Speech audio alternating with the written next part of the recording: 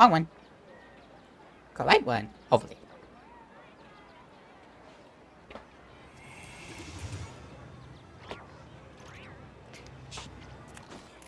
Hello, what's up? Hello,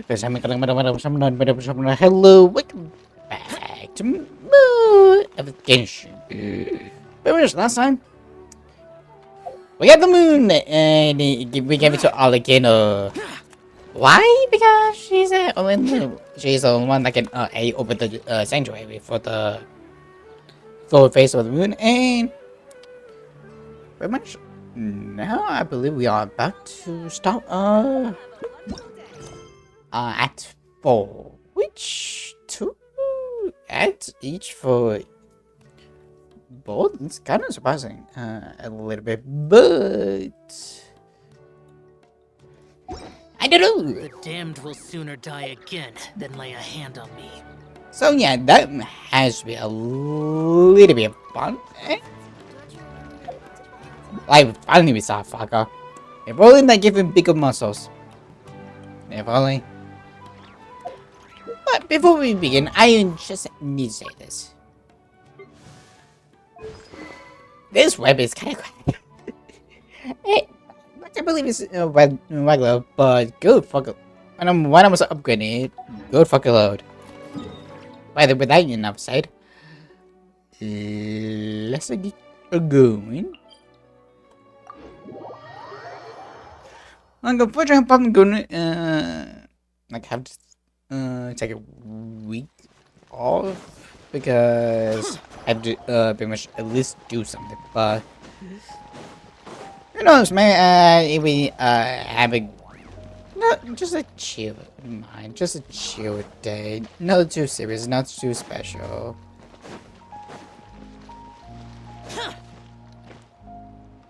Wow! Do you think the others are making good progress? Hope it's all going smoothly. And that was interesting. Huh. Hey, look! They made it back as well! Flint's! Llama! How did it all go? Terrible. All is well, thank you. Nefer and Yehoda had to stay at the curatorium to wrap things up, so they won't be joining us for now. I ran into Miss Anefa and Miss Aino on the way back. Their work is still in progress, so I suspect they won't be back for a while either. You seem rather cheerful today, Mr. Flint's. I certainly am. I achieved what I set out to do and came away with more than I bargained for. More than you bargained for? Fighting alone can get quite tedious, but I had the good fortune to run into a pair of brave young warriors. Fuck We meet again. yes. How have you been? Albedo! What are you doing here? It's been fun. It's been too long. Thankfully, tracking you down turned out to be a lot simpler than we envisaged.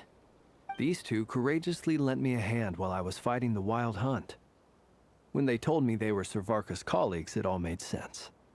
And given how people of outstanding talent tend to cross paths, it's no wonder you're already acquainted.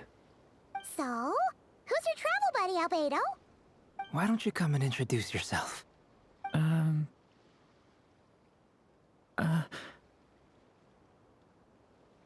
He's gorgeous. A gentleman of few words, I see, and a rather stern countenance. I presumed you were acquainted with him. Is that not the case? He's gorgeous. Oh, wait, those horns. You must be. It's nice to meet you. Again, we've technically met before. Wait a sec! You're Minnie Durin! That's right. It's me. I'm glad to see you again. By the way, he says it's okay if you drop the mini. Please do. I'm not as mini as I used to be. Interesting, isn't it? The first step towards blending into human society appears to be reflecting on whether one's name really reflects who they are.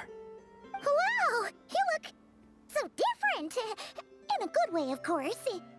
It's great to see you looking so healthy. Thank you, Paimon.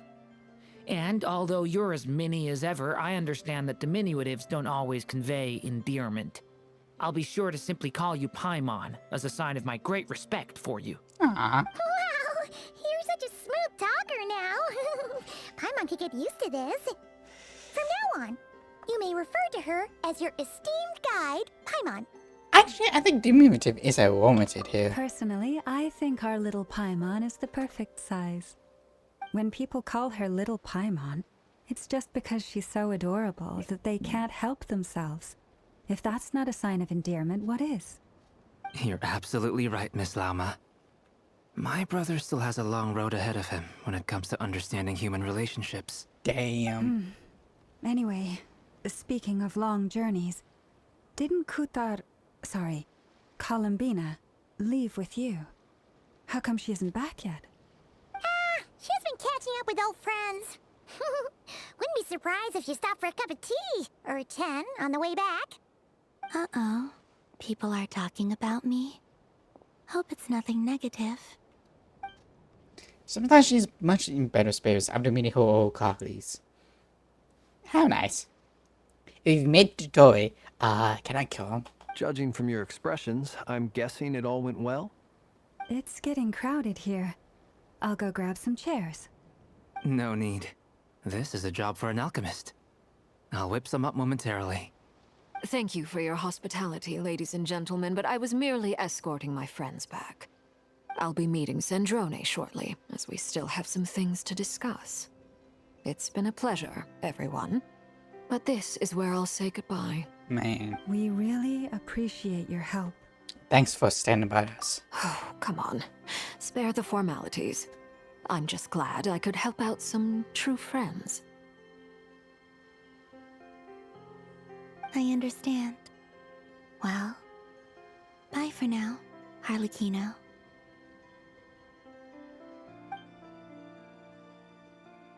Oh, this place is hopping. It's probably a good thing one of us left.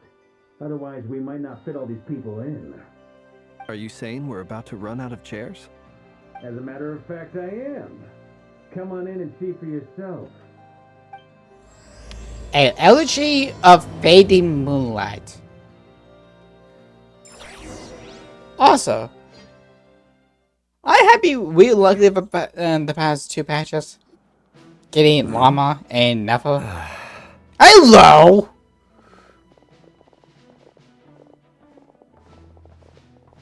I overheard your little chit-chat outside, by the way. With Miss Columbina's colleague gone, we should be back to the original crew plus the other colleagues I brought in. Why, hi. Though it looks like we have another new face. Someone else managed to rope in a colleague too? He's probably here with us. Frankly, you and Paimon are the only people I know here. This here is Deansliff, colleague of Tibet's greatest guide, Paimon, and greatest adventurer, the Traveler. Well, not exactly colleagues, more sort of friends. What When law? someone else jumps in to do the announcing, you know you're speaking to someone important. Let's hear what he has to say. Note to self. Once Paimon knows your name, the rest of the world will soon follow. Yeah. When he comes looking for us, it's usually something important. Paimon's guessing you've heard about the Wild Hunt then. To be From the fair. looks of it, you're about to hold a meeting. If I were to say that the Wild Hunt is our mutual enemy, would that earn me a seat at the table? As the saying goes, the enemy of my enemy is my friend. Mr. Dainsliff, there's a seat with your name on it. Though, I can't promise the same for everyone else. Hey, Albedo, think you can rustle up a couple more chairs? After all this time apart, Grandmaster Varka's first order is to rustle up a couple more chairs. I've missed this. Is he being sarcastic? Who knows? He's your brother. Why are you asking us? He just born. I've still got a lot to learn about the nuances of human conversation. Trying to decipher Albedo's way of speaking has been like jumping in at the deep end. Oh, good point. Paimon gets you now. Don't sweat it. There are people who go their whole lives without getting the hang of it. You're ahead of the game already. Look at you, Palma, expert in art of engagement. What? I wonder what's taking Nefer so long. Perhaps you should go and check in with her. If anyone can hurry her along, it's you. I just got back from the curatorium. Besides, aren't you curious to see what's taking her so long? Miss Nefer doesn't strike me as the type to share secrets. And since gathering intel is her specialty, I'm guessing she'd prefer to keep her methods confidential. Under such circumstances, would it not be tactless for me to impose? Oh, but it's fine for me to impose. Why you What can I say? girlfriend? You have an unrivaled ability to garner people's affection, Miss Moon-Chanter. Besides, you have far more in common with her than I do. All right then. Impressive. She barely fought back at all. I admire your powers of persuasion, my friend. As I'm sure Miss Lauma will realize soon enough, the trick in life is to always pitch in with other people's responsibilities so that you can be selective with your own. Another trick is to simply hide in the background. Spoken like a true sage. Uh-oh, those two are Anyway. friends. Looks like we've got some time to kill before the meeting. Let's take a little breather, folks. And feel free to chat amongst yourselves. We'll get down to business once the other two arrive.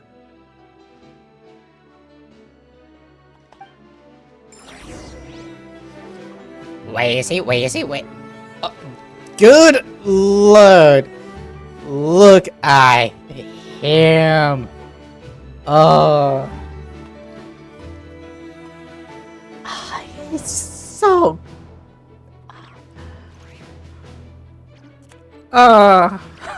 Yes, please take a picture.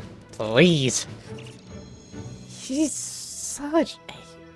I just love his drip. I know. I just love what he has going for him. Like it still keeps his color, but it's more of a humanoid type. But like he actually would look like an actual dragon in some cases, in one form or another. Like it just looks like him with the crystals and all that. Reduced to just standing around.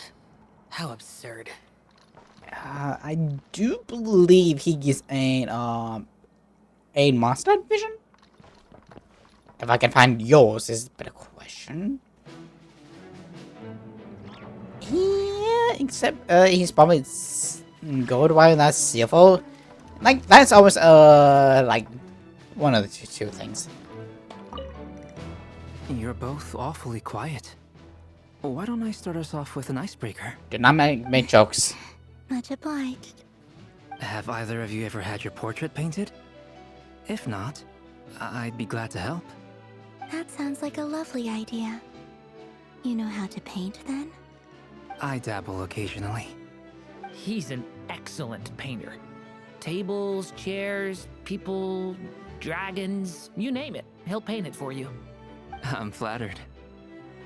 If I ever get the chance, I'd like to give it a try myself. I'll bear that in mind. Anyway, how about you, Durin? What sort of portrait would you prefer? Oh, I'd be fine with anything. Whatever style feels best to you. Very well. Then I'll play it by ear. You can replicate any style I want? I can try. If you show me a sample, I'll do my best to match it. Thank you. In that case, I'll dig up some reference material for you. I'm gonna lose my fitty on doing. Why? You may think I'd be. Well, I have been lucky.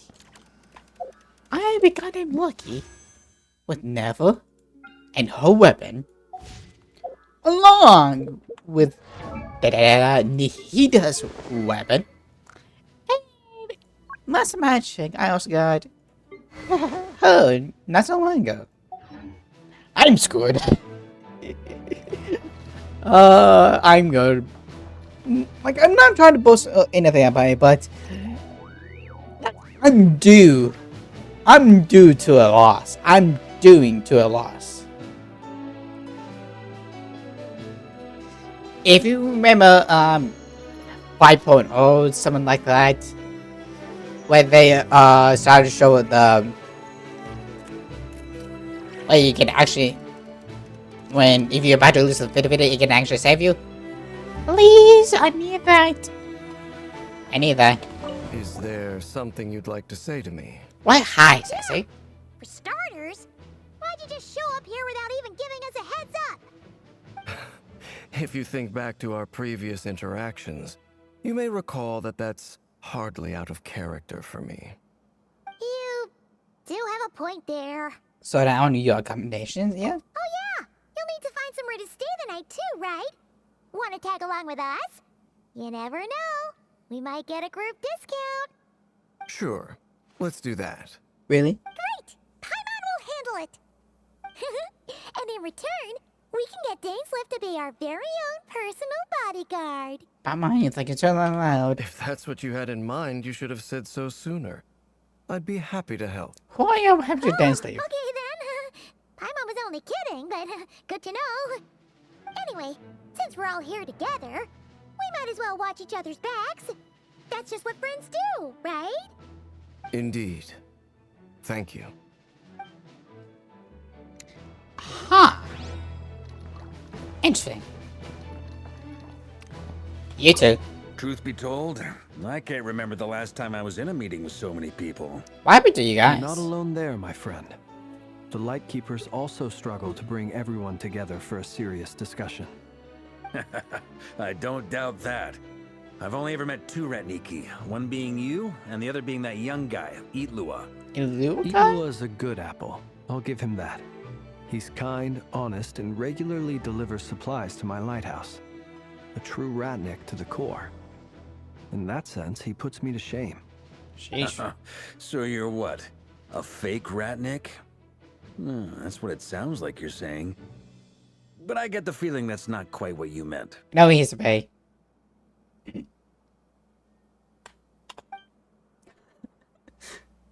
Come on, why the awkward silence? Sorry. I'm not even gonna bother trying to hide it. You've known all along, haven't you, my friend?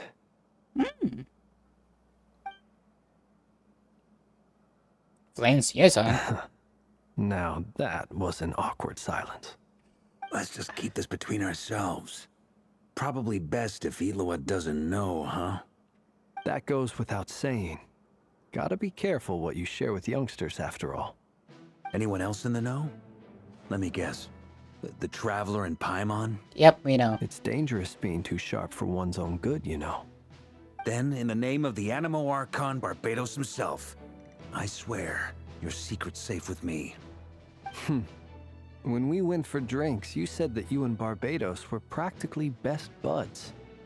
In the light of that claim, do you really expect me to take your oath seriously? Of course. Just as long as you don't go spreading around the fact that I'm close with Barbados, all right? Are those Fair too enough, close? then. Nothing like a bit of mutual leverage to seal the bonds of friendship. So are you two best friends or something? No longer have to. Hey!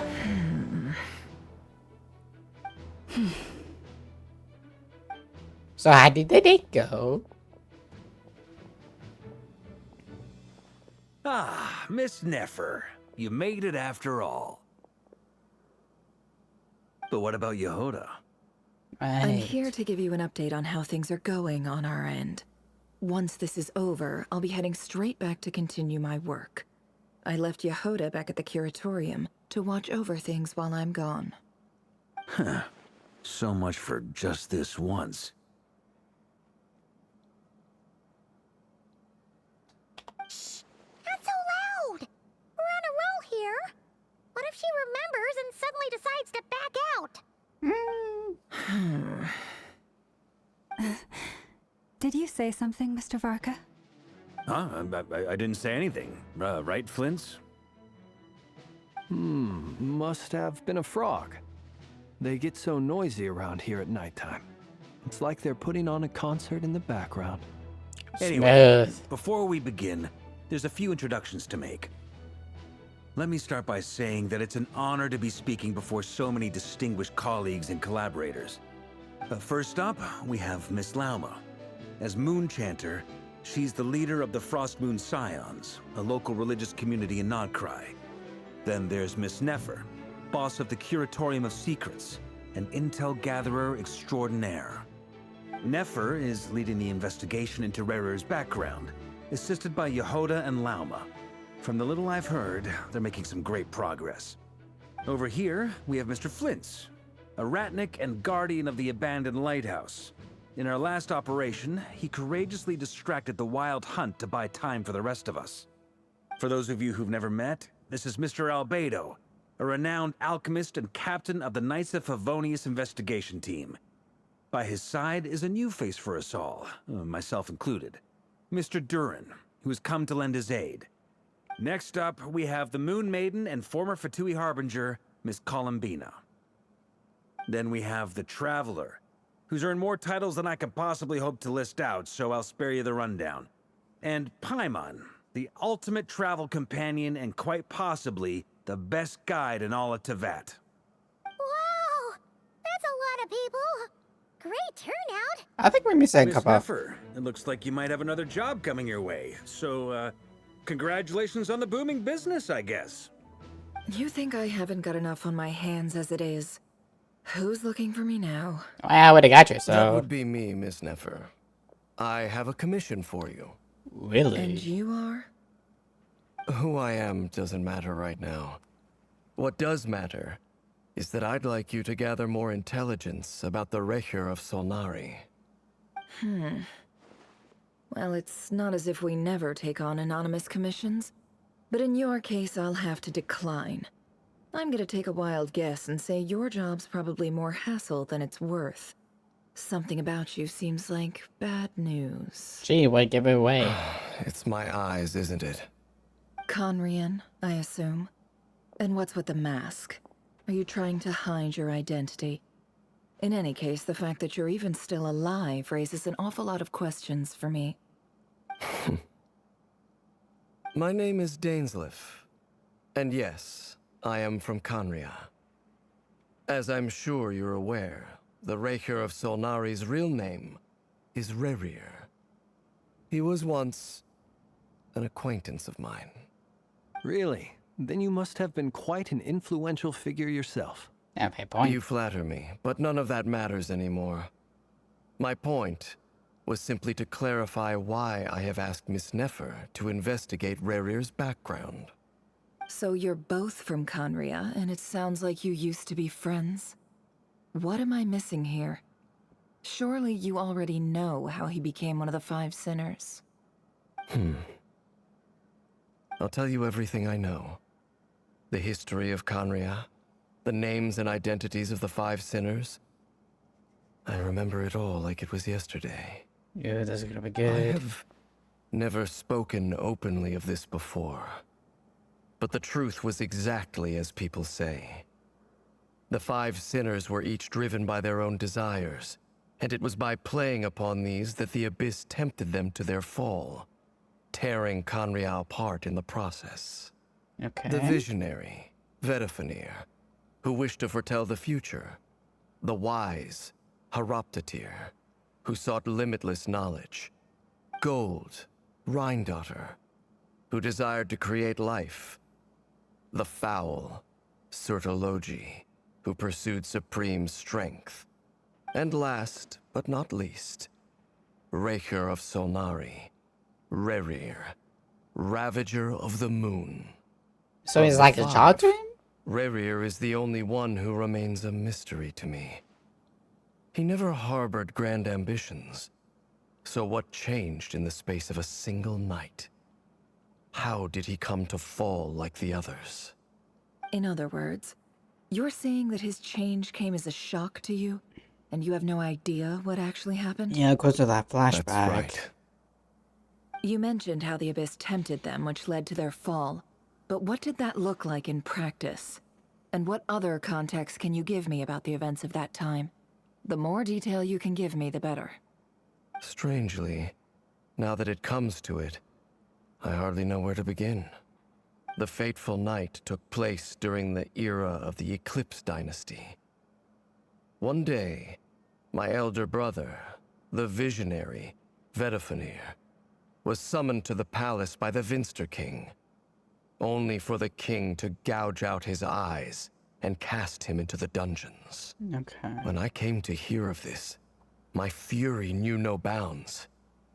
I gathered together every ally I thought I had, and together we set a night to storm the palace and free Ved. Centuries on, the memories of that night still haunt me like a never-ending nightmare.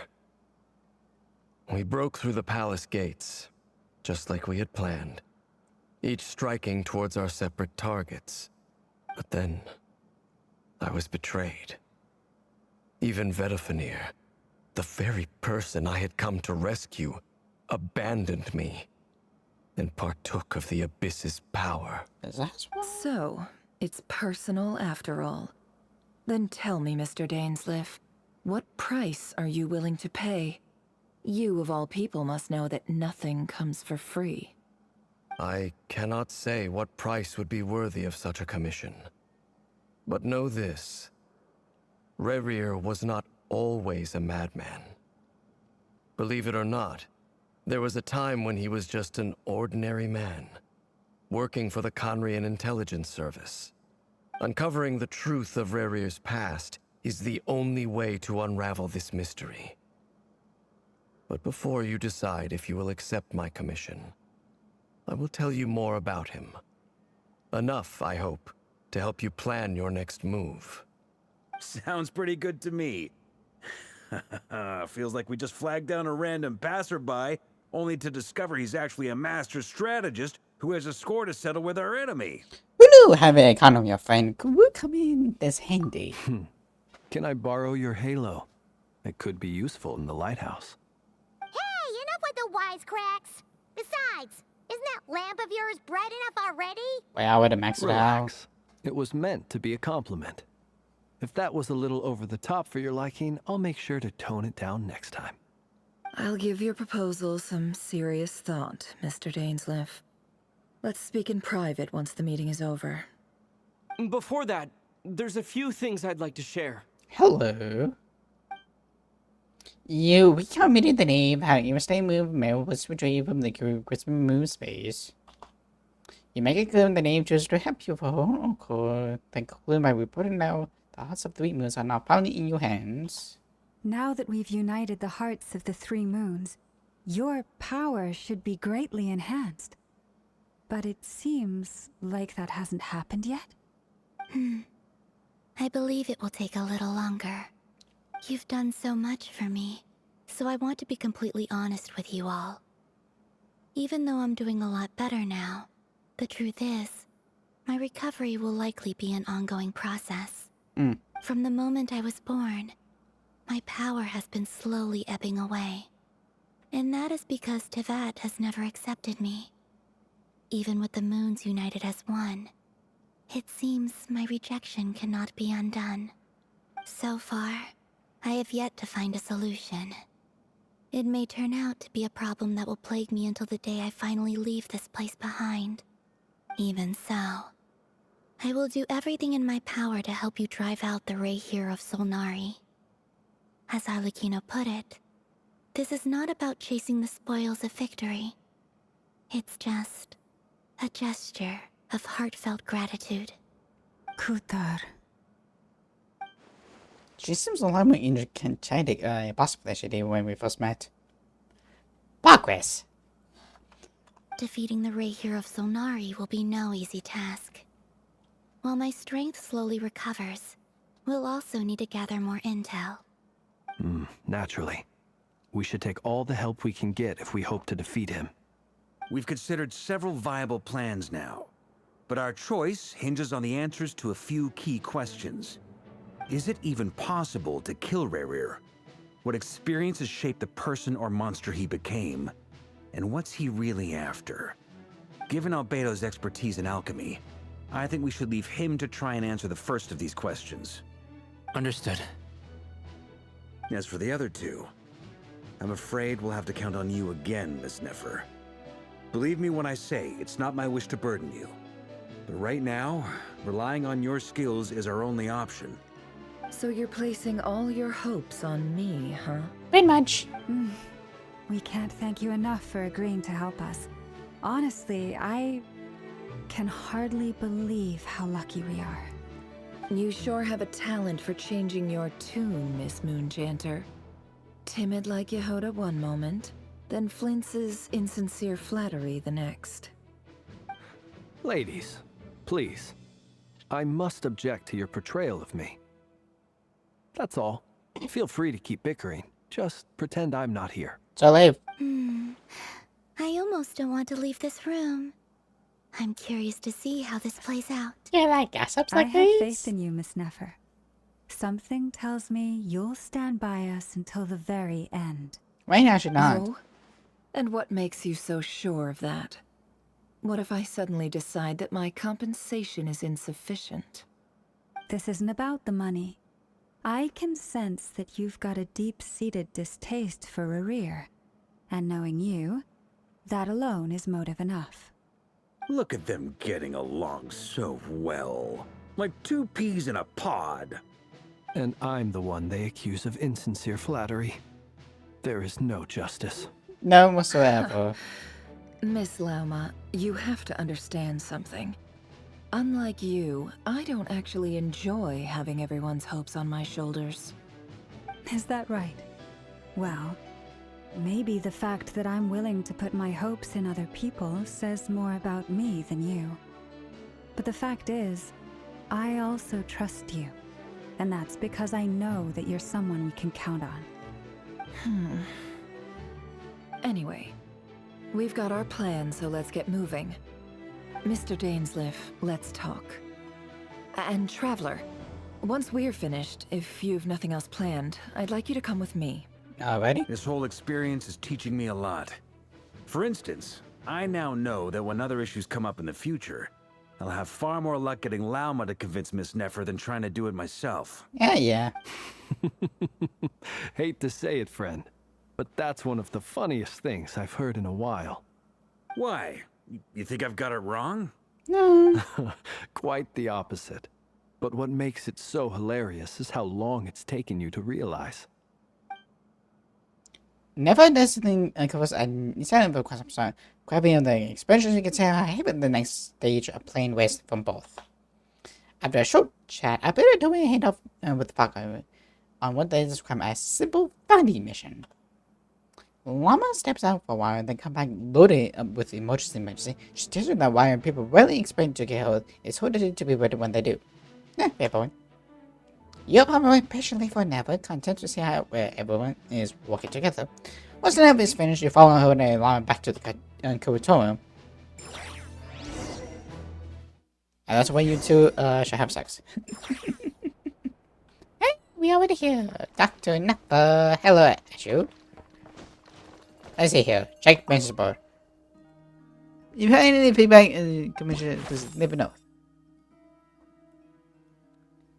To pay a shoe, I know say I can paint you on his head, but my mom is supposed to know object.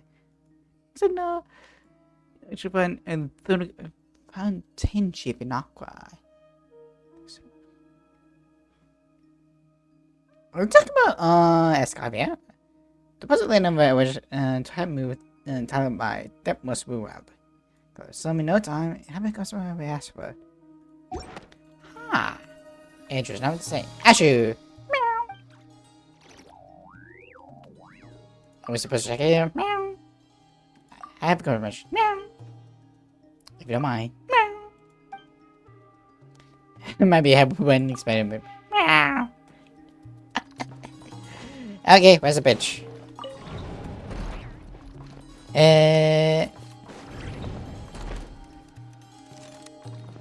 Okay, she's not here. Where is she?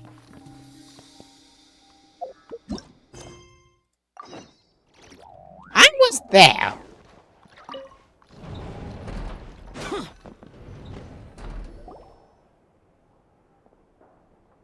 Thank you for waiting. It's okay. We actually used the time to help Dainsleif get a room at the hotel. That's very considerate of you. Now, I trust you share my curiosity about Rerir's past. And you seem fairly familiar with Mr. Dainsleif already. Yeah, we know each other for some time. We spoke at some length after the meeting. He was the one who suggested I should invite you to join this operation. He feels confident that these secrets will be safe with you. Yeah. Dane has a lot of faith in us, that's for sure. Thanks for your trust too, Never. Likewise. I appreciate that you got right on board without interrogating me about why I invited you. It shows that you trust me to explain everything in due course. That's because we know what you're capable of. We appreciate you too, Nefer.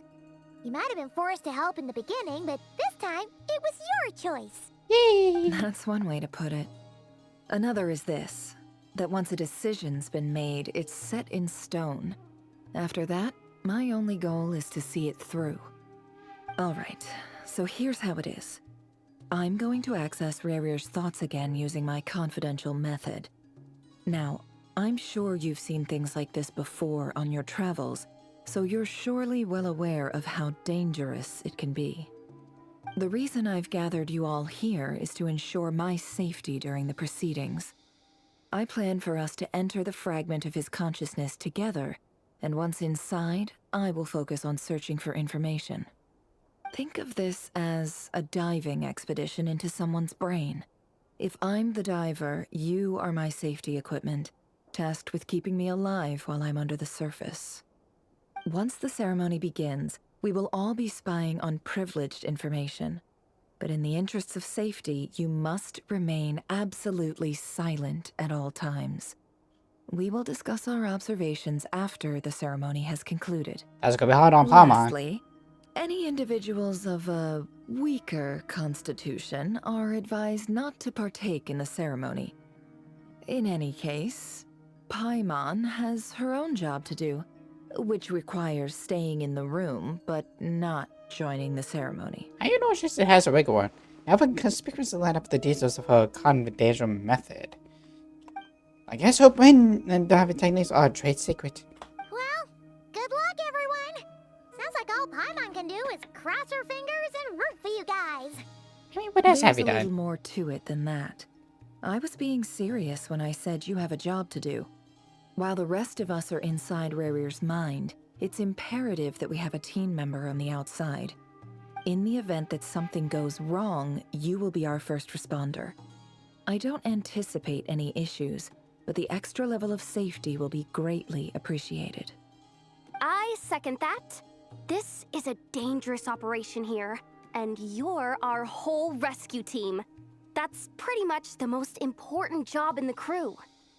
So, Paimon's like the lifeguard? Yeah, that makes sense. All right, got it. Good. Please, take a seat. We'll get started momentarily. Ready? And 10. So, did Mr. Dainsleif tell you anything else? He told me that he believes Rarier kept some big secrets in his life. He's not sure that they were the cause of his eventual downfall, but he's asked me to uncover what those secrets were all the same. But surely you're not planning to go through with this, no matter the cost. If you think that, you'd be overestimating me. I'm a businesswoman, not a mercenary. But I do have my own professional reasons for taking this job. You think I'd turn down the opportunity to get a first-hand glimpse into Conrian history? No chance. Well, as long as you don't let morbid curiosity get in the way of safety concerns, we're good. We'll do whatever we can to help you. You're such a killjoy. She kind of incense a candle, so I almost felt like it's summoning ritual. I summon. Oth body model, coco-paca-boo! Sometimes never stay some no intention of sharing her trade secrets. But now it's not exciting moment to buy. When is the moment to buy it in this session is but a question. Is that? I see there's a chest on the table. Could that have something to do with, insight gathering methods? Alright, I'm good to go. All set over here, too. I'm ready as well. Promise, Paimon, you'll be extra careful. Picky promise. All right. Let your whole body relax. We're about to begin. Close your eyes.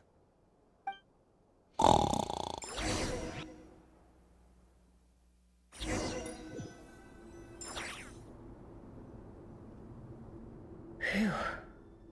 Could this be his office? Pretty standard setup. Bookshelves, paperwork, files. According to Dainsliff, Rarier used to be an intelligence operative.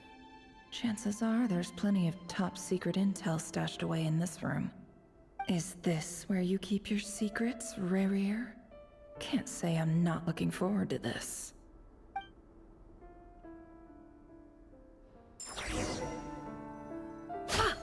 Oh, once again, we in a special ed case. Okay, so. A file tucked inside a folder. The title reads, Dear Breakfast Shop Owner. It's a list of names. But at this stage, I have no idea who any of them even are. I mean, who knows? Me either, huh? He looks even gloomier than last time. I wonder what's changed.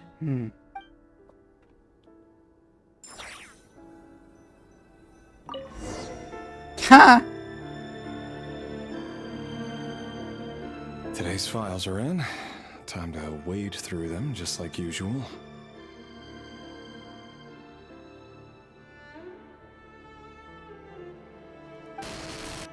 Male, 51. Occupation, cook. Confirmed Crimson Moon descendant. Has maintained frequent contact with other descendants over the past year. Poses a threat to the dynasty. Neutralized.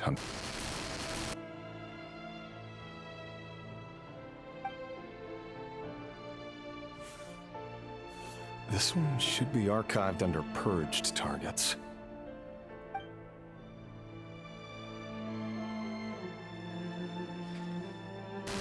Female, 23. Occupation, office clerk. Confirmed Crimson Moon descendant. Has maintained frequent contact with other descendants over the past year. Poses a threat to the dynasty. Neutralized. So they already died. Another one for purged targets. Sounds like she was that other man's daughter.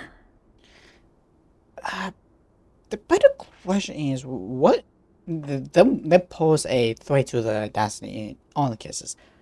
Why is that? Unless it's like some sort of like logic thing or like civilization. Never mind. What's it got to do with me?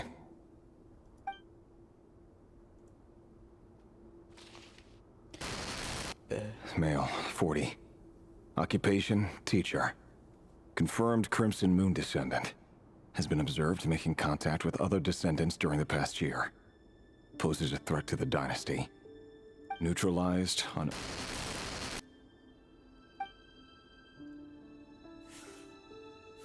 Just another nobody for the archive. Come to think of it, I remember surveilling this man. A case like his never would have been considered a priority in the past. Huh.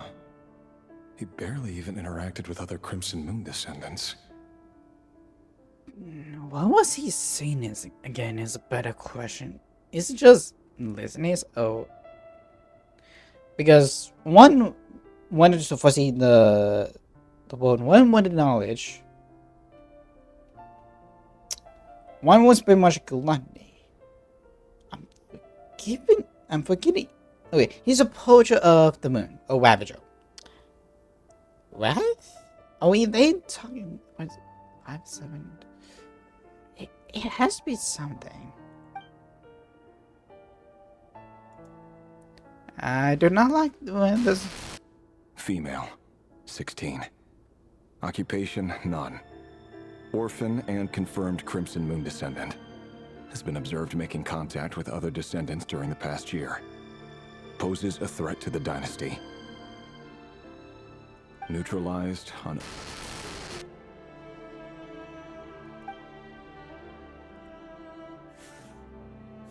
Filed. I have no recollection of this girl. None whatsoever. She doesn't seem to be anyone important, but then again, how many of them really are?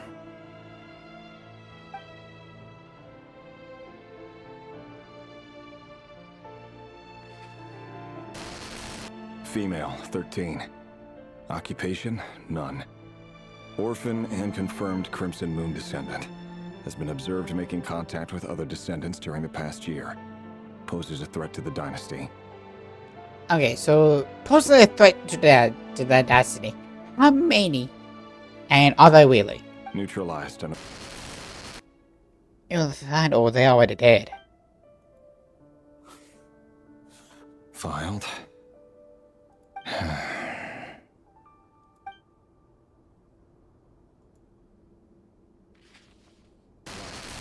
Male, 11. Occupation, none. Orphan and confirmed Crimson Moon descendant. Has not been observed making any contact with other descendants during the past year. Poses a threat to the dynasty. Has not been observed. Okay. Neutralized and...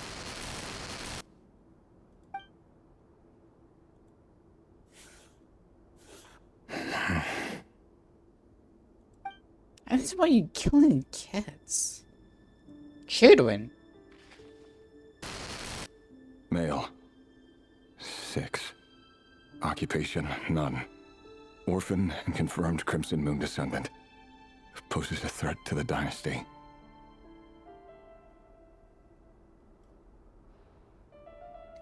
This about when he lost, Thalidu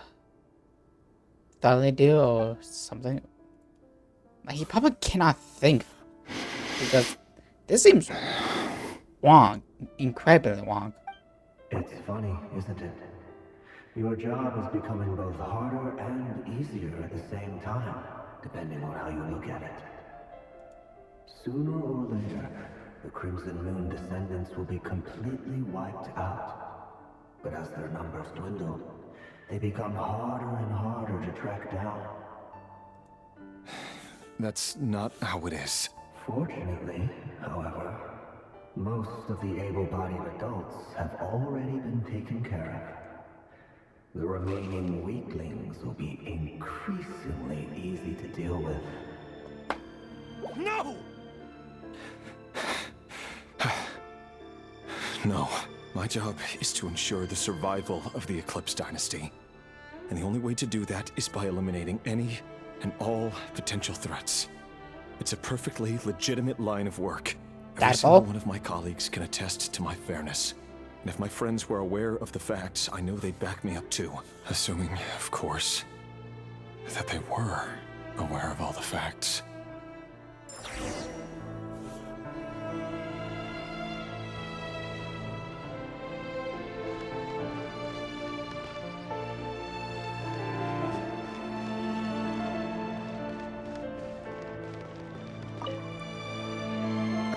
Containing a ring inlaid with a precious gem.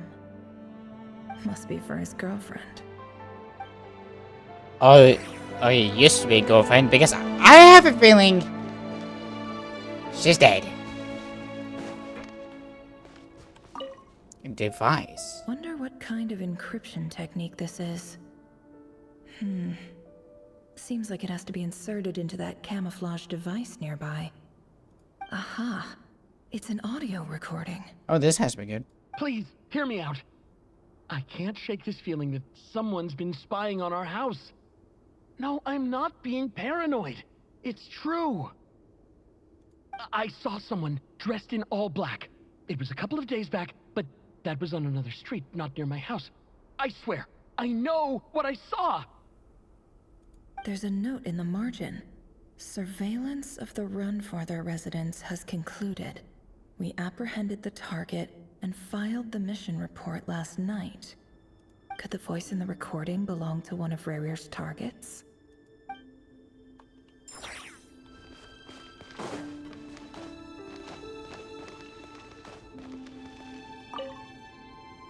Bookshelves full of documents. Looks like these are all files, packed with the personal details of individual Conrians. The Crimson Moon dynasty preceded the eclipse.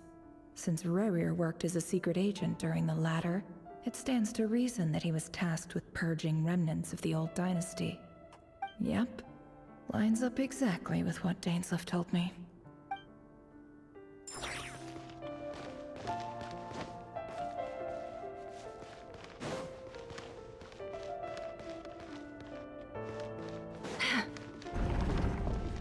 Okay. There we go. Mr. Vedifalnir, it's been quite some time since we last met. Rerir, I trust you're here because you have something important to discuss. Forgive me. I wasn't tuning out, it's just, I noticed you didn't even phrase that as a question. As if you knew I was coming. Tell me, does someone in your position ever feel the need to ask questions at all? It is indeed within my power to foresee certain things. Things like your arrival. I was just thinking, it won't be long before I'll be inviting both you and Dane to my wedding. That isn't a lie, but nor is it a fact as such. It's a wish, isn't it? No fooling a prophet, is there? Ever since that day we met for drinks, I knew it was only a matter of time before you came looking for me. Does it feel good? Knowing how the future will unfold. I'm afraid the notions of good and bad fail to capture the complexity of what such a power entails. Once you've seen what will come to pass, it can be all too easy to succumb to fear and melancholy. Unless, of course, you learn to abandon these feelings.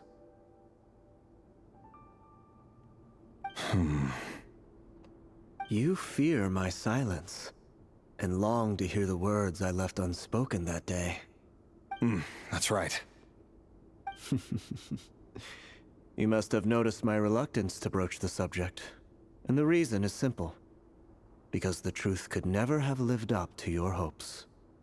For both our sakes, such words are better left unsaid. The burden of prophecy was never meant for your shoulders. So who exactly do you deem worthy to hear your prophecies? None but our exalted king? Or rather, our king as he once was. You're closer to his majesty than I am. You must know better than anyone how much he's changed. You say that as though it is to my benefit. Yet precisely because of that, I dare not speak rashly. A king can turn out to be the most virtuous of rulers, or a tyrant more terrible than the most vicious of dragons. You are so wise and far-sighted, yet still you would have me live in fear of the unknown? You make a fair point. Especially given my silence alone was all it took to send you spiraling downwards. Very well then. Let me offer you some advice. And I say this not as a prophet or a visionary, but simply as the brother of your friend. For many reasons, there is very little chance of your marriage ending in happiness. If happiness is what you seek, you should find another fiancé. Ouch.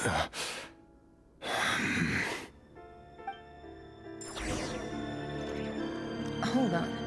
There's that same black fog again. Did this memory belong to Thelindis? Guess I'd better tread carefully. Nope. Wait. Hear me out. This time we finally got a clear look at his face and learned his true identity. His name is Rerir, and he claims to be one of the king's guards. What did you say? A cruel irony, isn't it? The man you're set to marry leads a double life as a brutal executioner. Why are you telling me all of this now? Simple. It's because I want you to kill him. You are the only person he would never suspect. No, absolutely not. I would never dream of doing such a despicable thing. So you'll just stand by and watch him slaughter us to the last. Do not forget that the blood of the Crimson Moon flows in your veins too. The blood of the Crimson Moon? What does that matter now? The dynasty has long been dead and gone. You think that alone is reason enough for me to throw away everything I have? Why wouldn't it be? You two were once a child of the Crimson Moon, just like me. Don't tell me you've never felt so much as a flicker of fury for the way we were trampled into the dust. As long as you promise to abandon this pipe dream of restoring your dynasty, I can try to persuade him. Or have him persuade the Vinster King. Persuade the Vinster King? Do you even know why he's so obsessed with hunting us down? Why he keeps trying to force us to hand over our secrets? Over and over again? Or why we refuse to give up on restoring the dynasty? The Vinster King. A blind fool. His eyes clouded by powers from beyond this world. A petty little man with a miser's heart. And he dares to sit upon the throne? Mark my words. Sooner or later, Conria will fall. And it will be his doing. If you can't bring yourself to do it, so be it. Just you watch. It won't be long before calamity descends upon us all. The Rehir of Solnari. That really is quite a secret you've been keeping from me, Rerir. But who am I to talk? Am I really any better?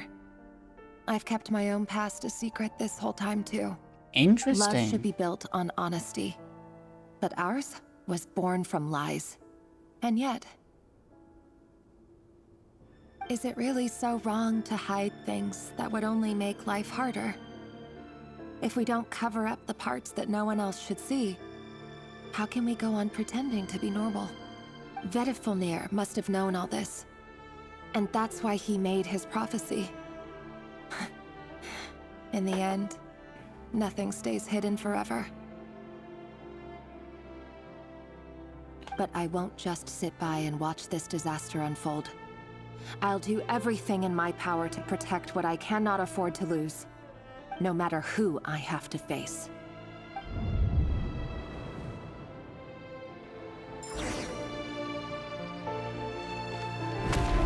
Huh? Was that Rerir who just walked past the window? Doesn't it give you the chills that he still takes the same road to work every day, as if nothing ever happened? Those people at the deli. Enough already. They're clearly pretty taken by their own disguises, so just smile and play along. Pull the rug from under beasts like that, and you'll risk having your throat torn out. Deli? Oh. They're talking about those people from the opposition. Right. I'd almost forgotten they used to run a deli. People of no consequence always vanish so easily. And no one even remembers them. Like, it's almost like what pretty much happened in World War II. When Russia was like kidnapping people, but people would stood there and just look, and they did not do anything. But it's almost like it's kind of like that. It's kind of like that based on that. Like, actually, this is almost like a one-to-one regression, because someone decide one species were not too good, and then boom, or one religion.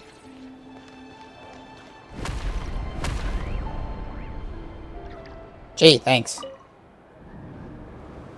But surely you can see he's not the man he pretends to be. So many have died already, and they say that the king's madness grows with each passing day. We're not going to survive this, are we? But why does it have to be this way? Do we really deserve to die just because of the blood that runs through our veins? Thalindis, are you even listening? Sorry, Freether. My mind was off wandering. I heard you, though. You're talking about what Rerir said. He's just following the king's orders. He's a secret agent, and it's his job to hunt down rebels and dissidents. By the time you first met him, he'd already taken lives. Maybe he was using you from the very beginning. No. Rerir has no idea I have anything to do with the Crimson Moon. My family are only distant relatives of the main lineage, and besides, my eyes are perfectly ordinary. Truth be told, apart from my teacher, pretty much no one knows I have any connection to any of it. It's been a long time since my family severed ties. But as Orlog said, who could possibly talk sense into that raving lunatic of a king? No one. I'll work something out. Trust me, I'm with you all.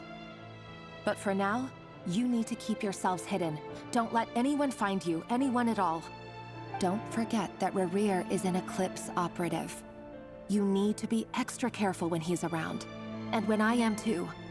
For now, don't come looking for me. And if anything happens to me, just act like we've never met. If even you can't escape this, what hope do the rest of us have? But after all this time together, surely he wouldn't lay a hand on you. I won't speak in his defense, nor can I give you a clear answer to that question. But I'll do everything I can to put an end to this. Here, hold on to this. If an opportunity to escape presents itself, take it. You'll be glad you took some spare change. You call that change? But what about you? I've got a job, and there's still money coming in. But you can't go anywhere right now. Please think about yourself for once.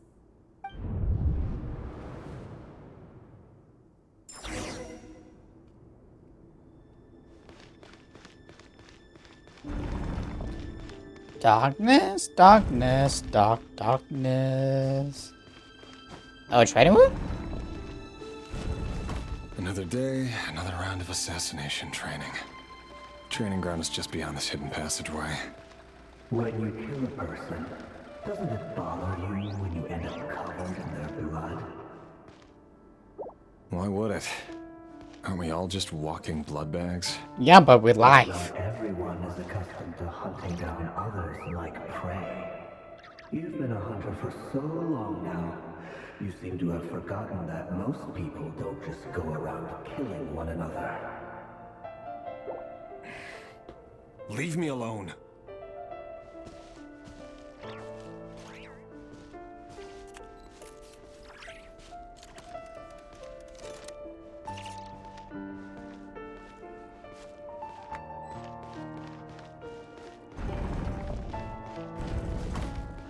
Training. Oh, this have like this kind of power before. Make sure you have a firm grip on the handle. Then choose your angle well. Keep your movements light and brisk. And pray won't sense a thing. I doubt that.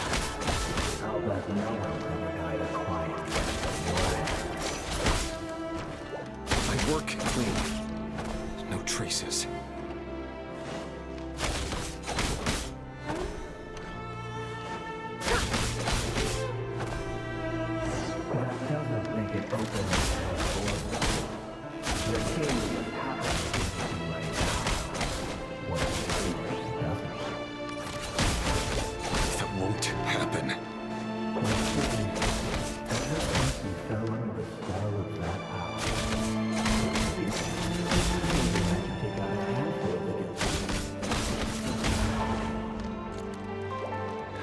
I've dealt with have always been guilty, and I've carried out my work flawlessly.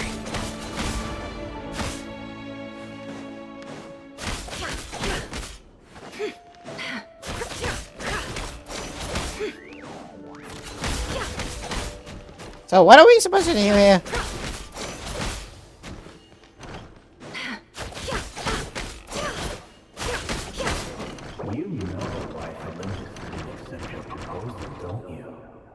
Was it because she didn't trust you? Or something else? Enough!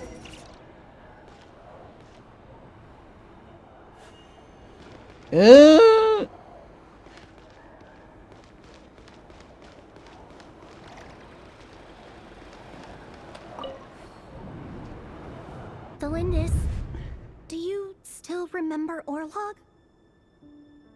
Orlog.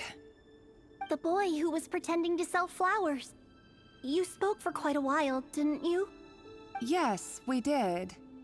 What about him? He was arrested 2 days ago. Chances are he's already dead. He... I just don't get it! After everything he's done, why do you still stand by him? Or does it mean nothing to you that people keep dying? No, that's not... Just hear me out. I need to go now, Thelindis. They're looking for us. You take care too. If you ever need a place to hide, come find us.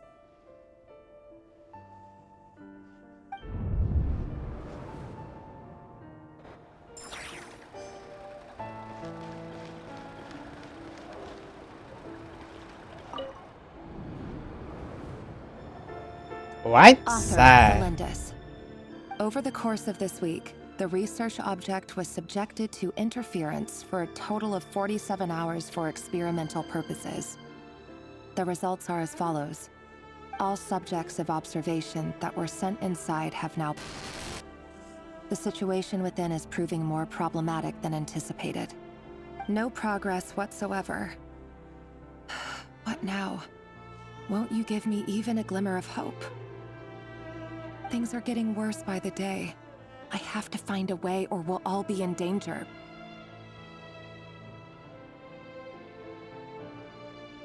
But I... If all this research comes to nothing, what then? Sooner or later, it'll be my neck on the line. But could he really bring himself to kill me? No. Surely he wouldn't have the heart.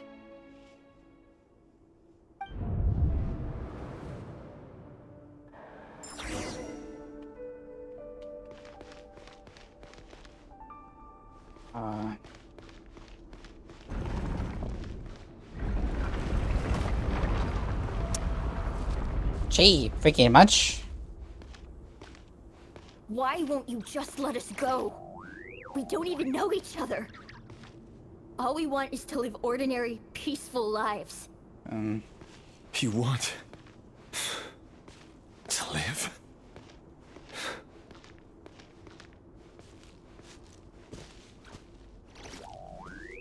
Yes. I just want to go on living. Is that really such an unforgivable crime?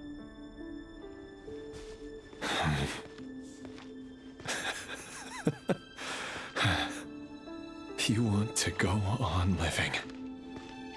I want to keep living too. To keep living forever.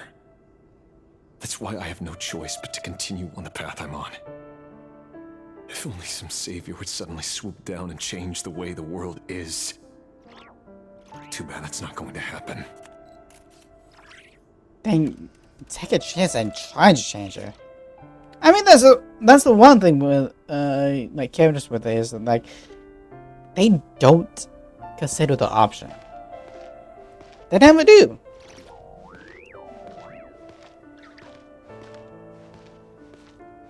Like, I wouldn't like it if there was some sort of like no going this way, or it has to be like this. But to me, it seems like he can. If there really were such a person, you and I wouldn't be standing here like this, would we?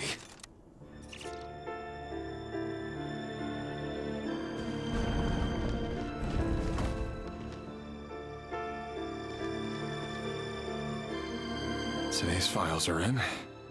Time to wade through them just like usual. No, I don't get tired of it. It's my job. And not only am I lucky to have it, I'm good at it too. Show.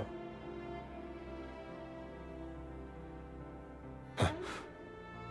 Wait. That's... Yeah, you're with your wife. There. Lindis?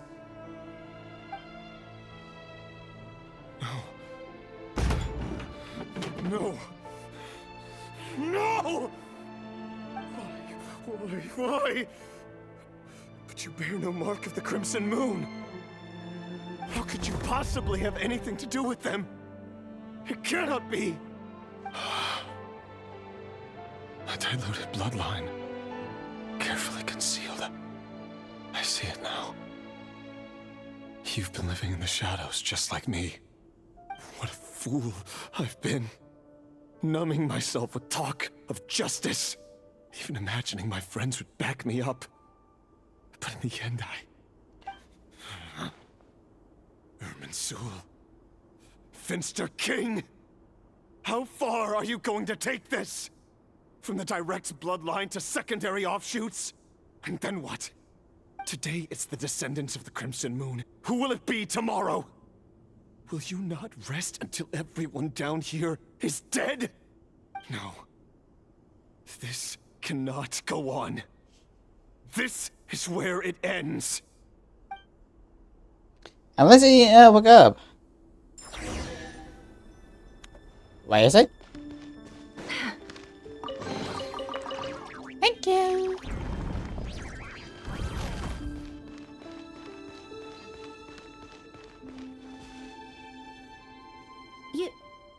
You're really letting me go? I am. As long as you can guarantee that no one will find you. Don't worry, I'll be extra careful. No one will know I was here. But what about you? Me? If you let me go, you won't be able to complete your mission, will you? Good point. In that case, maybe you should stay. No, please! I just want to see the outside world again. To... Go on living? Yes. I know you're a man of your word. So please, just let me go. If I let you leave, what will become of me? Just kidding. Go, now. But remember, don't let anyone know you were caught. We'll be seeing each other again very soon if you do.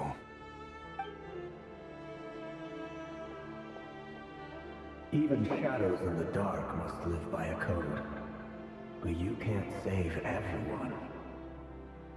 You've been whispering in my ear for days now, Vedifilnir. What are you trying to do? Break me down? I only say this because you long for an answer to your problems. Let her go, Rerir, or you risk losing everything. I will not abandon Thelindis. Then you'll need a little more vigilance and a lot more power. The world is changing, Rerir. Keep your eyes peeled for your moment of opportunity. That voice used to be so unclear. But now I know exactly whose it is. It's Vedifilnir. Okay. He won't tell me how to actually resolve any of this, but he keeps trying to manipulate me like a puppet. What's his game here? Tell me then. What will this moment of opportunity look like? And no answer. He's like a ghost.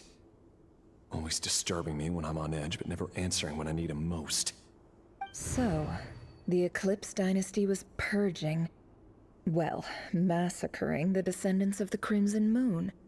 And it seems like it was all connected to the Vinster King's research. The King's obsession with abyssal power left the future of Conria hanging in the balance. No wonder every aspect of Rerir's life was so unstable. And it looks like this Thelindis, Rerir's would-be fiancée, herself belonged to a sub-branch of the Crimson Moon Dynasty's descendants. It almost defies belief that a couple like them could hide the truth from each other for so long. If the Vinster King hadn't intervened in such a drastic way, they might have gone on deceiving each other for the rest of their lives. And why does Vedifilnir, Dainslif's older brother, keep talking in Rerir's head? This guy kept more secrets than I ever imagined. Yeah, well, thank. The human mind is like a vast desert of shifting sands. When you follow the flow of someone's memories, you only ever see the parts they're willing to let surface. Time for something a bit more creative. We've been inside Rerir's mind this whole time, building up a picture of his psyche. There's already enough clues on the board to start reading between the lines and mapping out the rest. Now, we can finally begin to put the pieces together. Sure, it'll only be a reconstruction, part simulation, part reasoning, but it's usually pretty accurate. Once we've built up a cognitive profile, we just need to cross-check the logic behind his actions. And then we'll be able to take a sneak peek at whatever it is that Rerir has really been hiding. So you had that forever. Noted.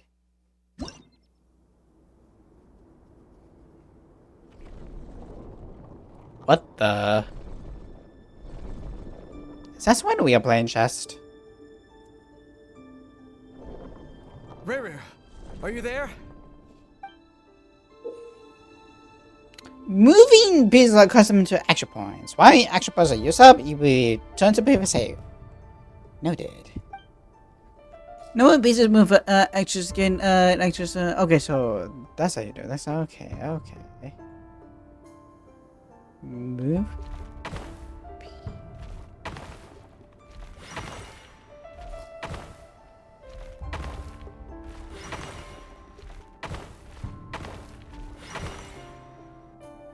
Hey, Rerir! Come out, it's urgent! Oh. Dane? What's wrong? That's what me. That's Quick, nicely. come with me. I'll explain everything once we've met up with the others. Huh. Okay. I'll come. But the Lindis is still over at the Universitas. I'll need to leave her a note. All right then, but make it quick. I've never seen Dane so worked up before. Whatever this is, it must be big trouble. You had a note.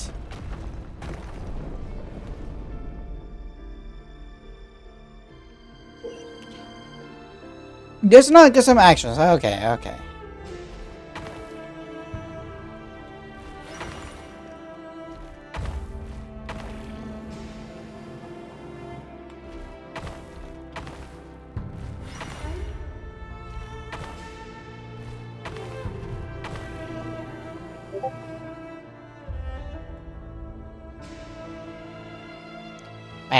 Nice. Okay, so.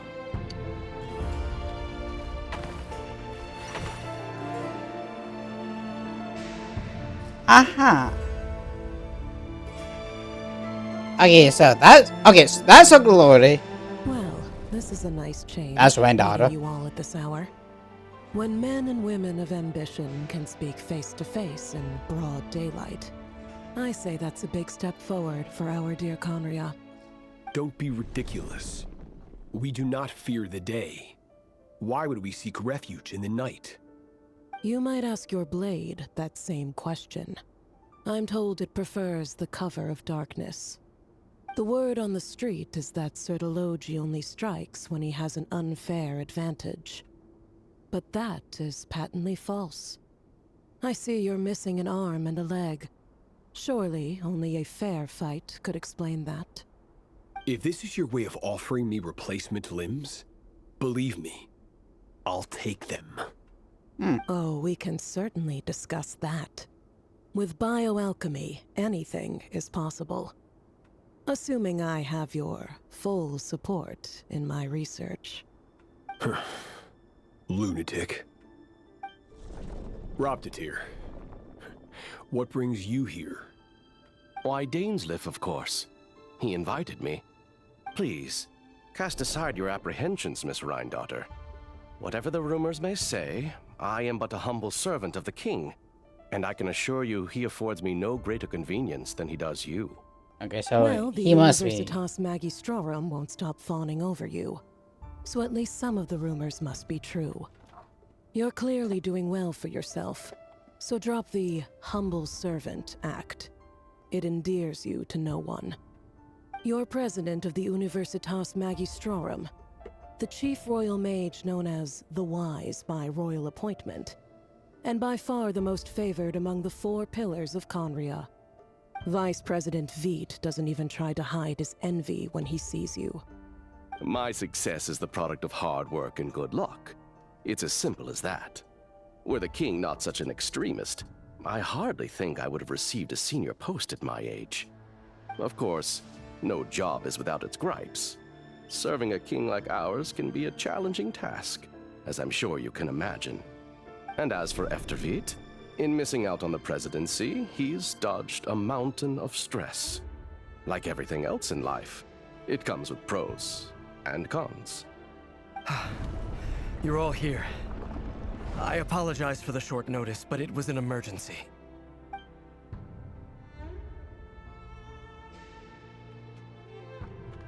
You must be Rurir. Mr. Sertologi. Yes, I handled your case file during your sentencing. Nothing personal, of course. I'm pleasantly surprised that you remember me. You're clearly a person of substance if you've been invited here. But Dainsleif, you'd better have a very good reason for convening this little gathering. It's my brother, Vedafenir. After he spoke at the court this morning, the king was so infuriated by his words that he had him blinded in both eyes and thrown in prison. Vedafenir in prison? Strange. I thought the king trusted him and Heroptatir more than anyone else in the world. Does this mean the king's circle of trust just got even smaller? It has nothing to do with trust. It's about what the king wants, which is as clear as day to anyone paying attention. I simply appease him, because it's in the best interests of the Universitas Magistrorum. And also because you're slimy. Vedafenir, perhaps less so.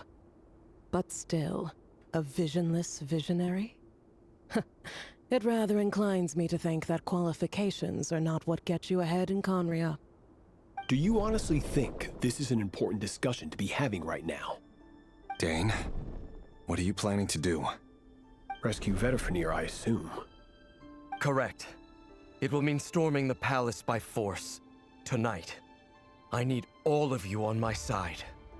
That's far too dangerous. And don't forget, Dainsleif, you're captain of the Royal Guard. You swore an oath to the throne. You've been planning this for a while, haven't you? I have no desire to commit treason. But whatever critique the king may have of Vedafenir, disfiguring your most loyal subject for putting the best interests of his court and nation first, this is not the conduct of a wise ruler. My blade will force the king to see the error of his ways. So, Vedafenir's prophecy enraged the king. I'm sure it wasn't what he wanted to hear, but if he won't take counsel even from the visionary, that is deeply troubling news. The extent of His Majesty's madness is now all too clear. The question is, how does a man like me get out of this situation unscathed? You have noble ambitions, Dane, but I'm afraid they don't do much for a guy like me. I'm not interested in saving the world. All I want is a letter of pardon. A letter of pardon? For whom? Thelindis? Maybe the king? Chances of the Vinster King issuing a pardon for anyone connected to the Crimson Moon seem vanishingly slim. My fault. Hello.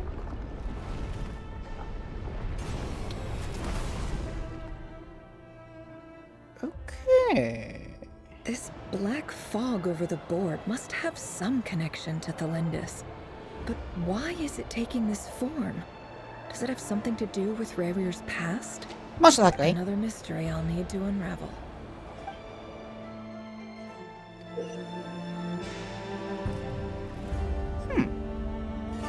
I do have to say, this is a pretty interesting game. In some cases, like, I would like something like this as like sort of like be the bishop or something like that. I would like to see it. Because some of the market of actions and number of defeating your opponents, you basically only attack them more when they have more actions than okay, so attack. Let's return. Okay, so do 1, 2, Yeah, no.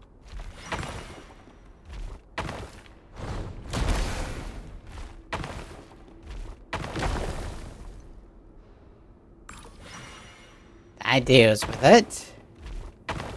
This deals with you. Pretty much I'm a Hong Kong, an RPG type of guy.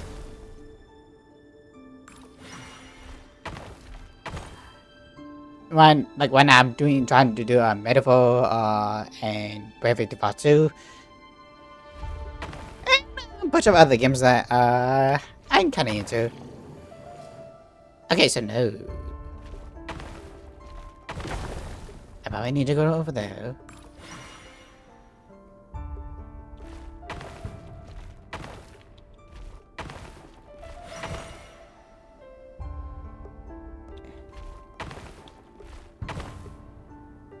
Ew. Are you going to try to say me something because I do not want it?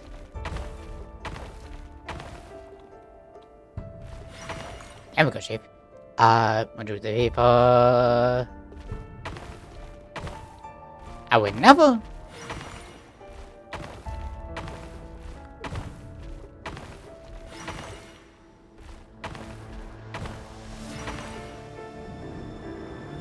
Okay, there we go. Author Thelindis. Over the course of this week, the research object was subjected to interference for a total of 60 hours for experimental purposes. The results are as follows. Research dating back to the Crimson Moon Dynasty has established 2 points regarding moon marrow. Firstly, its origins have something to do with a god's power. Secondly, it serves as a portal to an as-yet indeterminate location. Moon marrow can thus be defined as a spatial gateway. Hang on. Research dating back to the Crimson Moon Dynasty has established 2 points regarding moon marrow. Firstly, its origins have something to do with a god's power. Secondly, it serves as a portal to an as-yet indeterminate location. Moon marrow can thus be defined as a spatial gateway.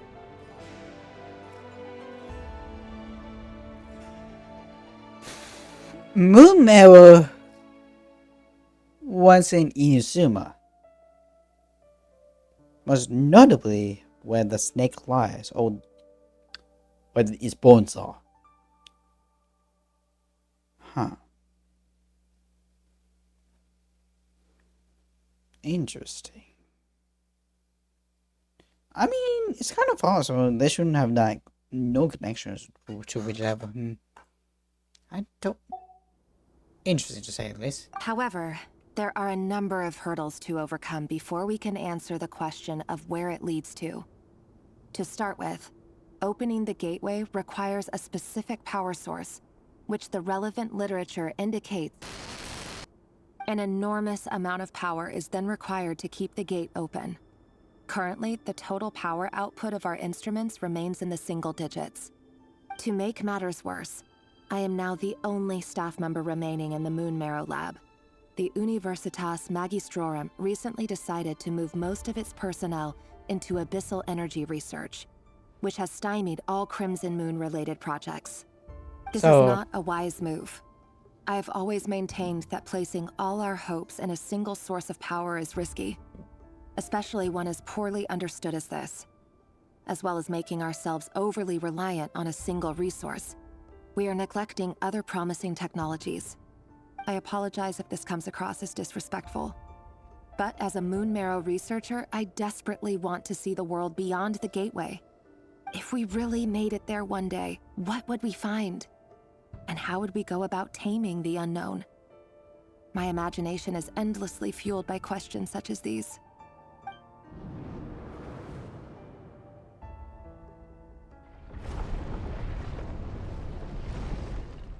Okay. 3 for you. All the way over there.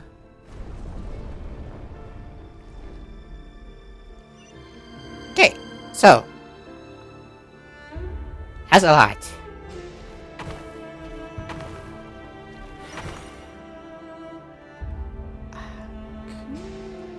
Yes, we can. 5, 4, 1, 1, 2, 3. So that way is blocked.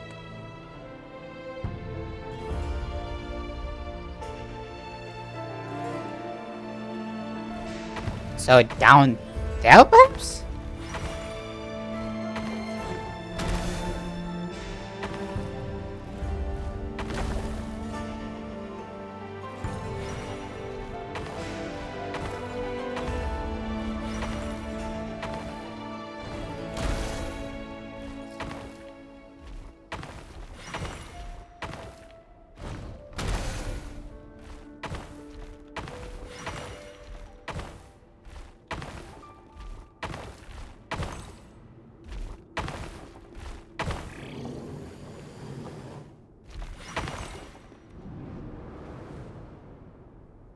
This is for you.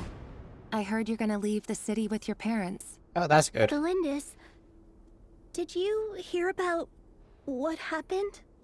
I've heard nothing. Rerir got back very late last Friday, and he was acting a little unusual, but he slept pretty well, so I'm guessing whatever he did was a good deed. You never saw him, and I don't know what he did. And this conversation never happened. You understand? Yes, ma'am. What if he finds out that you pried into his secrets? Don't be silly. I don't know what secrets he does or doesn't have. All I know is he's just a normal guy who happens to run some errands for the king. Are you scared of him? I don't know. The Rerir I know doesn't match the person you all describe. Logically, I should be scared of him. And yet, I don't want to lose him. I love. But enough about that. You should get going, and be careful with the package I gave you.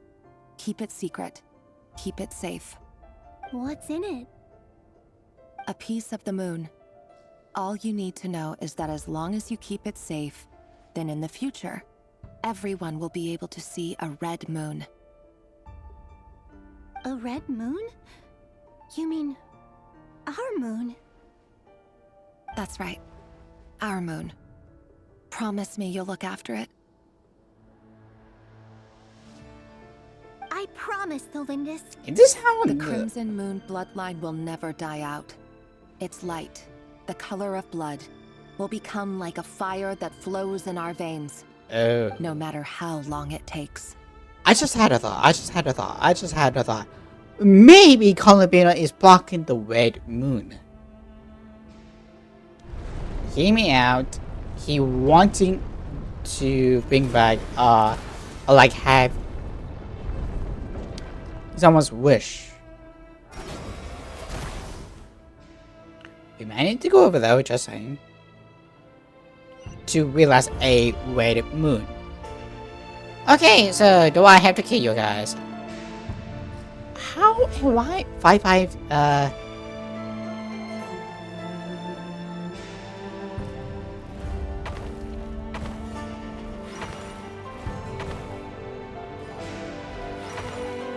that sucks.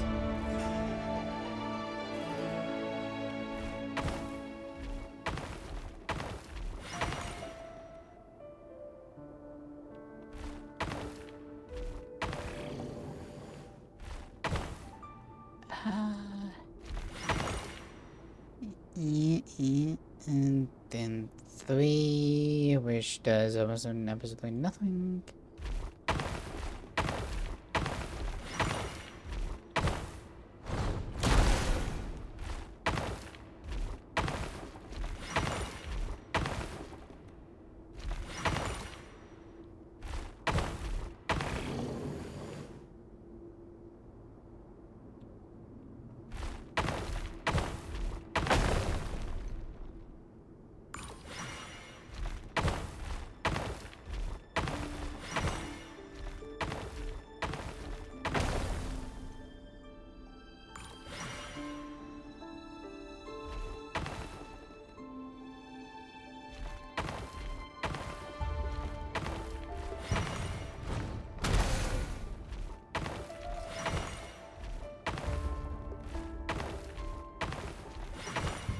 Okay, there we go. Hurry, everyone, and stick to the plan. Sir Dainsleif, what are you? Is this treason? You know what happens to those who betray the throne. Please, don't do this! It is the king himself who has betrayed the throne. He has betrayed all of Conria. If you have any love left for justice in your heart, you should join me. It's showtime. Dane and his group will handle the troops in the palace. Then Hraptatyr and Rheindater will disarm the security measures. My job is to enter the prison and rescue Vedifalnir. Stay safe. Wish me luck. Look after my brother. Draw your blade. It is time for justice to prevail.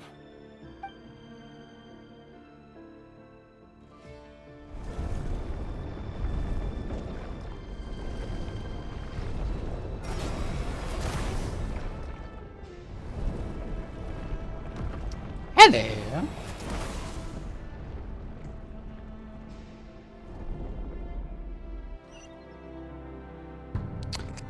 Okay.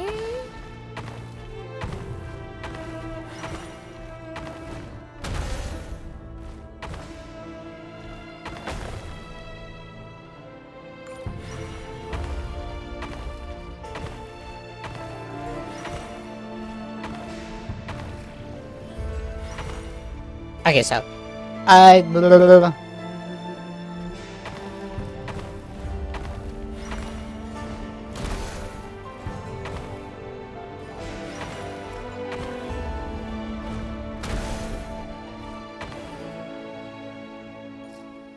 did it. But hey, I already got rid of him, so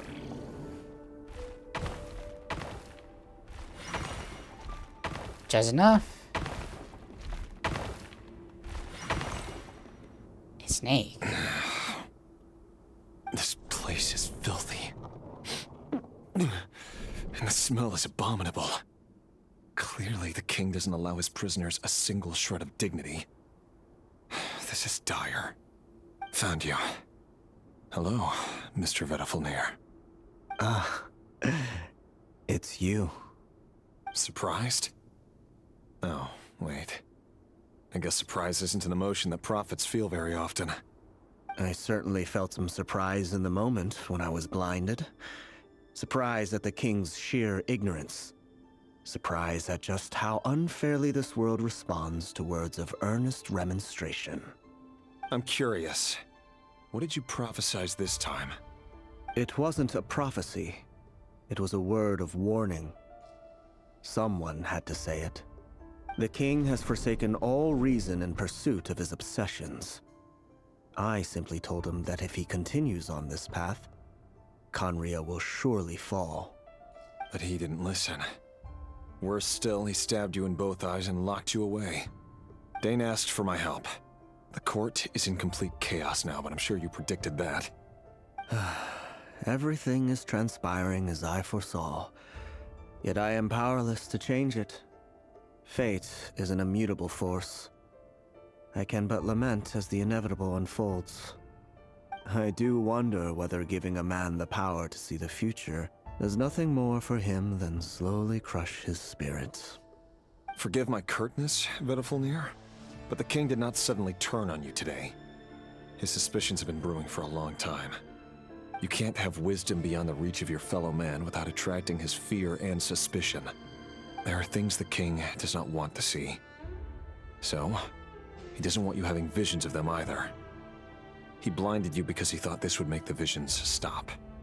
He wasn't entirely wrong. I did indeed lose my power to see the future. Right up until... Until what? Just now. I believe I saw something new. Well, tonight could go a lot of different ways. 5 of us banded together to storm the palace, also we could rescue you. This will go down as the most tumultuous day in Conrian history. I sense hatred in you, but also hope. A desperate hope that with the tyrant deposed, that will be the end of the story. But this is not the end. It is the beginning of a new chapter in a whole new story. There are many men of honor and courage in this world, Rerir. But you are not one of them.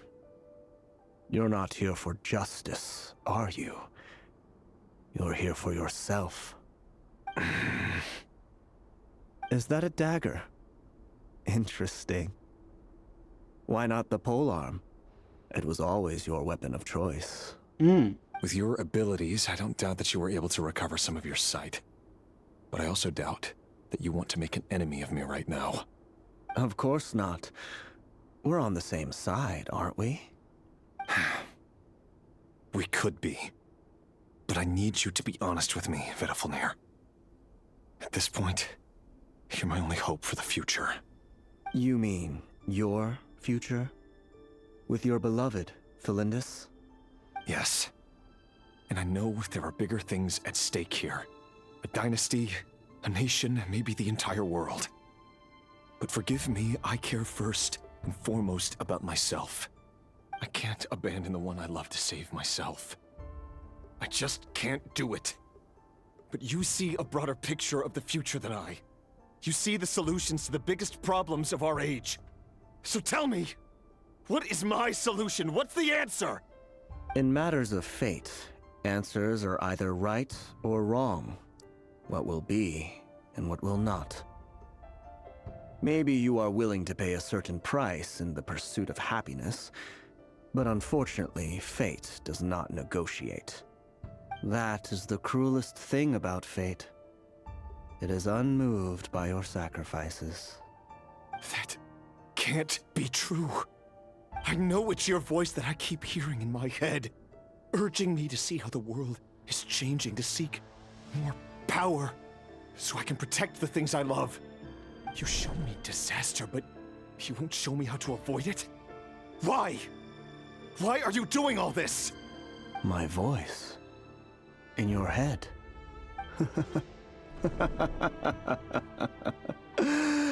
So, you hear it too. The voice that steals your mind, gains your trust, and drives you crazy. It turns out that we are not so different, you and I. Vedafilnir just broke into the strangest smile I've ever seen in my life, as if he'd discovered some monumental secret. But then he suddenly switched to looking extremely weary. Very well then. My advice to you is as follows. You must persevere. Whatever trials and tribulations you may face, be steadfast in the belief that they are your path to the future. For as long as you live, your story with Felindis shall not come to an end. That is the only chance you have of fighting back against fate. It is up to you whether you believe my words.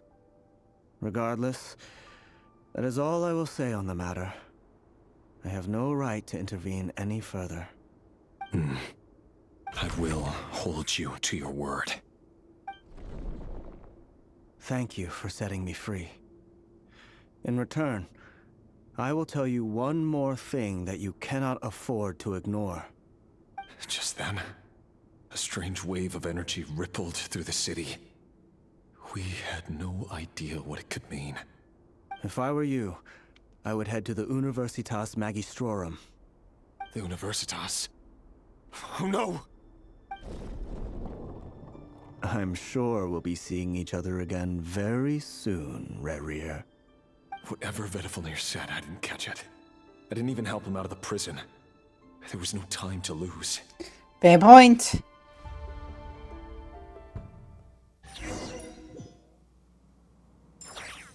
Oh, hello. I mean, okay. There are times when you have to question the king. And there are times when you don't have to, but it does sound logical. However, still, question. Monsters? What is this Rhindaughter's doing? Or the Universitas Magistrorum?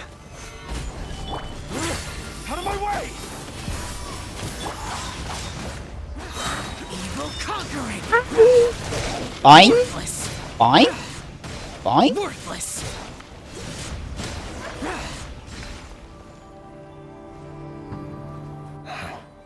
The Universitas. That reminds me of a rumor I once heard. Allegedly, the king installed secret mechanisms in the palace and around the city. No one knows where they are or what kind of power they hold. But if they were ever gonna activate, it would probably be on a night like tonight. Help! Help! Hold on! Don't let them anywhere near you! Save me! I can't! Ah! That sounded like an explosion. So, the rumor is true? The king really went through with it? What other means does the king have at his disposal? They must run on power from the Abyss. And given it's a major center of Abyss research, anyone over at the Universitas will be in grave danger. I have to hurry! Ouch. Very much. Ouch. Yep. Like, this team is nowhere near as good with Nefo. I mean, have it. Have Llama on your team is the better question.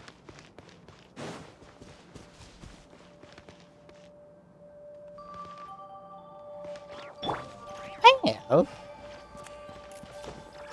Hello. Hi. Stabilize!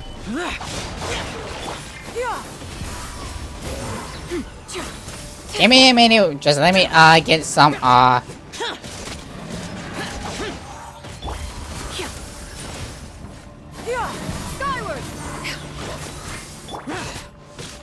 Too late for a drop. There we go. Okay. Repeats its course. Stray clouds converge! Disappear! Okay. Boing, boing, boing. Worthless! Boing. Boing. Here! Boing.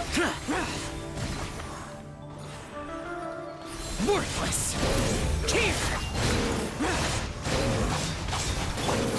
Stabilize! Okay, let's get into some fighting here. No more lies. Seek within.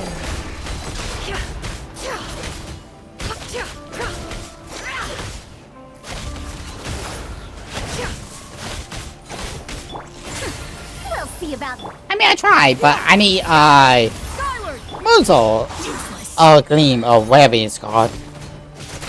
Gears of the storm. Seize the sky. Evil conquering. Here. Worthless. Here. Worthless. Here.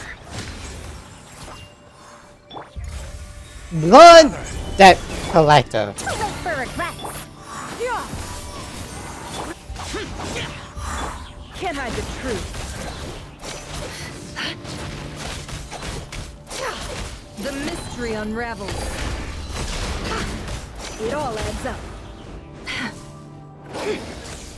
No more lies. Solidify! Useless. Truth repeats its course. Make way to disappear. Once again with feelings. Worthless. Here. That time we finally quick.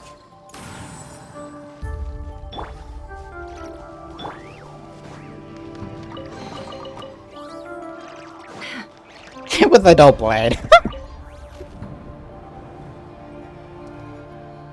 Monsters at the Universitas Magistrorum? Why now? Oh no, they're coming. It's no use. The table won't hold out much longer. The weapons. Where are the weapons? Of course. All the lab equipment was upgraded after the inspection last week, but the new weapons haven't been allocated yet. I'm done for. Is anyone there? I need help! Ah. Ooh, snaggy. Stay back! Please stay back! Please!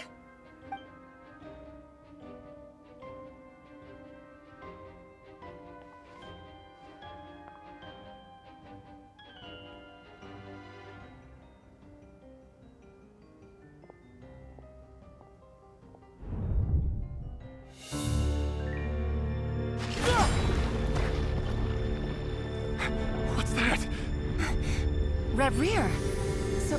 So the rumors about your work are true. What? No! Listen, something happened at the palace tonight. We have to leave! You don't need to lie to me anymore. What do you mean? I know why you're worried, and I will respect the decision you've made. But it's okay, because I found a solution. I know how to end all this. You can have it back. The normal life you so desire. But until then, I'm afraid our wedding will have to wait. Felindis? No, don't do it! Felindis! Felindis!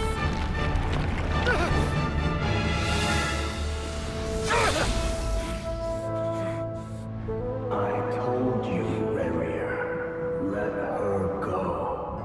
You will find someone better. No! No, I won't do it! I have to save her! By what means exactly? A lowly pawn. You lack the power and the strength of will. Do you know a way? Tell me! Come to the palace. Join us.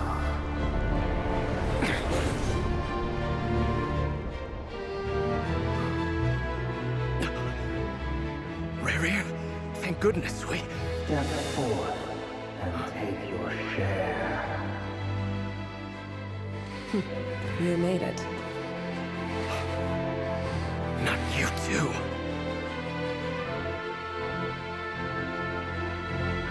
Hatred or grief, despair, desire.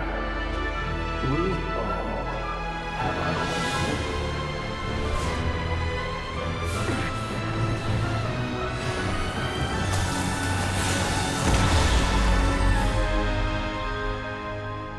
Rerir. Rerir. Felindis? Were you daydreaming?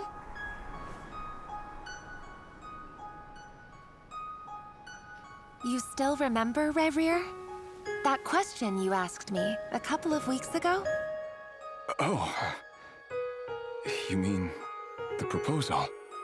Yeah. I'm wondering, where do you think would be a good place to discuss it? Maybe in the garden? Or were you thinking a fancy restaurant? It's your choice.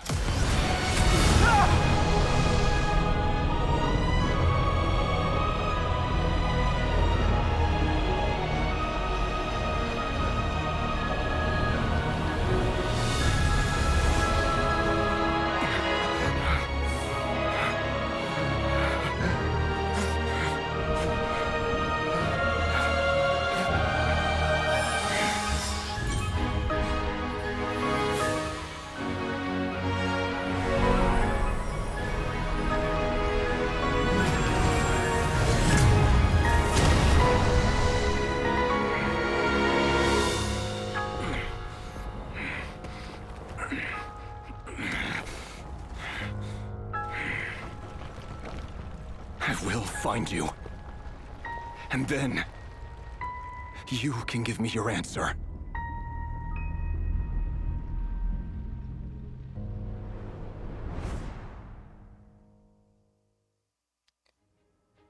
Okay.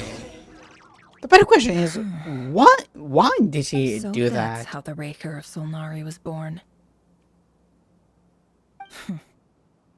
A monster created by circumstance is a monster all the same.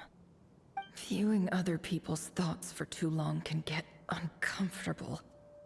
Right now, I'm feeling a strong sense of loathing. In a nutshell, the story of Conria is what happens when the truth falls by the wayside. Everyone tells little white lies, and before long, you have a huge pack of lies that destroys everything. Whew. Time to get back. His past is filled with sorrow, but the tale of any fallen civilization is one of endless tragedy. Cruel as it may be, That was Conria's fate.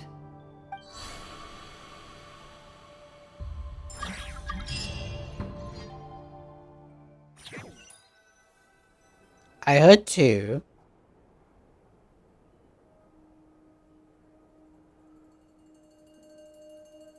Everyone, I'm back. Can I get a standing ovation?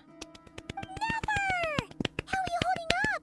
Feeling okay? She's fine. Boss is a pro. Yes, I'm fine. You will have seen the events of Rerir's life through my thoughts.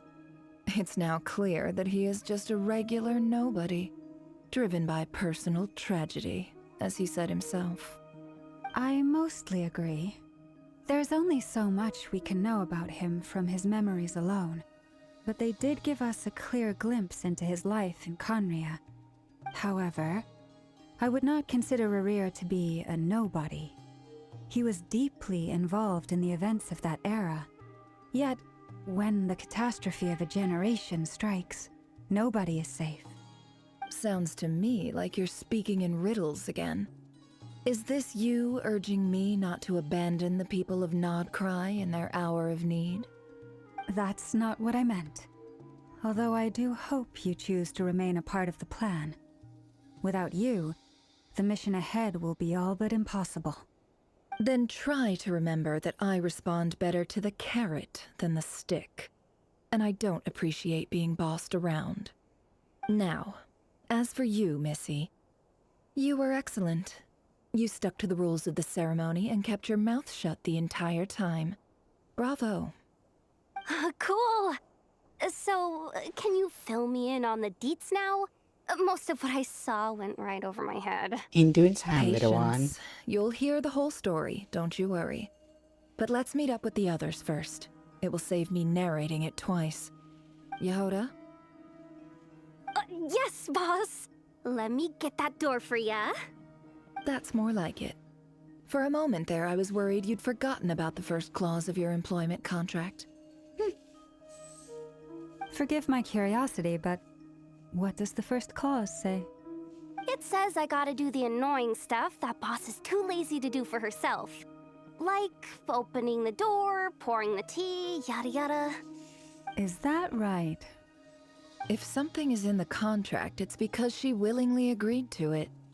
Rest assured that the Curatorium abides by the very strictest of labor policies. You don't seriously think I'm cruel enough to treat her like my slave? In any case, I've hardly shied away from my share of the work today. Hope I don't catch Flintz and Varka lounging about in their chairs, enjoying a leisurely cup of tea. You know, Flintz, I have to say, this tea is so fabulous. Well, yes, thank you. And it come over, I got this over in Yusuma from about 200 years ago, give or take. So, actually, this is we didn't. I just never had a chance to enjoy this cup of tea with you. There's nothing I dislike more than other people enjoying themselves while I'm hard at work.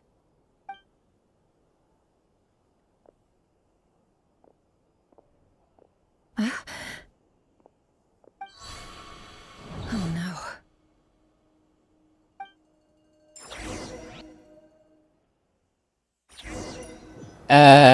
What happened? Sorry to disturb you, but we seem to have run into some trouble. Evidently so. Don't worry, I'm not about to leave you to fend for yourselves. I'm not that kind of boss. And it would go against the Curatorium's labor policy. I'm sorry. What did you hear me say? I wasn't talking about labor policy. Wait. How long have I been standing here? Not long. You just appeared by the door a moment ago.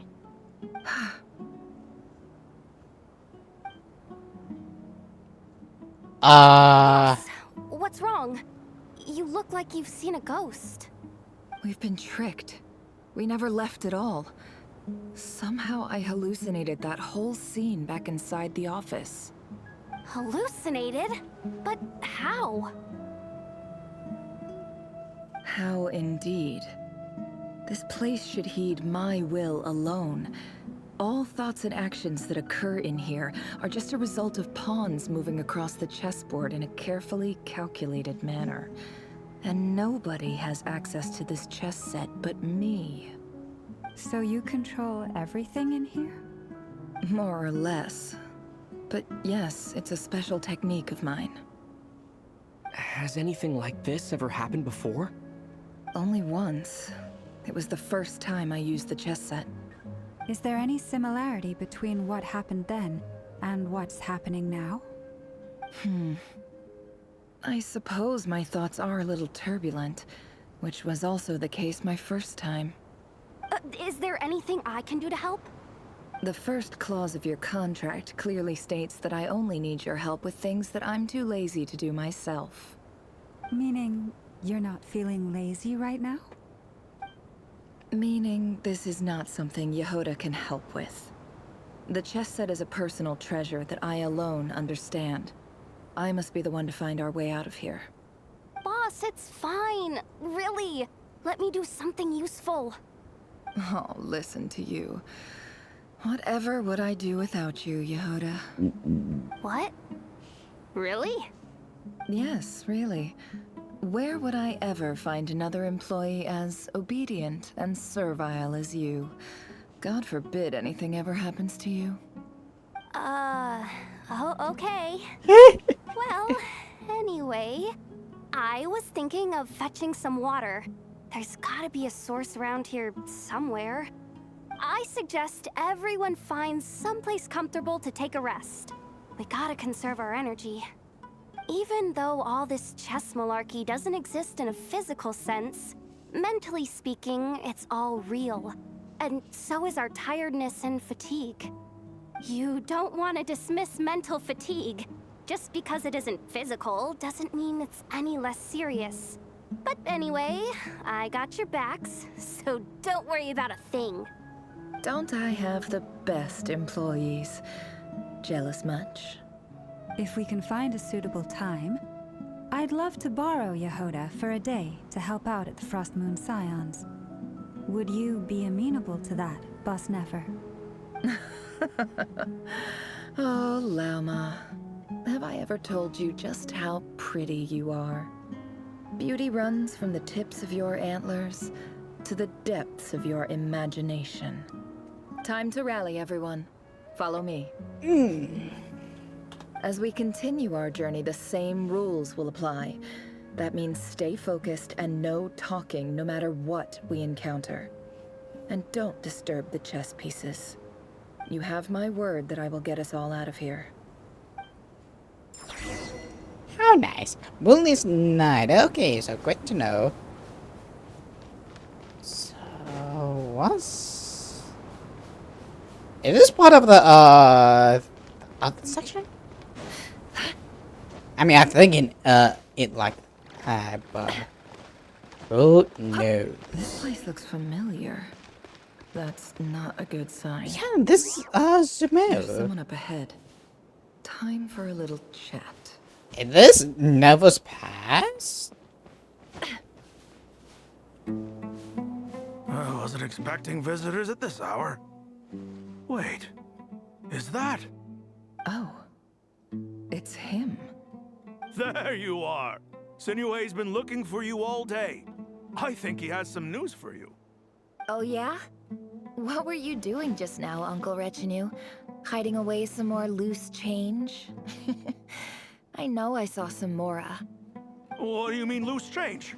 Oh, come on, I'm too old for this. Just pretend you saw nothing.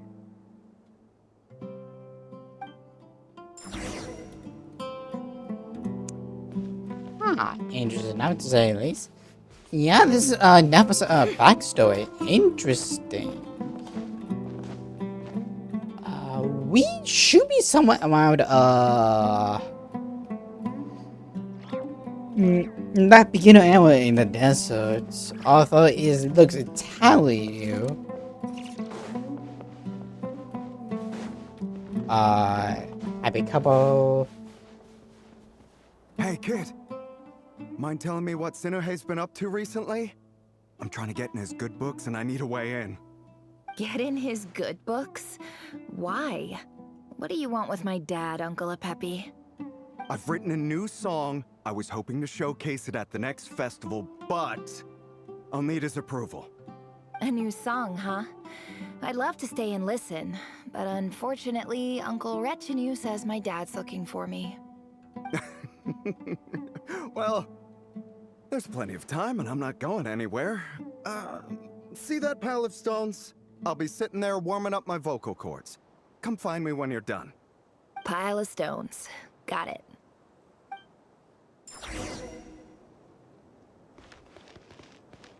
Ah, wait. Okay.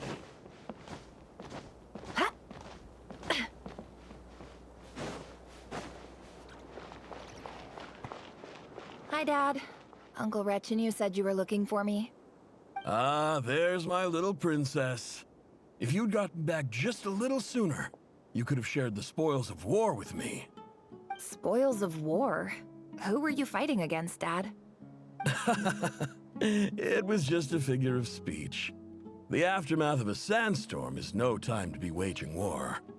I was talking about our war against thirst. I went out to fix our water supply problem, and now I'm back. Which means... Water supply? We have a well again. That's right. I found a new one and brought back as much water as I could carry. It should last us for a good while. If it wasn't for these blasted sandstorms, our wells wouldn't be caving in. You wouldn't be spending all your time out searching for new water sources. As the chief of our tribe, I'm supposed to be leading us out of hardship and poverty, onto better things. You know how prosperous our ancestors were. I've told you all the stories. And look at us now, squeezed into these hovels. No one would choose this, if it wasn't for the endless wars over the years. But things are looking up. I started working with some folks from the academia a few months back. They gave me some contacts in return for my assistance in the desert. So you're the academia's helper now? Special ambassador, they call it. Think of it as a partnership. It's nothing bad, okay? We've been isolated here in the desert for too long. Seeking opportunities elsewhere is the best thing for us, and the fastest way to progress. So, do you get anything good out of being a special ambassador? Of course. My luck's improving all the time. One day, I swear I'm gonna lead us out of this place. We'll find somewhere new. Somewhere better.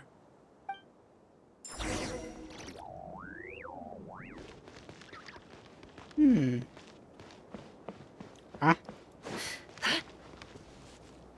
Oh.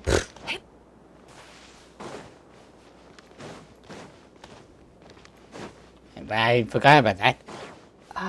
Where does this go? Got a question? There's a somebody is scoping. Interesting to say the least. Oh yeah, this will that graveyard side. And you know it. You stole from us.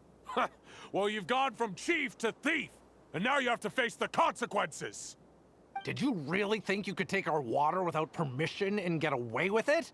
You're either brave, stupid, or both. And that special ambassador act? Yeah, nice try. We spoke to the academia. They said it was all news to them. You're a liar and a cheat!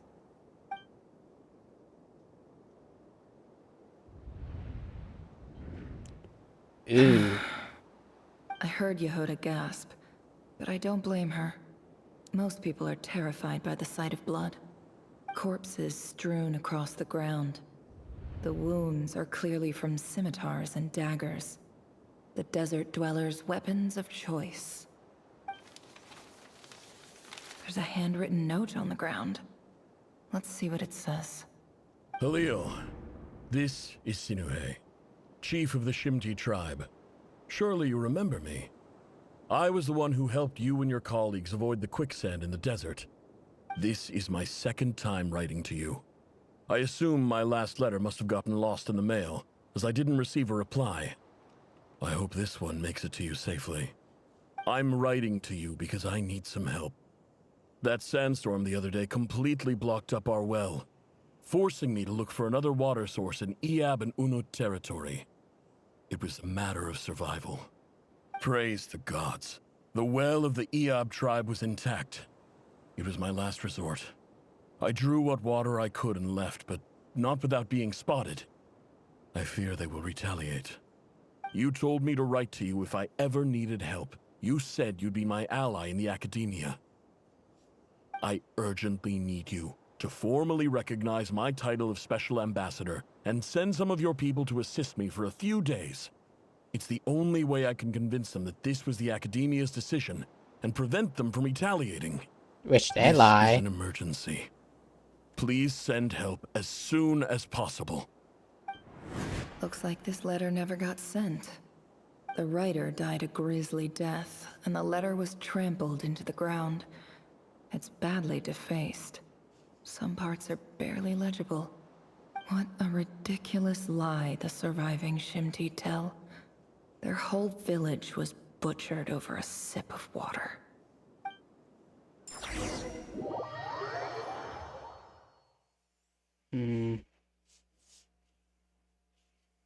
Ah, officer. Welcome. Welcome to our humble village. I thought you would at least have the courtesy to provide some respectable libations. This is the finest wine Aru village has to offer. I promise. So there's still ducks.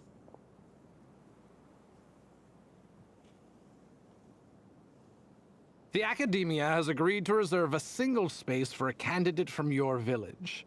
But I remain skeptical of this entire endeavor. I highly doubt anyone in this desert possesses serious academic potential. Please, have faith. If not in us, then in our god. The child we found shows great promise. I beg you, take her away from this place. Give her a chance. Don't let her talent go to waste. Oh, Nepo? I don't recognize her. New arrival? She showed up here a few days ago and we took her in. She's a really bright kid. Please help. I'm begging you. So, where are you from? Nowhere special. Just a sand dune. What about the rest of your family? How many of you are there? Just the one. It's only you? Correct. So, no brothers, no sisters, no mother or father?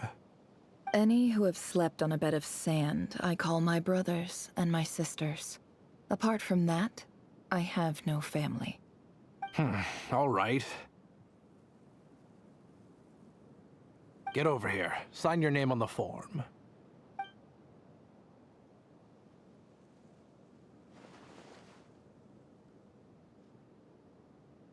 Never? You're rather fair-skinned for a desert dweller.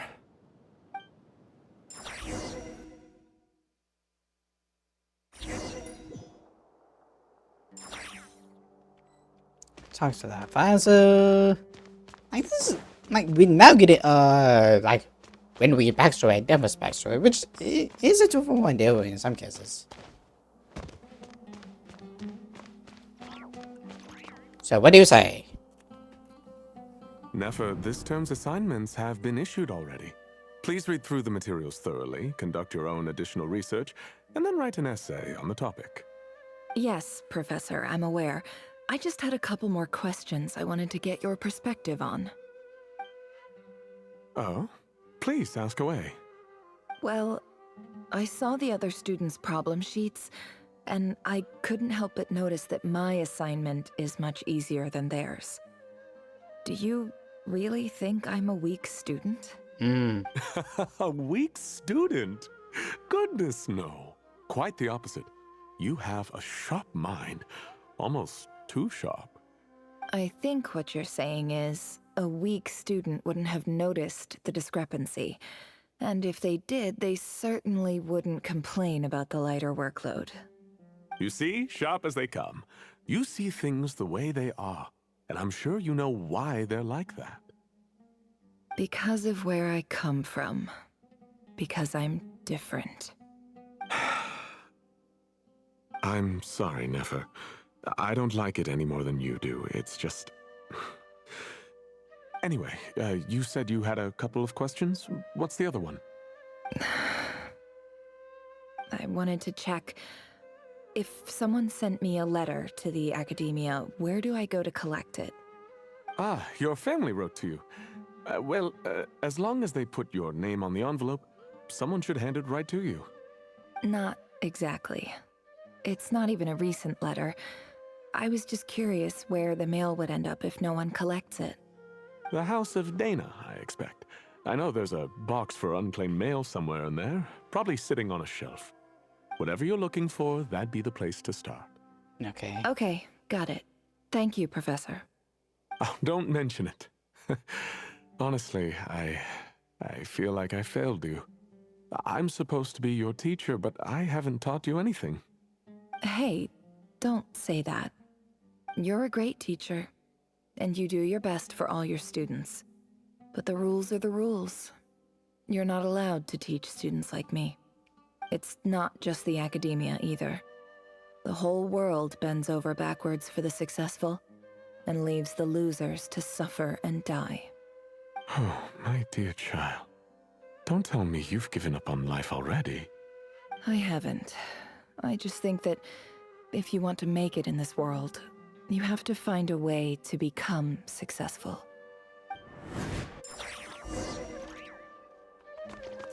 Look at the box that contains the letters. Somewhere over here.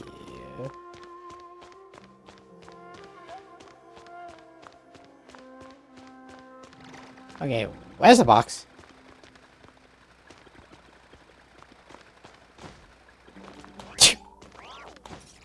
I tried. This must be it. A big cardboard box full of unclaimed mail. And probably some letters that ended up here by mistake, too. Let's take a look. Take a look at the box of letters. Ah.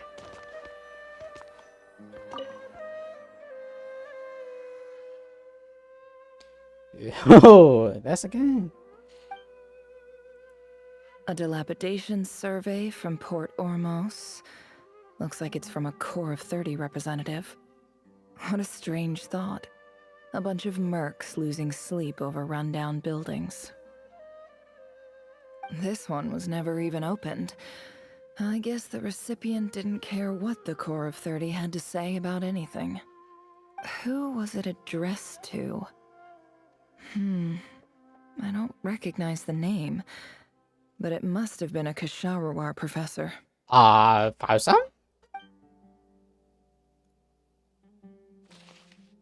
This one is addressed to the Immorta Sage. The title is Changes Observed in Satyavada Life Symptoms. Why do all these letters read like full-blown dissertations? Guided by the incense, we became lost somewhere in the forest. All the barriers between levels of consciousness disappeared as our minds soared around in circles, looking for a branch to seek refuge on. In clinical terms, these symptoms fit the description of incense poisoning. The Immorta Darshan strictly prohibits the use of hallucinogenic substances, but I believe there are still people getting away with it. For example, my neighbor who always breaks out into song and dance after using incense. This seems like something the Academia would want to know about. Why wasn't it collected? Dunno. Wait, what's this written on the back? It's so small. The note says, "The sender authored this letter while under the influence of mushrooms. I would send it back, but no return address was provided. Stamped by the Grand Conservator of the House of Dana."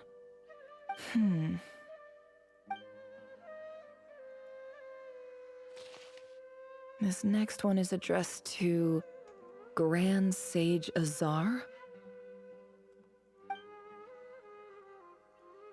A few words of protest regarding recent changes in Sumeru's educational policy. In recent years, the academia has taken on a small number of students from the desert region, as per the policy to this effect. However, it appears to me that these students have not, in fact, been provided with educational opportunities that are, in any meaningful sense, equal to those enjoyed by their peers. As well as receiving dumbed-down assignments and perfunctory tutoring, they do not even have full access to the Akasha system. Education is the fundamental purpose of this institution, which should go without saying in a nation whose founding virtues are knowledge and wisdom. I ask you, is the lip service we pay to the policy of education for desert students truly the standard of pedagogy to which the academia aspires? As Grand Sage, policy decisions are your prerogative, but do not forget your roots. You and I were once students too, as was everyone else in this institution. I do hope you will give some serious attention to this matter. I encourage you to discuss issues like this with myself and others, and listen to some alternative opinions. Great letter. Shame it didn't get to where it needed to go. And the sender is... Huh? Sage Cyrus of Spontamod. And that was Sino's teacher? I didn't realize anyone else even knew how bad students like me have it in this place. So this is where letters from the Sage of Spontamod end up? Nice one, Grand Sage. Really enlightened leadership. Whatever. This isn't what I came here for. Moving on.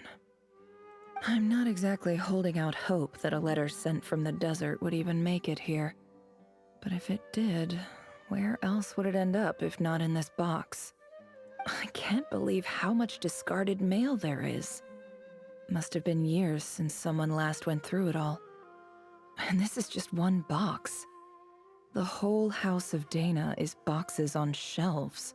I don't believe for 1 second that any human being has sat down and read through all the documents in this place. Who has that much free time on their hands? You'd be a little bit surprised in today's world. Wait, could this be it? That's what I thought too. At least facing envelope in the box would have been cool quality paper. And of course, it would be right at the bottom of the pile. Clearly no one gave this letter so much at first class, let alone a second. The handwriting on the envelope looks very familiar. Greetings, Halil. My name is Sinuhe, chief of the Shimti tribe. I was the one who came to you and your colleague's aid when you ran into trouble in the Great Red Sand. I don't know how well you remember it now, but I brought you to safety and gave you some water and other supplies. You seemed very pleased and told me your name. In my tribe, learning a person's true name is serious business, and I therefore see you all as friends. You were kind enough to leave your contact details so we could stay in touch. The Shimti tribe lives a harsh, nomadic existence in the desert. You were sympathetic towards my plight, promising to make me a special ambassador of the academia and help us find a way to make a better living. So I lied. This brings me to my reason for writing. Our tribe has fallen on particularly hard times, and I would like to ask for your assistance. There was a terrible sandstorm a few days ago, which blocked up the well in our land. To ensure my people's survival, I had no choice but to venture into Iyab and Unut territory in search of an alternate water source. The Iyab and Unut are descended from the Thamudians. While we trace our ancestry to Tulatula, we worship the Lord of Flowers and have had relatively good relations with our fellow tribes up until now. I found a well belonging to the Iyab tribe. They declined to help us, but I really had no other option, so I took some water to keep me and my tribe alive. My actions are certain to incur their wrath. When we met, you assured me that you would be my ally in the academia. I would like to take you up on that offer, because I really need your help. I wonder if you could send an academia representative to meet with me. That aside, the last time you were here, you mentioned that the academia had started accepting students from the desert, and I told you a little about my daughter, Nefer. We have next to no resources here in the desert, and my power and influence are limited. Would you consider enrolling my daughter at the academia? She is a smart girl. I know she won't disappoint you. From the outset, the academia never took you seriously. Those things they promised were just empty words. I doubt they even remember the name Sinuhe. And you were so emphatic that your luck had finally changed for the better. You swore you'd lead us to a better place one day. You spoke with such conviction, like you were the most powerful chief in the whole desert. You liar. You lied about everything. You promised the world and delivered on none of it. And who fell for it? Just me, by the looks of it. Despite your best efforts. Which makes you a pathetic liar. You weren't even any good at it. I think I'll take over from here. Let me show you how it's done.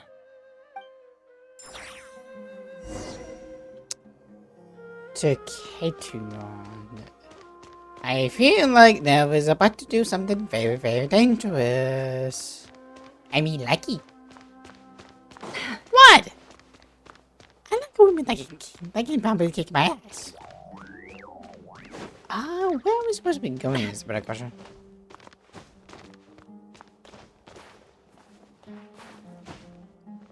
I'm fine. Seriously, you cannot climb on it. Oh, climb.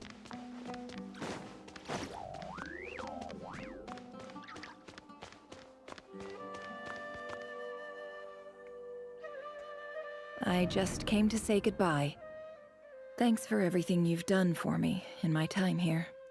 Nefer? You packed your bags. Where are you going? Not quite? I'm quitting. Something's come up in my hometown. Gonna head back and deal with it.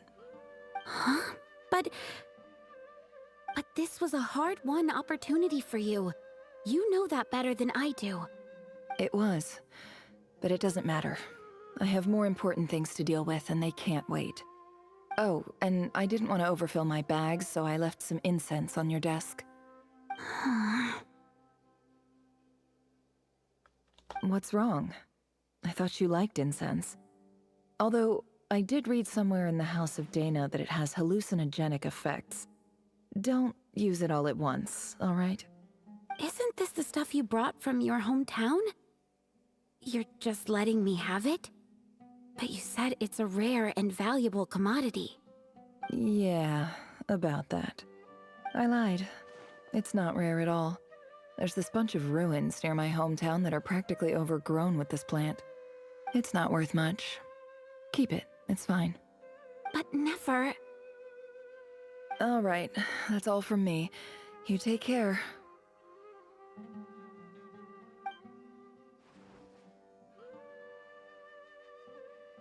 The better question is, what time frame is Don't this? forget me, okay? I mean, we're more than just classmates, right? We're friends. Yeah, I'll remember you. I lied again. That incense is worth a fortune, and it's a rare find even in those ruins. And as for remembering her, I have far too much to do when I get back. No time to reminisce. I'll be lucky if I even make it through this alive. But either way, I expect I'll forget you pretty quickly. I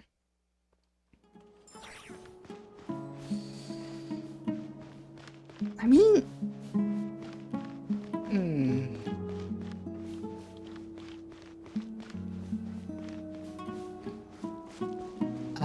Through here, I guess?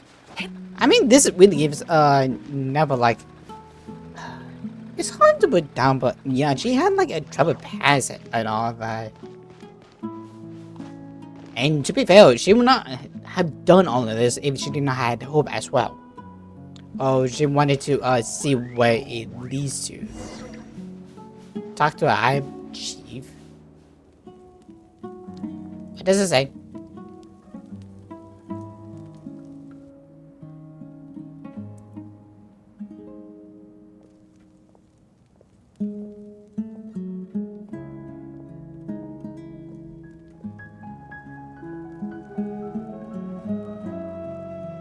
It's a pleasure to meet you, Mr. Arif. So, what does the Academia want? Since they've sent their special ambassador, I assume there's a big business deal to be made. If not, I'd be very disappointed. Please, sir, lower your blade. You're lucky I'm the one they sent. Not all special ambassadors share my admiration for the Iab people. The ever-shifting balance of power in the desert reduced the once great civilizations of this region to rubble and sand. But the story of the Iab has a very different trajectory. Others grew weak, but you grew strong, beginning in obscurity and moving to prosperity. You're the only ones who defied the trend. Huh. So, you do know who you're dealing with? This well is the perfect symbol of your strength, is it not? It used to belong to the Unut, but it looks like you have control over it now. You're not wrong. But I'm sure you didn't come all this way just to flatter us. Of course not. I came to bring you some very good news. Some information that recently came to light, which might just be your ticket to freedom. Records uncovered by the Vahumana Darshan show that a certain well currently under Iab control is built on top of some ancient ruins. These ruins are of great archaeological interest to the Academia. Okay. I checked the map carefully on my way over here, and I'm confident that this is the well in question. The Academia is offering 50 million mora in return for excavation rights. 50 million? No, wait. If these ruins are as important as you say, 50 million's a little low, don't you think? Don't get greedy, Iab. We know far more than you think. We know that you seized this well by force. Wasn't that the first step in your rise to power? To drive away the Unut and steal their water supply? So what if it was? You guys do know she can't kick your ass, right? Don't worry. As unscrupulous as it was, it's something we're willing to overlook. The Academia is only interested in dealing with the de facto power holders in the region. I hope I am making myself clear. And I hope your words are the truth.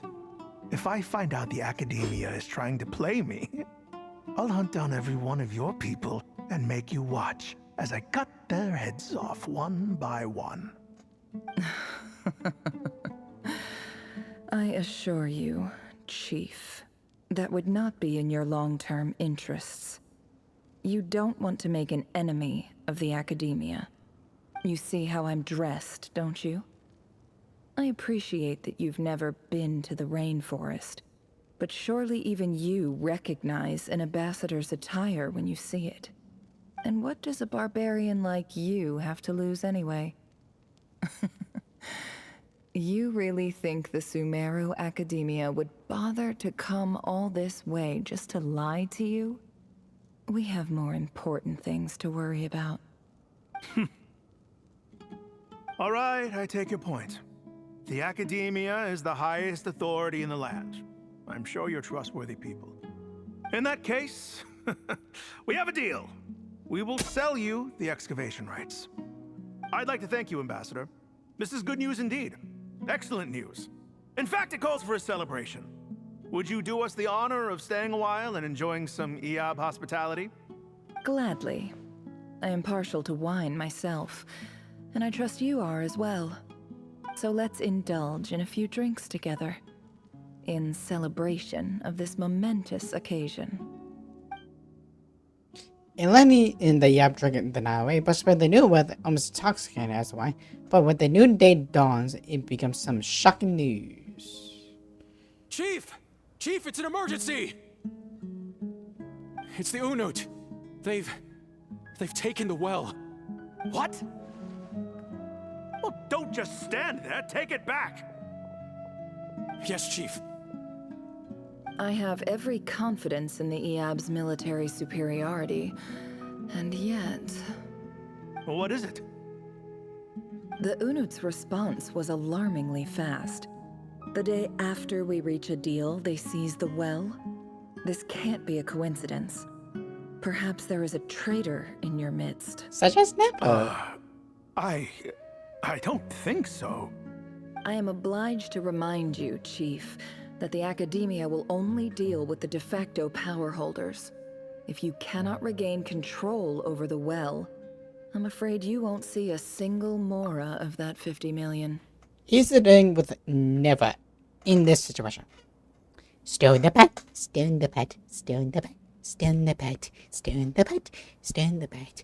In order to get what I want. Only. No! Please, Ambassador, just give me some time. I swear the Unut will not get away with this. That well is ours, and so is the Mora. Glad to hear it. I will wait here for an update. If there is a traitor, I will find them. In the meantime, make yourself at home. I'll report back as soon as I have an update. Much obliged. Wow. All it took was a few words and I've got him wrapped around my finger. What an amazing feeling. So, in summary, Ambassador, the Academia would rather negotiate with our tribe instead of the EOB, yes? The EOB are ruthless murderers who don't listen to reason. And now they have the gall to interfere in our research projects in the desert region. So let me ask you, Chief. If you were the Academia, what would you do? Kill them all, of course. Precisely. The Academia does not tolerate those who stand in our way. The EOB have held back our academic pursuits for too long, and our patience is wearing thin. At the same time, there is simply no way that the Academia can be seen to be intervening in desert affairs. I'm sure you understand where I'm coming from. We have our own rules out here. If the rainforest dwellers raised arms against a desert tribe, it'd start a bloody war. Right. We can't confront them ourselves, but we can support their enemies. The Unut have always had strained relations with the EOB, which makes you our natural allies. Natural allies.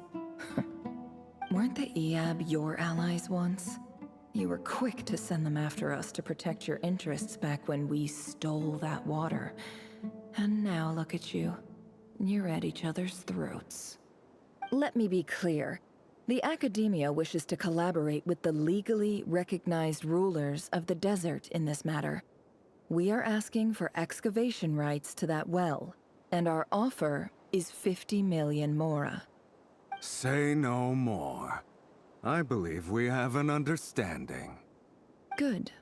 Then I suggest you get to work. Get us access to that well, and the mora's yours. You see, Dad? Lying is easy when you know how. People will believe anything. Damn, I mean, we thought it changed never complete 180. Good lord. I mean, do what you have to do, but this just not, it's not me, but sheesh.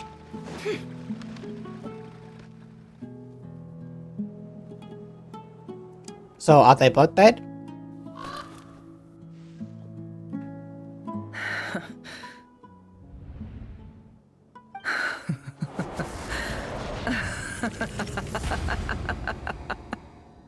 Look at yourselves. You may be vile, savage monsters, but your butchered bodies bleed like any others. You're no different. You're nothing special at all. The monsters who destroyed my home, they're just ordinary, petty human beings.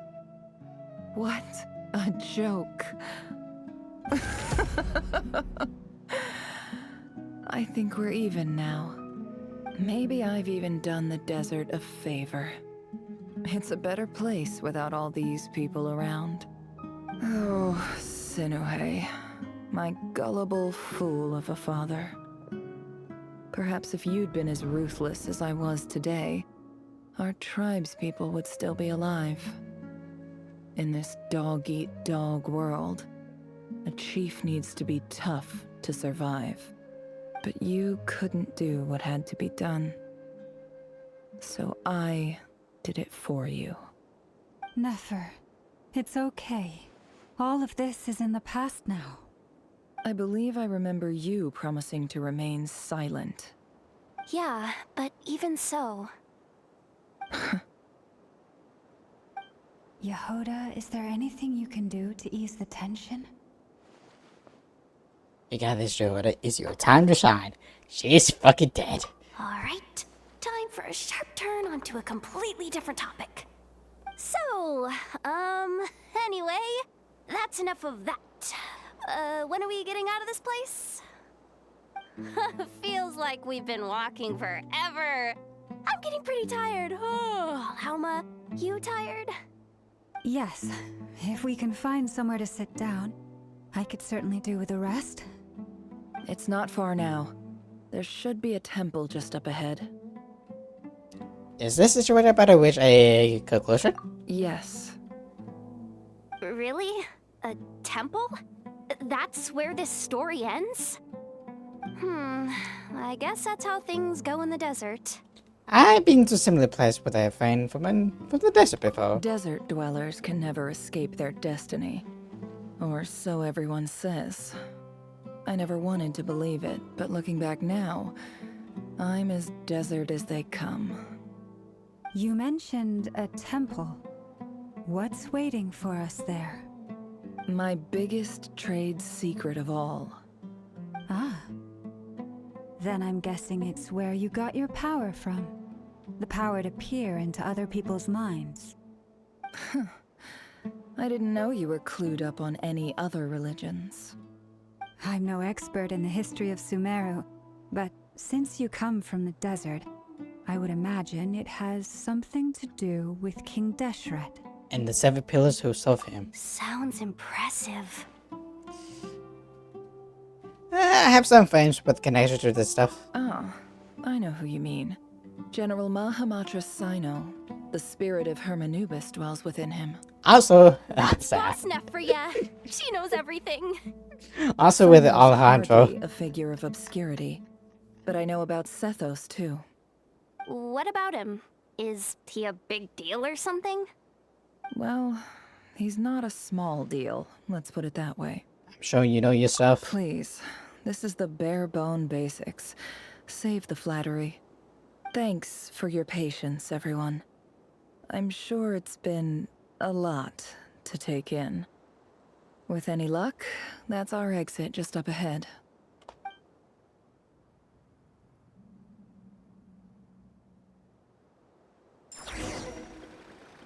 Okay, that's what I... man. Like... I mean, she had to do what she had to do. It just... Like, it's a sad, but...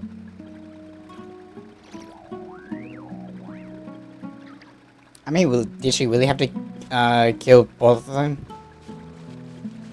But maybe that's how revenge kind of works. I mean, at the very least, she did not keep going with revenge.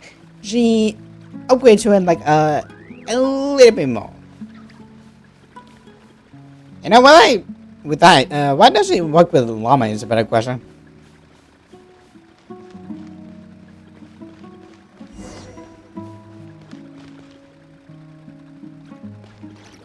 Go to the entrance.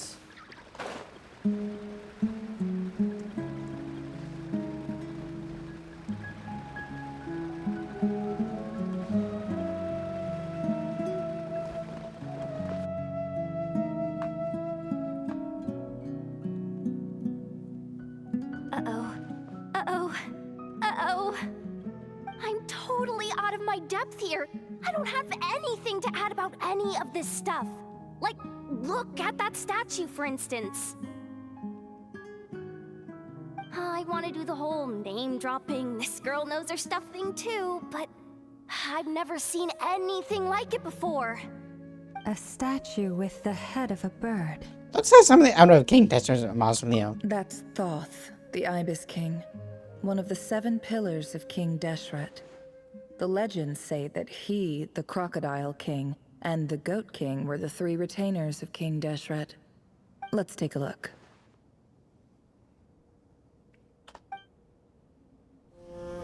Hello.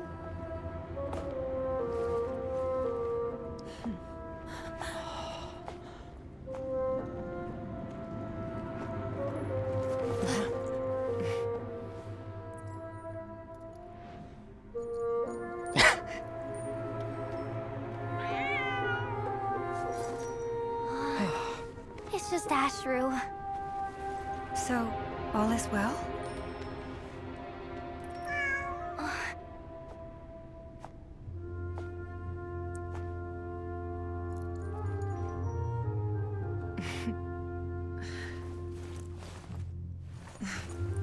Typically speaking, at this point, the world disintegrates. Then we find ourselves back in the outside world. Besides, these are my memories. There's nothing to fear. You're sure? Of course. It's almost over.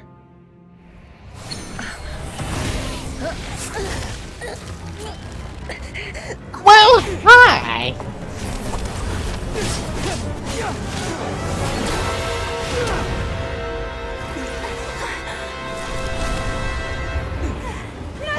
Hold on!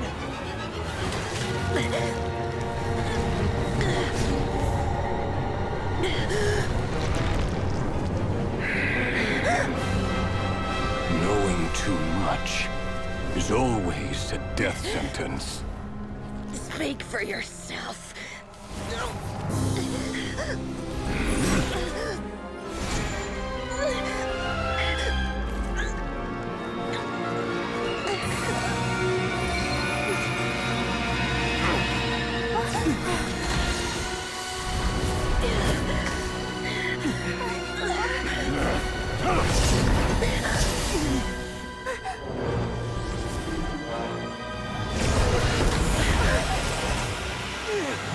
Emma? How repulsive.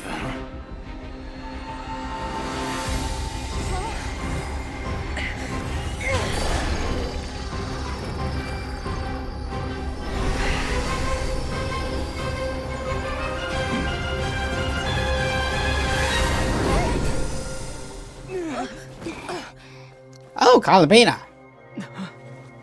And there's Thief?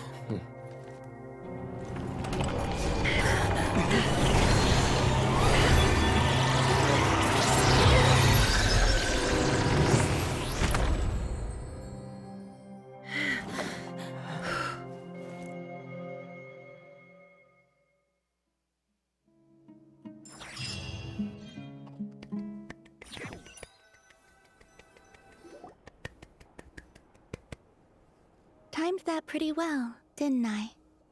Impressive. You certainly did, thank you. It's okay. I'm just glad no one was hurt. Paimon noticed you doing something too, Dainsleif. Were you helping get them out? Of course. When I asked Nefer to conduct this investigation, I was not naive to the dangers involved. I had a duty to ensure your safety. Good to know your sense of justice is still intact after all these years. I take that to mean that you saw the truth. That comes as a great relief. I certainly did. And thanks to your help, I also managed to trap Rerir inside the chess set. Oh, nice. Oh, really? How'd you manage that? Well, to be honest, I sensed that something was wrong long before we made it to the temple. By using this fragment to probe into Rerir's past, well, the monster formerly known as Rerir, it seems I alerted him. I was tracking him, then he caught on and started tracking me too. Can't say I'm surprised. I mean, with how he But came... how did he track you through your thoughts alone? That shouldn't be possible. I be his energy. Rerir was a secret agent who reported directly to the Vinster King. He is an expert at finding a trail and hunting down his pursuers. Fair point. No wonder. He infiltrated the chess set, read my thoughts, and built a new virtual chess set inside of it. That's why we weren't able to leave at first. Speaking of your chess set, it's quite a remarkable item. Would I be right in thinking you have some connection to King Deshret? You overestimate me. I only have a connection with one of his underlings, the Ibis King. You all saw how this came to be. A long time ago, the Iab massacred my tribe, the Shimti, in our home village. A few years later, I enrolled in the academia, where some new information came to light. The Unut and the Iab fought a bitter battle over the rights to a well, all for the sake of a non-existent 50 million mora. The Iab ultimately won that confrontation, but their victory came at the cost of almost every warrior in the tribe. The final blow to the Iab came at the victory feast, when an Unut assassin beheaded their chief right before my eyes. The remaining Iab fled and have been scattered to the winds ever since. Having gotten my revenge, I returned to my hometown, where to my surprise, the nearby temple was still standing. There it was, seemingly immune to the relentless hostility of the desert, while my tribal home lay in ruins. As I stood there gazing at the temple, I noticed a cat just outside. This cat, as it turned out, was home to the spirit of the Ibis King. He led me to a gate deep inside the temple, and there he made a deal with me. This chess set is my gift from the Ibis King. The chessboard within is made to the same specifications as the one in the mausoleum of King Deshret, and represents his power of piercing analysis. Okay. With this chessboard in its container, I gained a certain ability to perceive hidden secrets. Now, you could conclude that the Ibis King simply wanted to give the people of this world the power to seek the truth, but I don't believe that's the full story. Every god plays favorites. Their hearts are as fickle as any human's, full of secrets, perversions, egotistical tendencies. But precious few gods are willing to admit this. It is the same with all powerful forces, including fate itself. Their gaze falls preferentially upon a select few. As you rightly point out, this is an act of favoritism. If you're alluding to the Abyss, then yes, I agree. Gather the others. It's time to share everything I've learned. Before long, the group is gathering in Arbus, too busy to attend.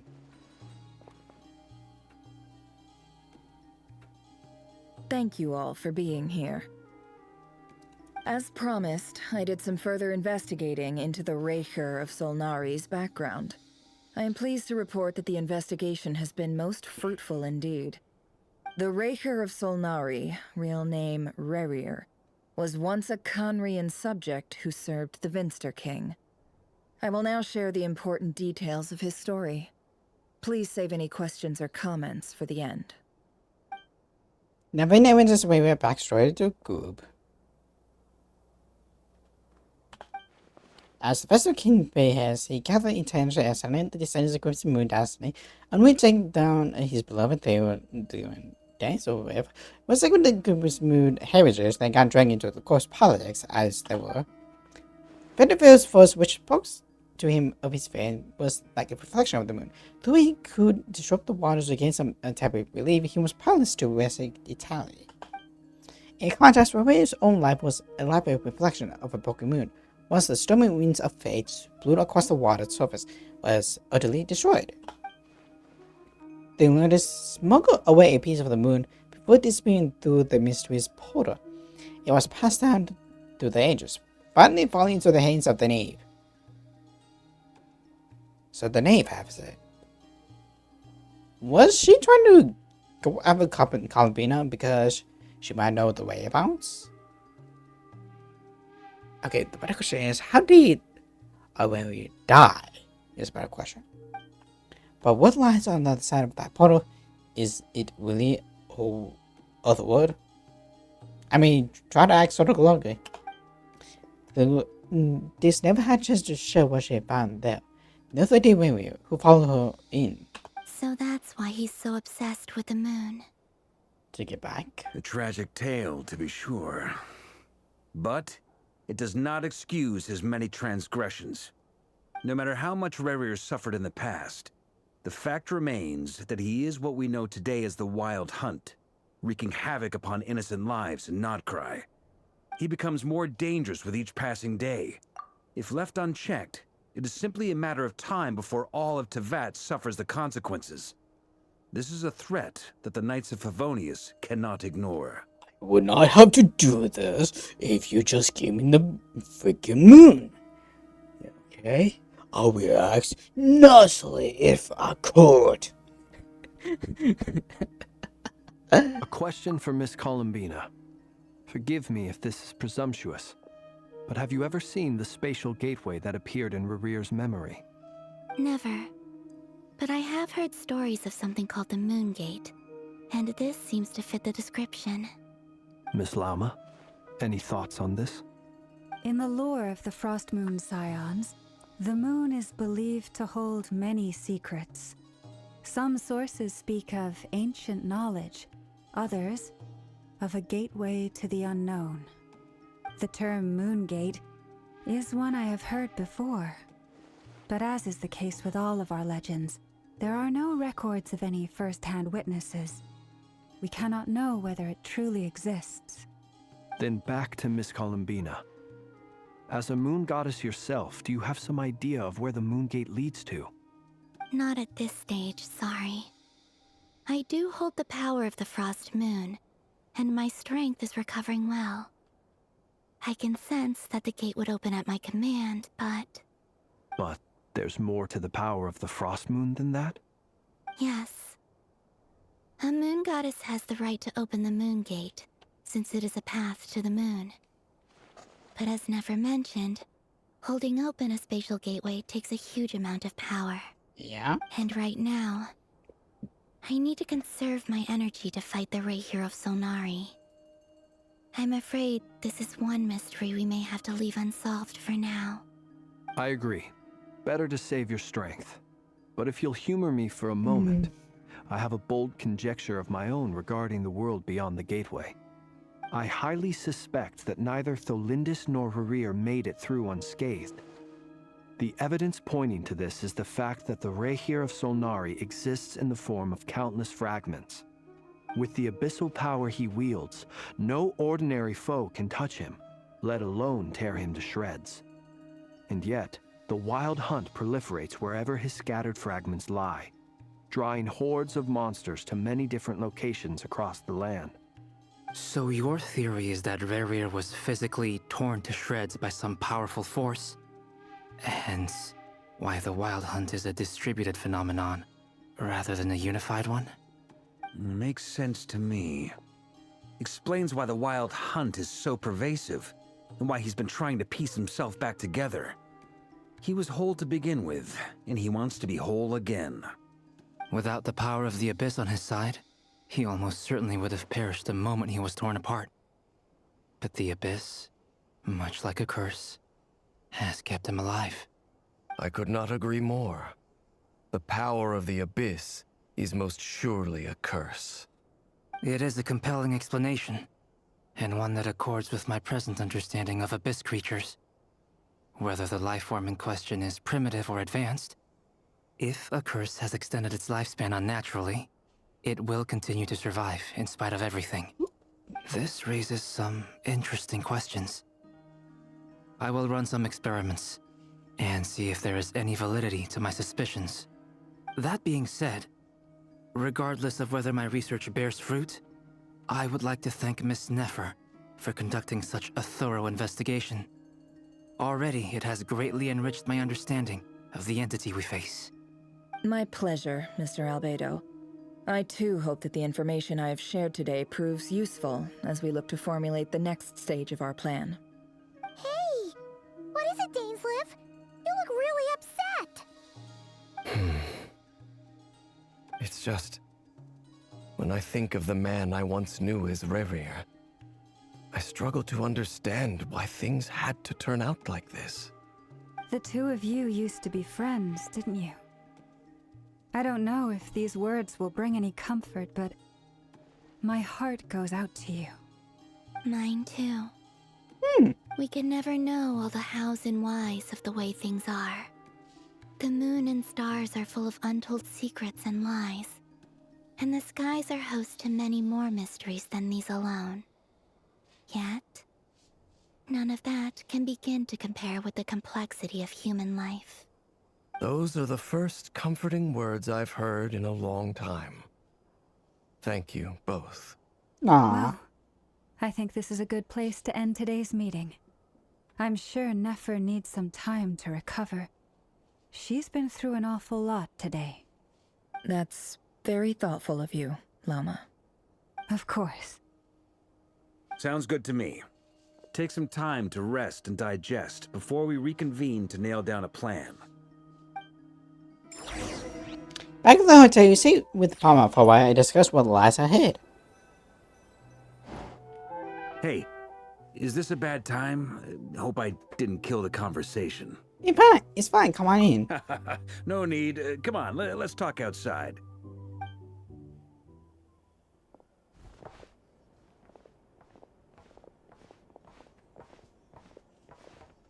Anyway, Nefer went back to the curatorium to get some rest. But before she left, she shared some things with me that I thought you should be aware of. Firstly, although she managed to trap the Raker of Solnari inside her chess set, there's no guarantee that the power of the Ibis King is any match for one of the 5 sinners. Their powers are beyond our comprehension. It's only a matter of time before he finds a way to break out. We have to come up with a plan and take care of him before that happens. Honestly, Paimon figured that might be the case. So, how long have we got? 2 minutes. Well, I asked her that same question. She talked for a long time, but for the most part, it seemed like she was trying to convince me how precious her chess set is. What a long and storied history it has. It felt like some kind of sales pitch, you know? The kind where you end up handing over Mora against your will? Anyway, after all that, she finally answered the question. 2 days, at most. 2 days? Holy moly!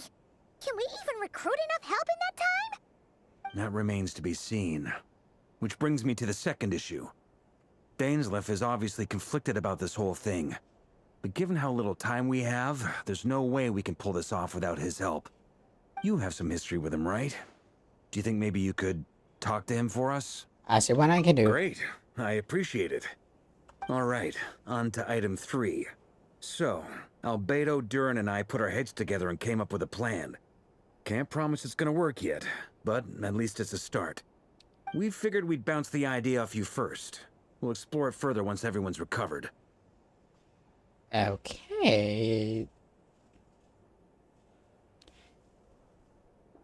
Miss me, I thank you, but I don't know. You very much have to like come to me. Okay. Oh, please don't ask away. Paimon's dying to hear this. All right, so here's what we're thinking. Hush, boys. Pocket lays out the coin plan. In a shocking plane, nothing can face the greatest travel and trust is a travel guy until it doesn't take long to get behind it. We felt a little uneasy about roping you into this. I mean, firstly, you're not locals, and secondly, none of us are your boss. You're well within your rights to refuse if you so choose. I have. Roping us in? Why would you even say that? We know the stakes here. It's all of us against the Rayher of Solnari, or none of us stand a chance. I have dealt with gods, victory harbingers, mass beings of ultimate destruction. Shall I continue? I choose my words very intentionally, I'll have you know. I like to think there's an art to striking a down-to-earth tone even when the stakes are through the roof. Sir Varka, I have a few thoughts about this plan. I'm all ears. I think we can be more flexible with how the roles are allocated. In my view, the most sensible lineup would be like this.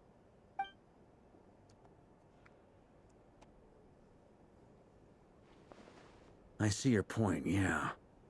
But if that's how we're going to approach this, you'd better make sure you're ready.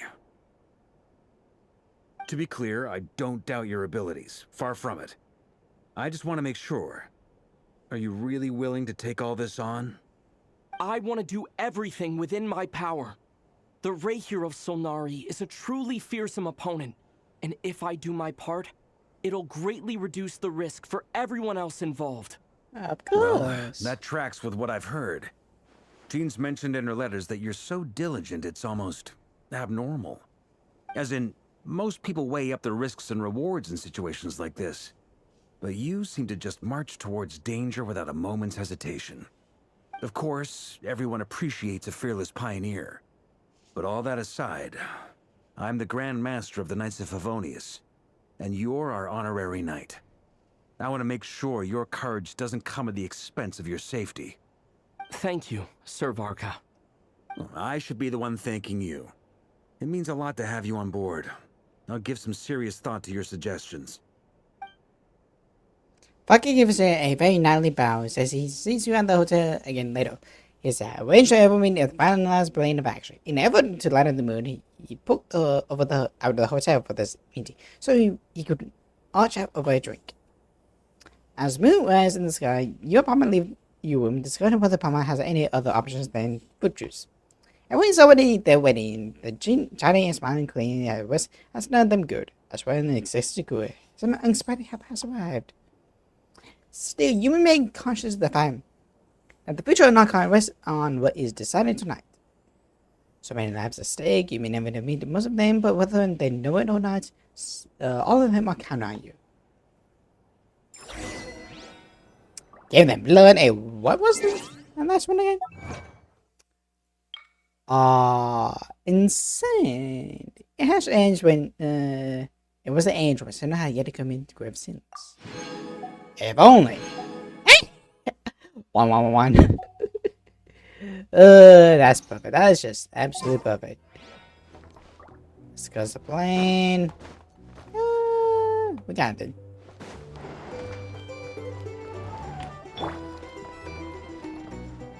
Alright. How are we doing with this? This is a thorough plan, but I do have one last question before we take action. How can we be sure that our enemy won't leave the designated area? Great question. Albedo's been hard at work analyzing Rayher and the Wild Hunt's behavioral patterns. Why is Joey here? Conclusions are as follows. Firstly, from the earliest known confrontation until now, Rayher has never displayed any ability to manipulate the dimension of space. So it's unlikely he has any power in that domain. Secondly, he seems to have a particularly strong vendetta against our group. If we put him in a fight-or-flight situation, he'll choose to fight every time. Thirdly, finally, and most importantly, he is consumed by hatred, both for the moon and for his enemies. Turns out, we tick both of those boxes. We have a reincarnated moon in our ranks, and a spy who accessed his private memories without permission. He'll be baying for blood, not looking to escape. As someone who's had their fair share of interactions with the Wild Hunt, those all seem like valid observations to me. Understood. Then I will defer to the verdict of the group. Well, everyone, that's the plan in full detail. Albedo and Durin are carrying out their part as we speak. Plan approved. Scheduling.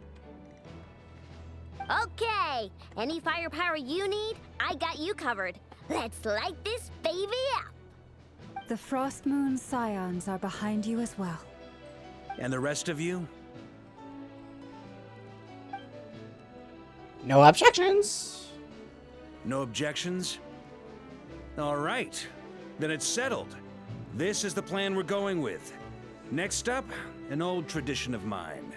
Anyone who wants to back out, now's your chance. Wait, we can still back out of this? Everyone says things they regret, right? I don't want anyone feeling trapped because their mouth said yes before their brain had time to think things through.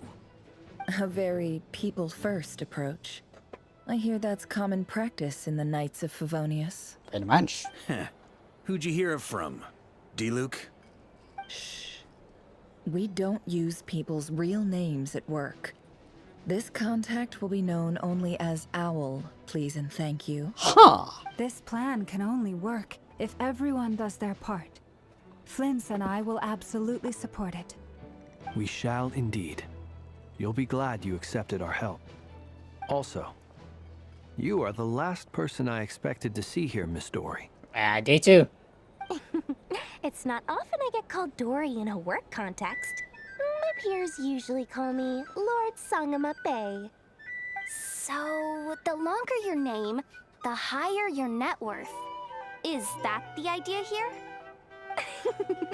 In that case, Mr. Flint's here must be worth a fortune.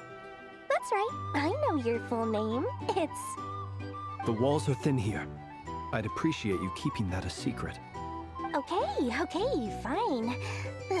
I'm actually only here as a favor for someone else. Do you have any idea how much it would cost to hire me otherwise? Oh, does this mean someone out there actually has the power to boss Dory around? That would be never. Most certainly does not. We have a long-standing and mutually beneficial business partnership. She's actually the mom of a friend of yours.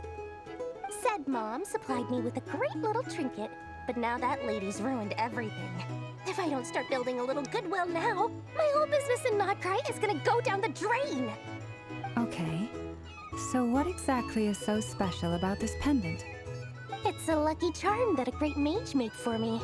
We have a business relationship, and she was worried that something bad might happen to me.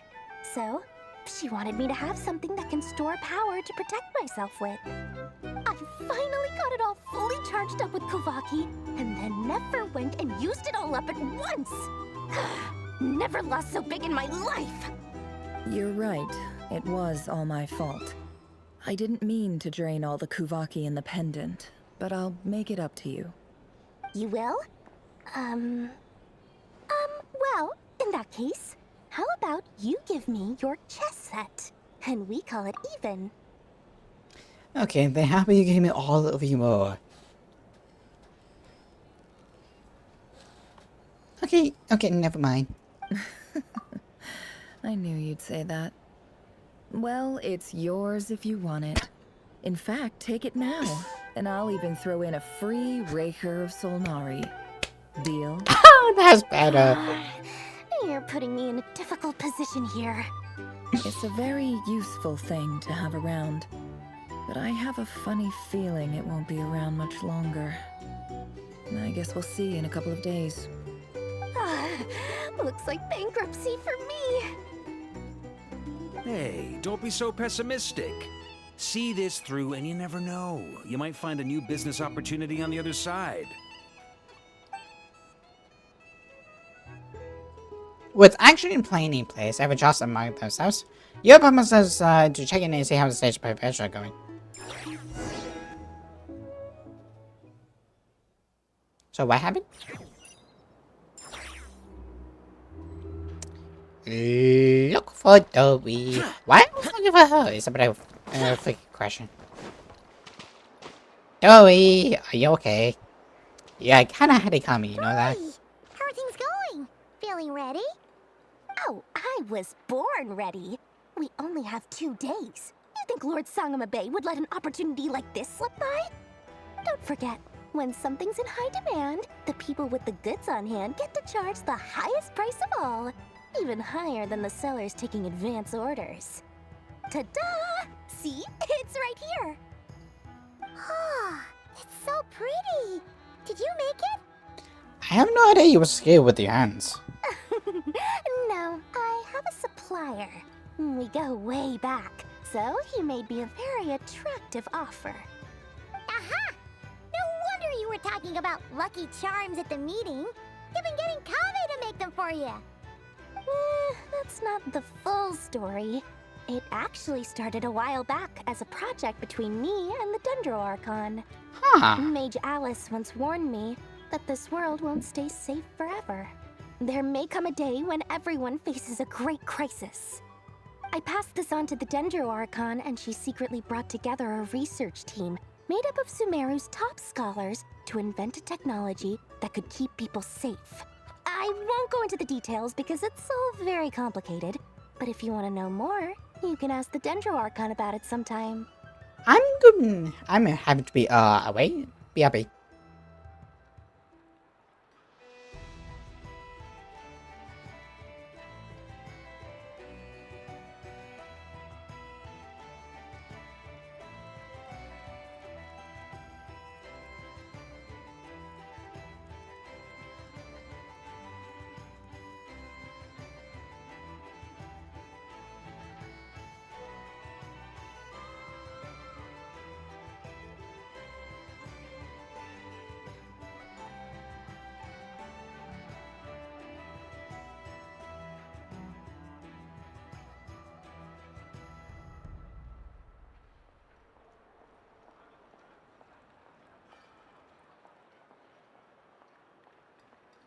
Okay, I'm back.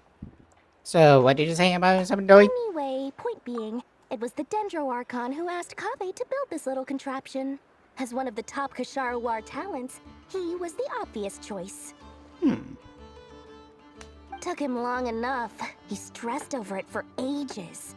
Must have gone through at least a dozen designs before producing a final product. But that's Kaveh for you. Marak delivered it to me a couple of days ago, along with a letter from Kaveh. Could I ask why I'm sending this technology to you? And what's your proposed use case? Has it been approved by the relevant authorities? So nosy. My fault for sending him the research permit to begin with. Surely Nahida must have told him you were involved in this project. He was probably just nervous because you're always so secretive about your business. Could be, could be. Anyway, I just replied, let's hope there never has to be a use case, because it would involve grave danger. Fair enough. But it sounds like he was just being cautious. He probably felt responsible as the one who made it. Or maybe he was asking as a favor for his housemate. He's done that before. Not sure why, though. His housemate doesn't seem to really care that much about this kind of stuff. Either way, all's well that ends well. I'm just glad to finally have my hands on the product. I wouldn't want to be without it, given the potential dangers that lie ahead. Aww. Huh? What does that look mean? Paimon's just super surprised. This must be the first time we've ever seen you actually get serious about something. This is not another low song we're used to. Who are you? What have you done to her? Well, a long time ago, I made a promise to myself. I promised that I was gonna live every day of my life with a big beaming smile. Obviously, Mora plays a big part in that. But there are always gonna be times in life when you have to give something back. That could mean paying back a debt, returning a favor, or showing some kindness. Alice has been a huge help to me over the years. She was the first investor I ever had. And I want my investors to know that Lord Sangama Bay is the best in the business. And more than that, no one knows what the future will bring. Whatever happens, I want to make sure the Dendro Archon and all of Sumeru is prepared to face whatever comes. So back to the pendant. Oh, that? I was just making sure Nefer and I are square. Don't be thinking it was some sort of benevolent act. I'm no saint, so don't treat me like something I'm not. My priority is doing the business that I want to do. So long as my conscience lets me, but it usually does. That's the Lord Sangama Bay business model.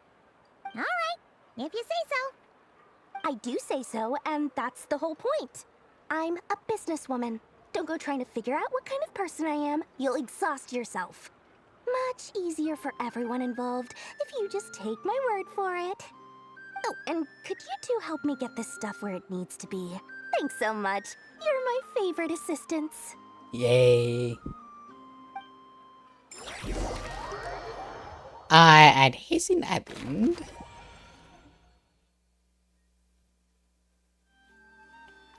Boring. Useless. Why, that's how to look cool.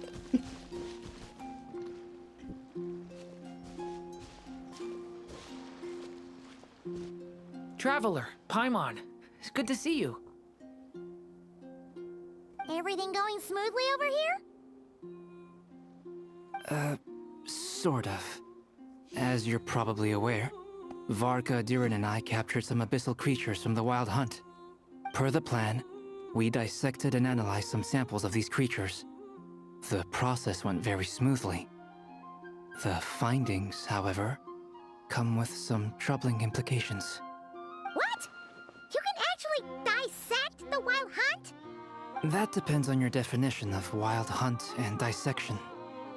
Harmless, lifeless. These words are accurate descriptions.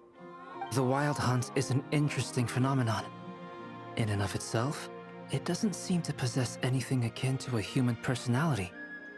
But taken as a collective, the medium through which the Wild Hunt is summoned does appear to have a soul. Master griped a lot about the wise Horoptetyr, and seemed somewhat fascinated with the foul Certology. But she barely mentioned Rerir at all. I don't think that was because of his lower social standing, though. Anyway, it's a pity. I should like to hear her thoughts on the nature of the lifeform he has become today. It's a strange mix. The furious energy of an abyssal being channeled through a fractured physical existence. A consequence of being torn apart by an unknown power. Perhaps the only explanation for his survival in this state is that he sacrificed a degree of individuality in exchange for a continued existence. Oh, sorry. Once I get talking about interesting research, I have a tendency to go on indefinitely. As you do. Back to our research findings. Essentially, they confirm my hypothesis. Rerir's corpse is completely contaminated by the Abyss, and the effects are irreversible. You could think of this as Rerir in mutated form. But in my view, even that would be inaccurate. In reality, his whole being has been consumed by the Abyss. In other words, he is now nothing more than a manifestation of abyssal power. Unfortunately, at present, we have no means of completely eradicating abyssal power. Hence, we cannot fundamentally destroy the Reihir of Solnari either. Oh, that's terrible news. So, that's it? We can't defeat him? Not even if we get the power of the Three Moons? Miss Columbina's situation is a difficult one. She can never achieve wholeness when the world does not accept her presence. It's as if her creator banished her to a place she can never be accepted. It means she spends most of her energy just on her own survival. Given the circumstances, it's only natural to despair. But we must see this plan through to the end. Time to kick off the backup plan. Oh, Paimon almost forgot! This is for you. Dory asked us to bring it. Ah, how wonderful. Well, thank you for making the trip. Durin and I will be heading off shortly. I'm sorry I won't be there to protect you in person this time. Please be careful. We will. All right then. Stay safe. Over with Vodka. Hello. And stay on the Harrison Island.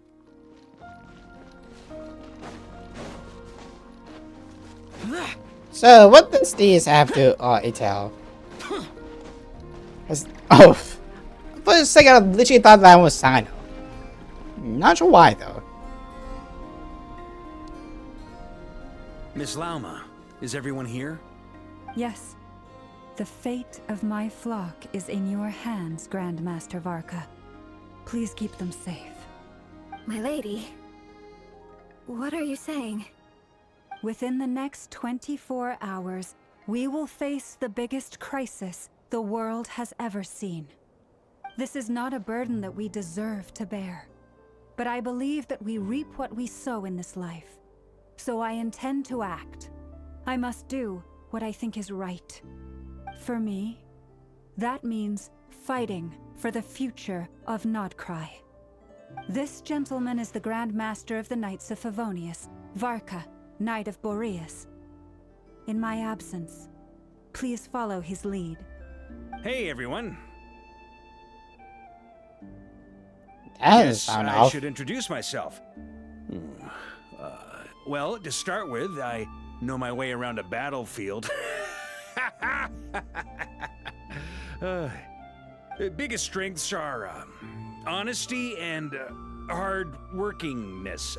Anyway, point is, I don't intend to let Lauma down. I'm gonna do everything in my power to keep every last one of you safe and sound.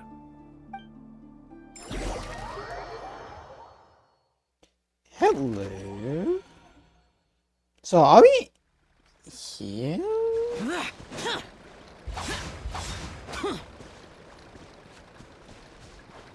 So what does this lead to is a better question. Something on your mind? Miss Columbina, was it? I believe that's how the others addressed you. That's right. Names are funny things. Have you always been called Dainsleif? Yes. I take it your own name has a more complicated history. I have a different relationship with names than other people. To be honest, I'm not even sure that Columbina is my name. At least, not in the same way that Dainsleif is yours. But it's what everyone calls me, and I go along with it. A lot of my life has been that way. I get so used to things that I forget to question why they are so. I never used to think much about where names come from, or what they mean to people. Maybe something's wrong with me. You're different from other people. I sensed it the first time we met. You're more perceptive than most. I'm sure your long life and rich range of experience explains that. Do you ever find yourself missing Conria, Mr. Dainsleif? Difficult to answer. I have dreamed of the past many, many times. Sometimes I'm fighting tooth and nail. Other times I'm lying on the ground, defeated. I don't recall any happy moments from that time. It has been too long. Is that because hatred survives longer than love and affection? That would not be for me to say. I make no excuses for the grudges I bear. But whatever the reason, I remember little that was beautiful or sentimental. Thank you for your help with the Rerir situation. Without your efforts, I never could have learned the hidden truth of his story. You're welcome. I know he's your friend. Friend? He betrayed me. And I never really understood what he was going through in life. Some friendship, that is. Okay. So, do you plan to fight him with us? You see, you're torn. Now you know what really happened. You see the things he's done in a new light. I need some time. Of course. I completely understand. Anyone else in your position would feel conflicted too. Actually, I went through something similar myself recently. Something happened that changed my perspective on a situation. A situation I took for granted at the time, but now I feel very grateful for it.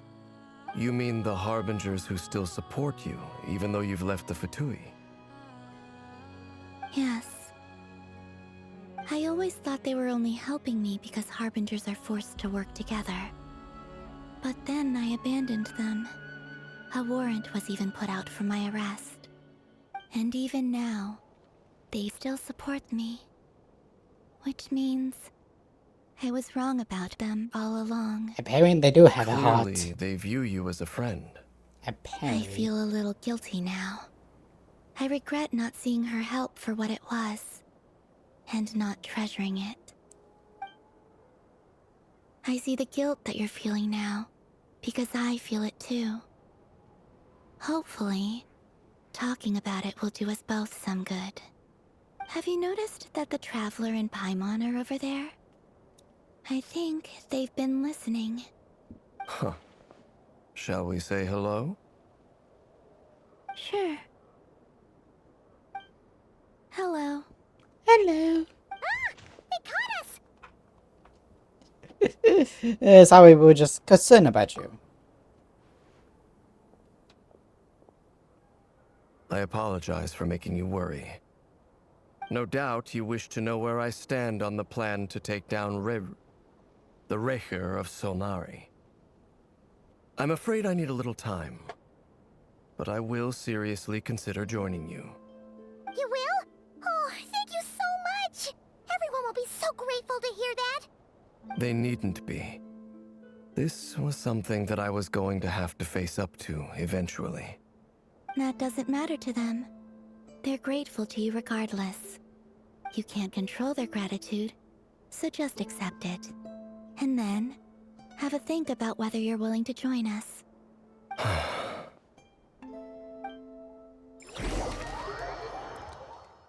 I mean, this kind of sucks, but It's nearly showtime! Let's go rendezvous with the others. You know the place. You know what's this? Kasaba. I don't know. Gonna have to say that. Middle. You know what? Maybe after the fight. I can stop though. Useless.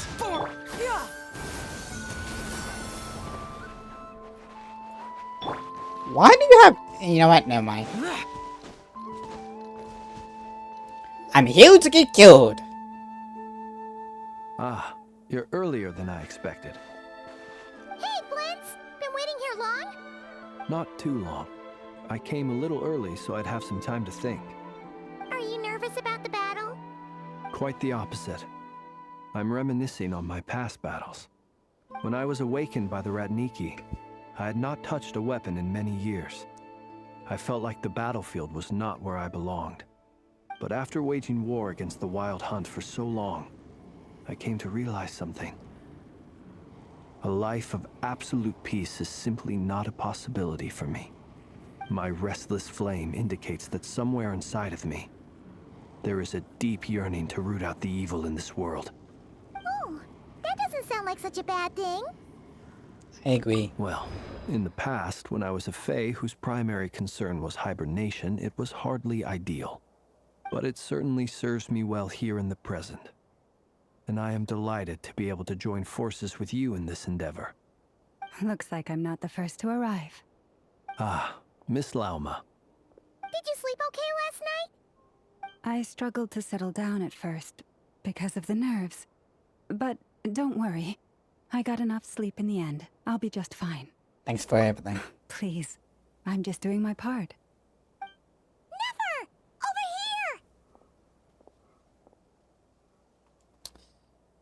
The backup plane is underway. Ino asked me to relay a message.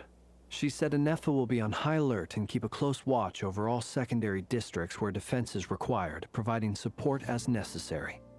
Meanwhile, Ino herself will provide range support to us directly, using her latest invention. Excellent. My thanks to all involved. The chest set's looking a little unstable. It won't hold him much longer. We should be prepared to engage at a moment's notice. No sense sitting around waiting. Let's make the first move while we still have the option. I agree. Paimon, find a safe hiding place. Got it! Be careful, Traveler! Time to die! I will. Everyone, take your positions as soon as the battle starts. Every ounce of strength we have in our bones, let us bring to this fight. Ready? Let's go. I've seen all your futile ploys before. You have become the authors of your own demise. I wouldn't be so sure about that. You are merely a moment of sport before I tear down the moon.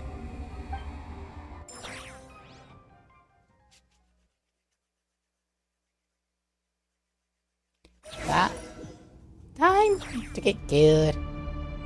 Stay on your toes. Yep, you too. Oh! Let me help you guys. The moonlight. Traitor.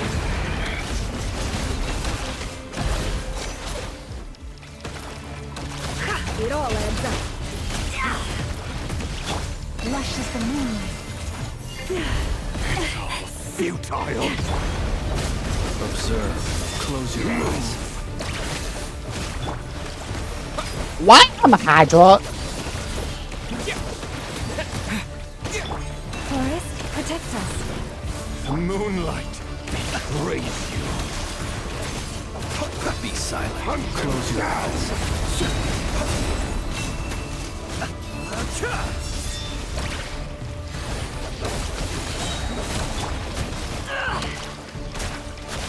Can't hide the truth. Seek within. Okay. Something does here, which is really good.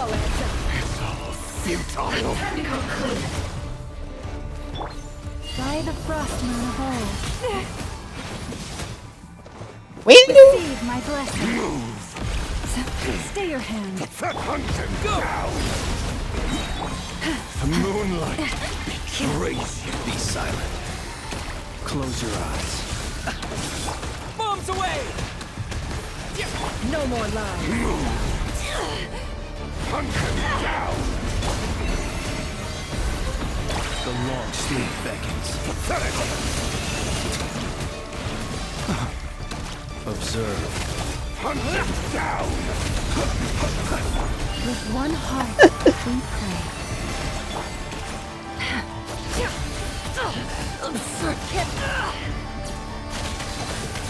The mystery unravels. It began with the moon, and so shall it end. The moon will protect you. Follow. Okay, here.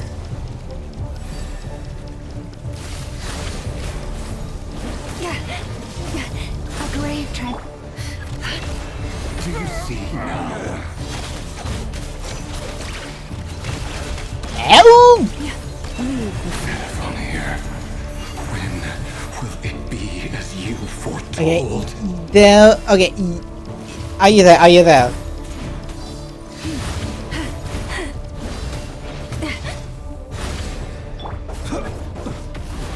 Are you quite finished? Okay. There you are.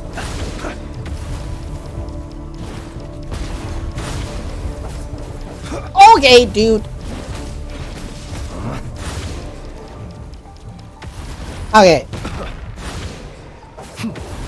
What's happening to my team? Is not welcome here. Okay. Close your eyes. Night falls. Yeah! Seek within.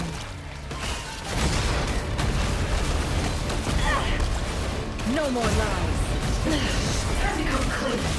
The moonlight Everlasting betrays you. receive my blessing. Okay, so bull of fucking shit.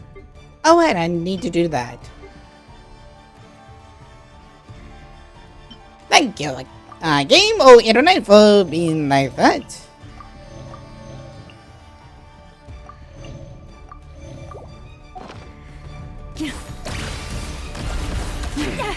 Pathetic. Go! Yeah! Hunt him down. Stay your hand. Be silent. Do you fear the dark? Close your eyes if you can feel the dark. Pathetic. Win the game! The moonlight betrays you. Stay your hand. Futile.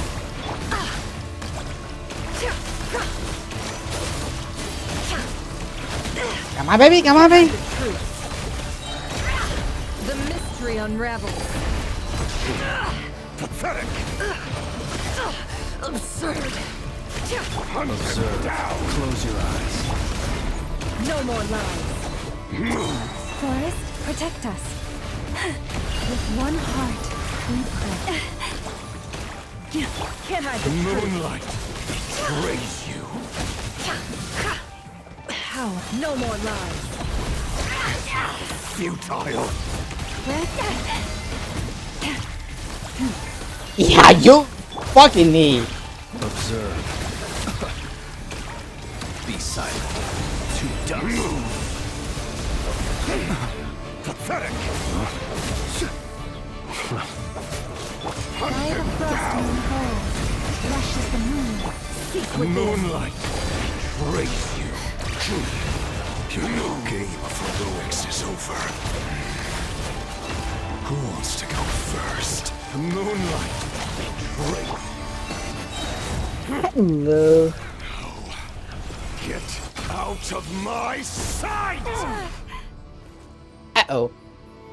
No, we've been Death is within separated. my grasp. You okay? Nefer, where are the others? Stuck outside the barrier. I guess he really doesn't like us. Destroyed by torch and reborn. Knowing too much is always a death sentence. Be careful what you wish for.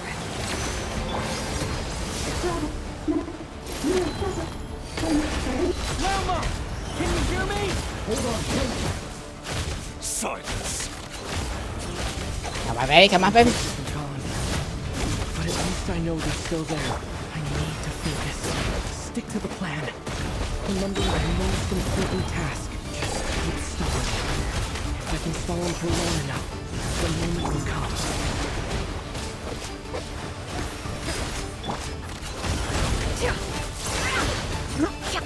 Ow! No more lies. Destroyed and reborn. How unfortunate. Water jet! Wipe out! The deception ends here.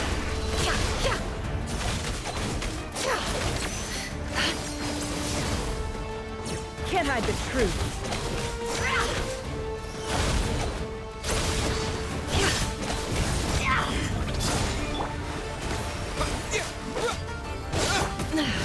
It all adds up. The mystery unravels.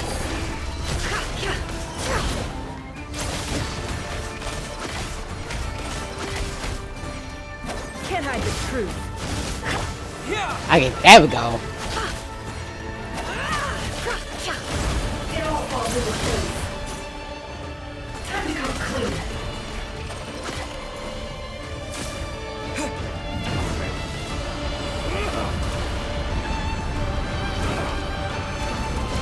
One, two. Where's the third? Where's the third? Where's the third?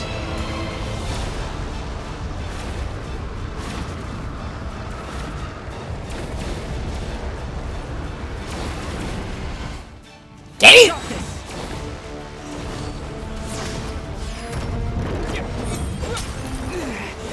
The shield's broken. I can't keep this up. Don't push your luck. How much power will it take? Go! No more lies.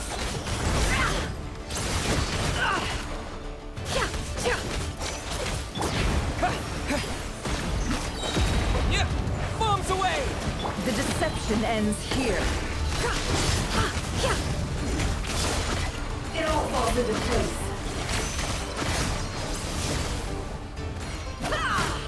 It all adds up. Go!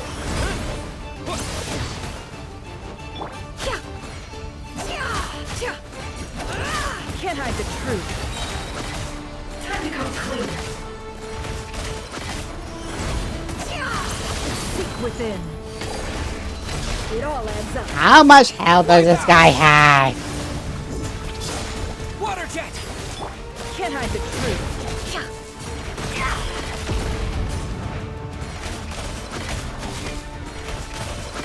No more love. The mystery unravels. I have been hitting this guy a lot. It all falls into place. Let's see what you're made of. Can't hide the truth. It all falls into place. Bombs away! Seek within. No more lies. Where do you go? Where do you go? Where do you go?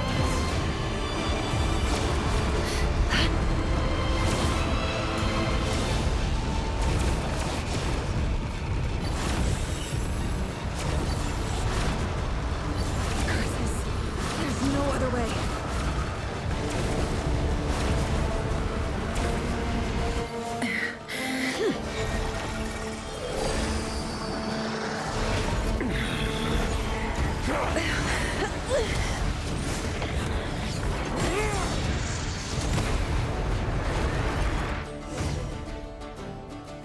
The only way to defeat Rarer is to borrow his own power. That means Columbina will have to disappear while you two bear the brunt of his attacks. You have to hold on. Find a way to keep him focused on killing the two of you.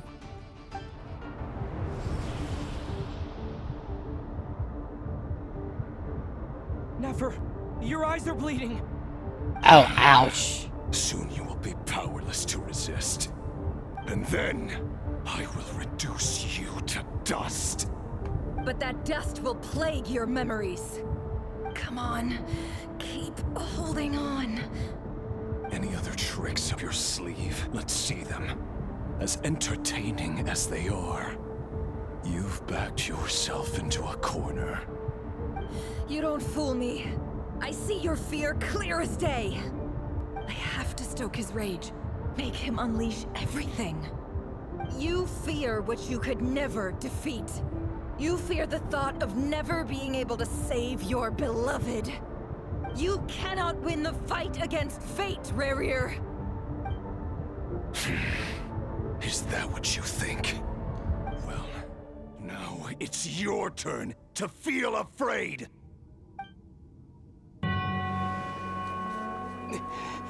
You fear the sound of your own name? Is it us you hate? Or is it what you've become? Let's see what becomes of you!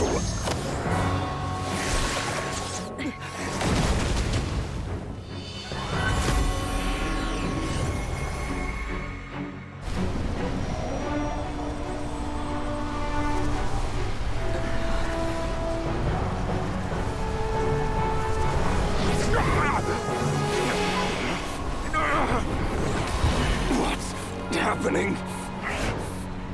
That power. I've seen it before.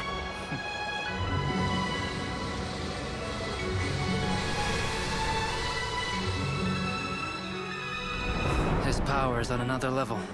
We'll need to use an alchemical array to convert his power into a usable form. Then quickly channel it into Columbina, rendering her powerful enough to compete with him.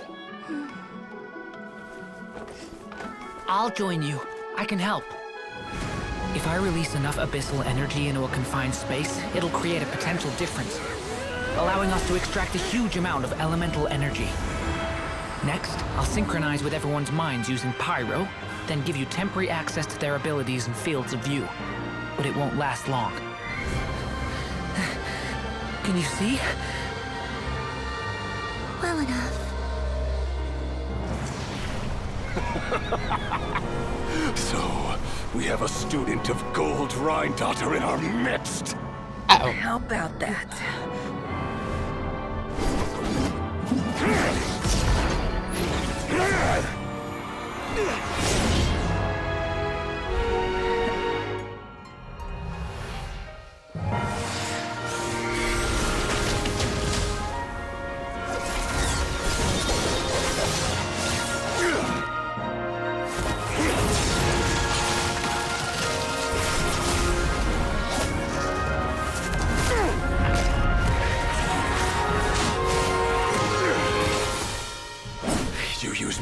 power against me?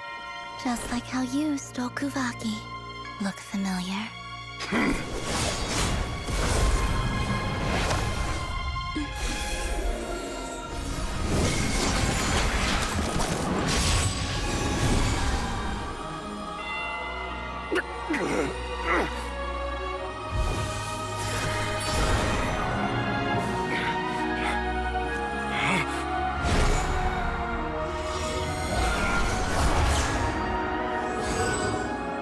Don't you realize?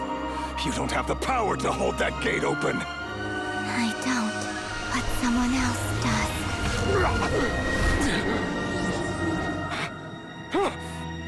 Goodbye, Rerir.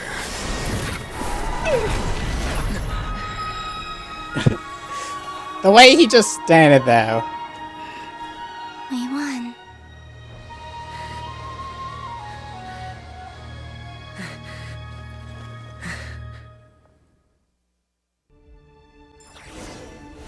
Did the eyes change or something like that? I would say he had a lot of health.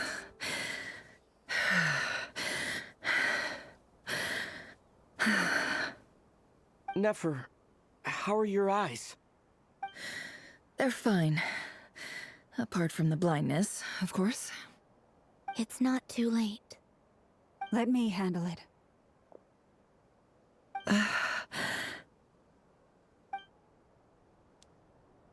What are you doing? Oh.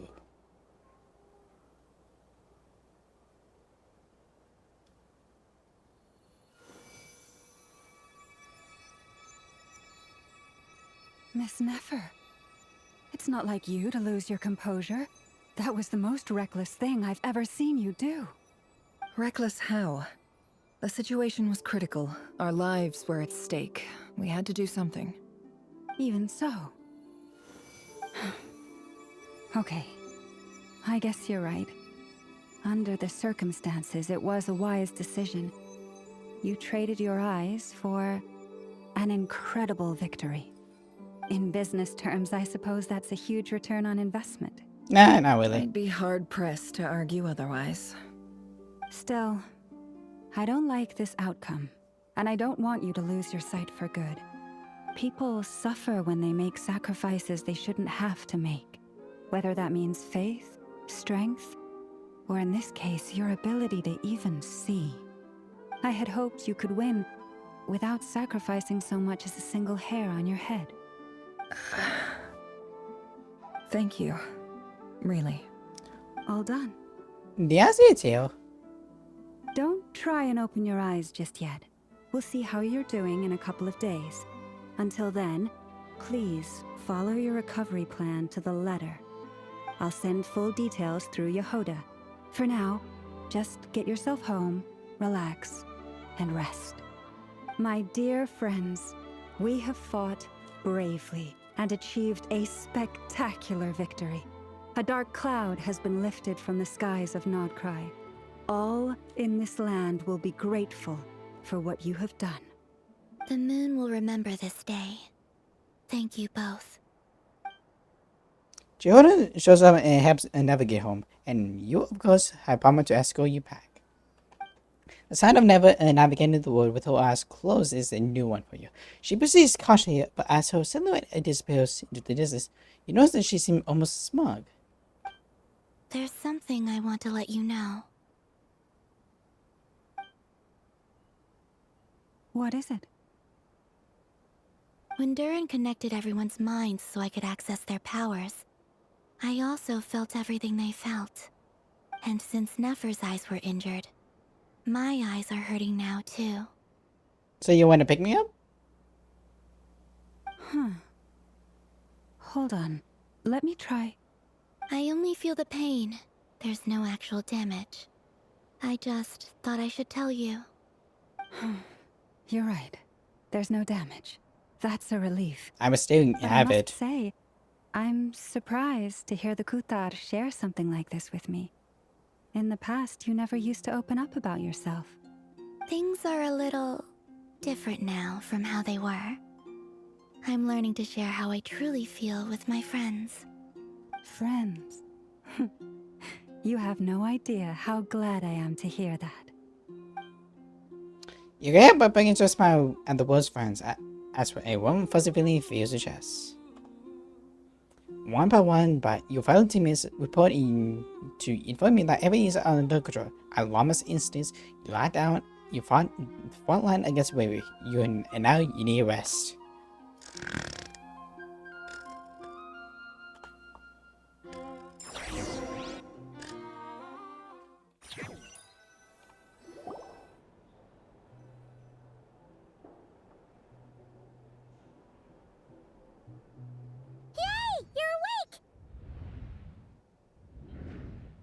How are you feeling? Any aches and pains? Did you sleep well? I'm doing all right, Paimon. No need to worry about me.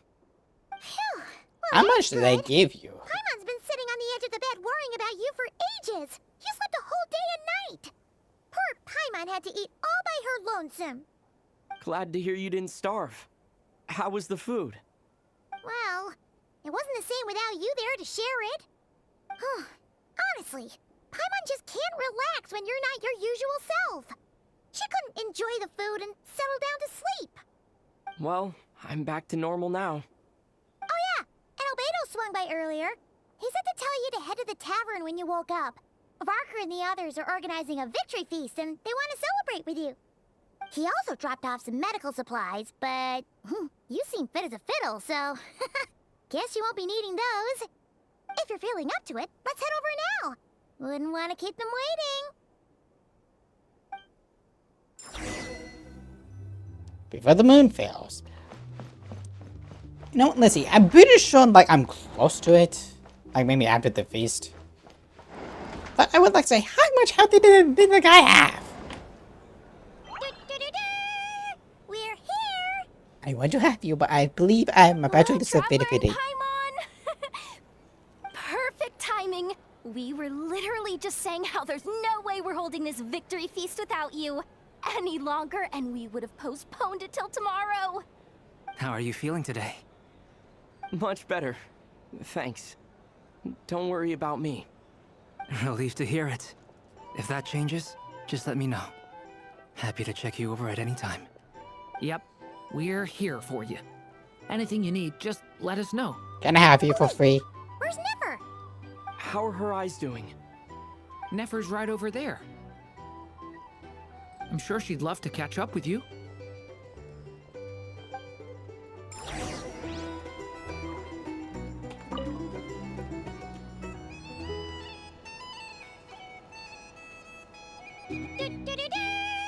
We're here. Uh-huh. Traveler and Paimon. Perfect timing. How are you feeling today? Much better. Relieved to hear. Yep. Oh wait, where's Nefer? How are her eyes? Nefer's right over. I'm sure she'd love to. You very blatant. Hello. I believe I'm about to finish the archon quest, but let's see. Hello, you. How about you? Recovered from the battle? Most of recover. Thanks. I'm touched that you asked. Come on, what do you mean? Of course I'm gonna ask. I care about my friend's well-being, and we are friends, aren't we? As only if I'm paying Have a you. drink. You've more than earned it. In fact, today your drinks are on me. Lord Pretty Solomon good. got you covered. Wow, really? What about Paimon? Has she earned it too? Has she? Please? Well, you haven't been through quite as much as the Traveler, but... what the heck, sure. Yay! Wow! Drinks on Dory! What a historic day. Hey, keep your voice down, or everyone else is gonna want in too. Have you heard anything I've been saying recently? Doing business in Nodcry has been an absolute nightmare. If I'm buying for everyone, oh... Okay. Paimon will speak more quietly. Jeez. That's more like it. Don't you forget, Lord Songama Bay doesn't just go around buying drinks for anyone and everyone. I mean, you did help us. So you should take this as a sign. That's just fucking sleep. Hello, sexy. I see you've recovered. You bet. Snooze his way to a full recovery. I'm doing much better. Thanks for checking on me. Glad to hear it. A You healthy are more body is happy. paramount. Nothing else in life is possible without it. So take it slow. You can't afford an injury. I'm so clever that you decided to help us in the end. Paimon too. You really saved the day when you swooped in to open that gateway. I came to accept that although Rerir was my friend in the past, here and now, he was an enemy that must be defeated. Though I will never fully understand what happened between us, I could not let this crisis deepen any further. I just found someone to love We fought him. a very necessary battle, and you played your part admirably. Thank you. I know it was hard, but you get through this. Yeah. And if you ever need to talk, just remember, we're always here. I'll do that. Kind of wish we like defeat him in quote unquote, and they have like some sort of talk, but understandable. Have a nice day. Let me talk to the guy who needs to get back to his seat. Oh, get back to a master. I thought of 1,000 ways to congratulate you, but now you're here, words are failing me. The honorary knight stuns them speechless once again. Well, thank you. Well said. The honorary knight showed us all how it's done. The other knights tell me that Mondstadt was the first stop on your journey. All of us are truly delighted to count you as our friend. I'd like to thank you for supporting the Knights of Favonius, and also for helping us save Nodcry. Don't mention it, Grandmaster. Nonsense. Of course I'm gonna mention it. This is more than just business. It's a relationship. And there can be no relationship without showing gratitude where it's due. And now, go to your job. She deserves a vacation. I would like to know if there's flames. You drink less. Flames, buddy. Where are you?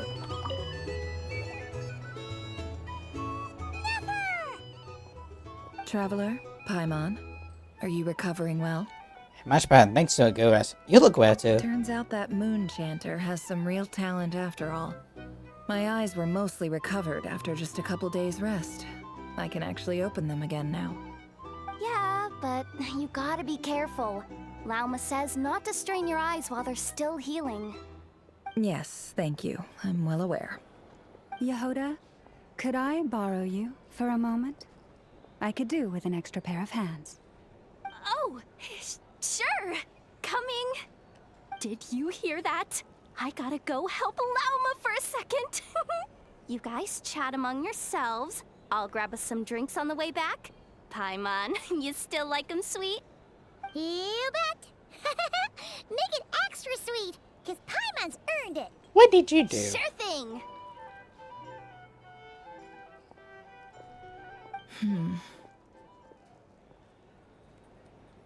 What's on your mind? The Raker of Solnari. Kind of a snake, don't you think?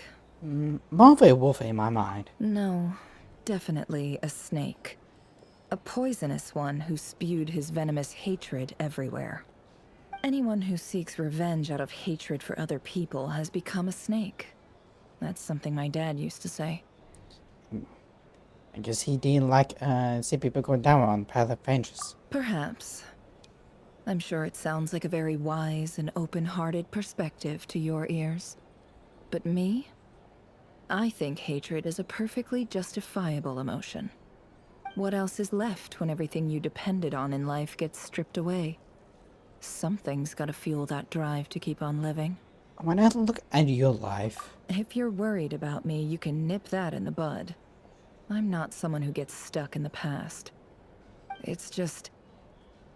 I suddenly feel like I was wrong to call my father a liar. He was just a fool. That's why the Academia turned their back on him. And why the other tribes ganged up on him. Oh, Father. How much better things could have been if you were a skilled liar. Look at the Ibis King. Thoth is a fiendishly cunning liar. And yet, strangely, he feels more like a father to me than my real dad ever was. He's never brought it up, but I'd bet he feels the same way. Why else would he give me the power to perceive the truth, while at the same time training me in the art of deception? What he's actually like? Well, King Deshret banished him to Aru, which is essentially a prison, and posed 3 questions to him.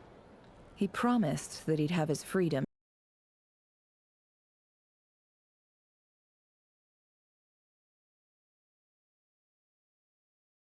Harmony. Hi, are we back yet? Good. Very good. Like I say, you never sound like a father. So Father, that's Dado. enough for you to decide he's nice, is it? He's a prisoner, and he was scared. So he decided to perform some good deeds to win people's approval. He lives in fear because he's a deceiver. How is Rerir any different? You can't work as a spy your whole life and expect a happy ending. It's preposterous. Yet I can't say I don't understand it. Liars live in the darkness of their own making. But it's still human nature to want to go on living. They say that a liar's soul is the most worthless thing in the world. What do you think? I have to disagree. Oh, really? Well, it takes a very kind person to find compassion even for liars. If you ask me, the soul of a liar really is worth nothing. Because all they care about is themselves. For example, when something good falls into my lap, I don't go sharing the news around. Stops other people trying to steal it from me.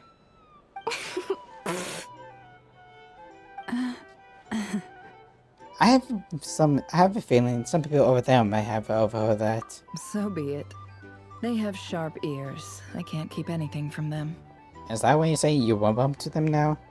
Wow, is that what it looks like? It looks like it is. You started seeing them as your friends. Well, you all know my past now. And I can't simply eliminate everyone who knows too much. So I guess I just have to put up with you. For the foreseeable future, at least.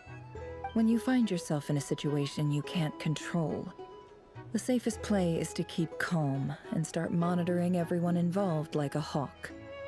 In the intelligence world, you need to have a sense of perspective and play your hand accordingly. If you understand what's at stake, please ensure my secret is safe with you. I trust you'll respect my wishes as a friend.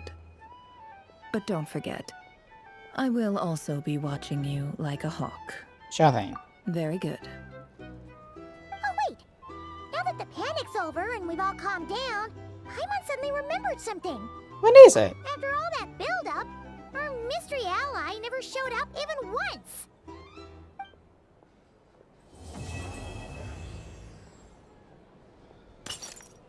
No, it's coming from the indoors. Huh? Am I imagining things?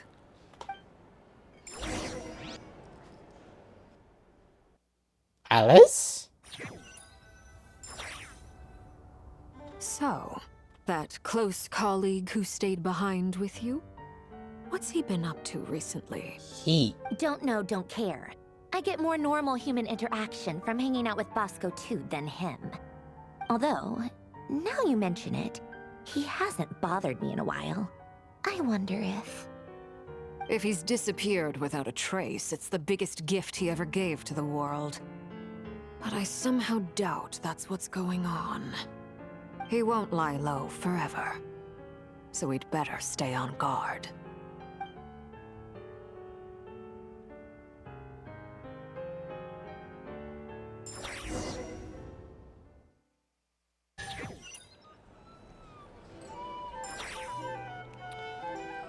Is there what everyone's thinking about? Where are we is a better question. Echoes of Fae.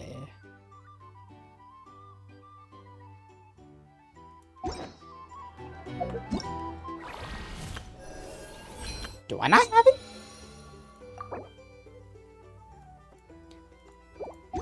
How long is this? Is a better question.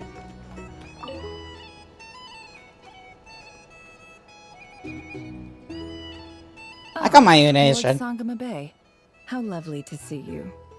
I must thank you for the device you provided. It was an enormous help. Would I be right in thinking that it was developed by the academia? Why come and ask me when you clearly know already? I mostly came to thank you. That's more like it. A little gratitude goes a long way with Lord Sangama Bay. Play your cards right, and you might even stand a chance of becoming my long-term supplier. The chance to work with such a kind and charitable investor as yourself would be a great honor for the curatorium. Huh? Charitable? Who said anything about charity? First time hearing about it. Let's see. The first plot of land you purchased in Nodcry, your desert interests, and... Stop! What do you think you're doing? Exposing my investment history! It's nothing to hide from. They're all perfectly legitimate investments. And some of the land you purchased was with the intent of building a sanctuary? Yes, I heard about that too. Well, I make some coffee. How did you... You're a curious case, Lord Sangama Bay. You don't like people finding out about your good deeds, do you? But I'm afraid no matter how hard you try to keep things under wraps, where there's a will, there's a way. You did it for Sumeru, didn't you? It was empty land that was gonna go to waste otherwise. I figured if I built something there, it might at least get some use in an emergency. Disasters are capricious things. They strike without any warning. I've lost family to a disaster before, and I don't want to lose any friends or business partners if I can help it. My elder sister used to dream of finding a sanctuary. Somewhere with plenty of food, water, and medicine. Where everyone could live happy lives. It was something I looked into, but after discussing things with the Dendro Archon, I decided on a more effective strategy. The tech people handled the tech, and Moneybags provided the Mora. It just made the most sense. It's a pity that so few people know the truth about you. Everyone says that you view everything in terms of Mora, and all you care about is growing your own wealth. So, what's the problem with that? Everyone wants to be rich. It's human nature. So yes, I love Mora, and it's nothing to be ashamed of. But surely you have dreams of your own, beyond just making Mora. You don't get it, do you? My dream is to invest in other people's dreams. And, you know, make a nice little slice for myself along the way. Just thinking about it makes me happy. That sweet, sweet sound of Mora. Thank you. For the device? And the pendant. Oh, that. I was just returning a favor. Don't worry about it. Seems like we've both been away from home for a very long time. Yeah. So long that I barely remember what my family even looked like. That would be your mother, father, and sister?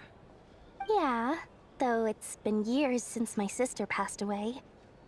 It's not like I want to forget them, obviously, but memory can be even more ruthless than the most calculating business person.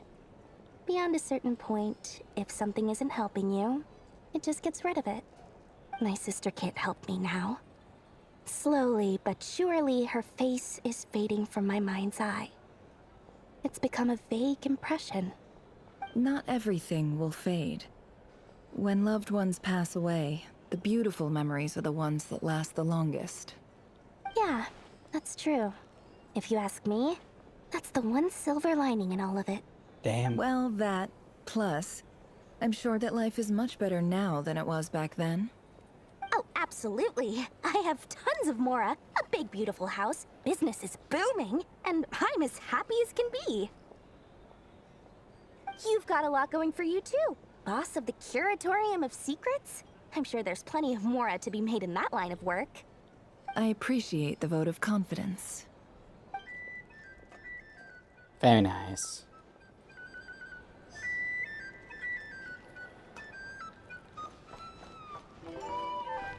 Alright, time for you guys. How have you been holding up? Any adverse reactions? if you start to take a turn for the worse, make sure you tell me right away. You don't need to worry about me, Grandmaster. I'm fine. I mean, I barely did anything, so... What? You're too humble, young man. You played an indispensable role in the battle for Nodcry. We can't thank you enough for your support. Sometimes, when people praise you, it's because you deserve it. The best thing is to accept it calmly and with grace. It's important to learn how to respond to words of admiration. Let's do a quick demonstration. Albedo, that was an incredible feat of alchemy. The pressure was on, but you worked flawlessly at lightning speed to get the job done. Thank you. I can't take all the credit, though.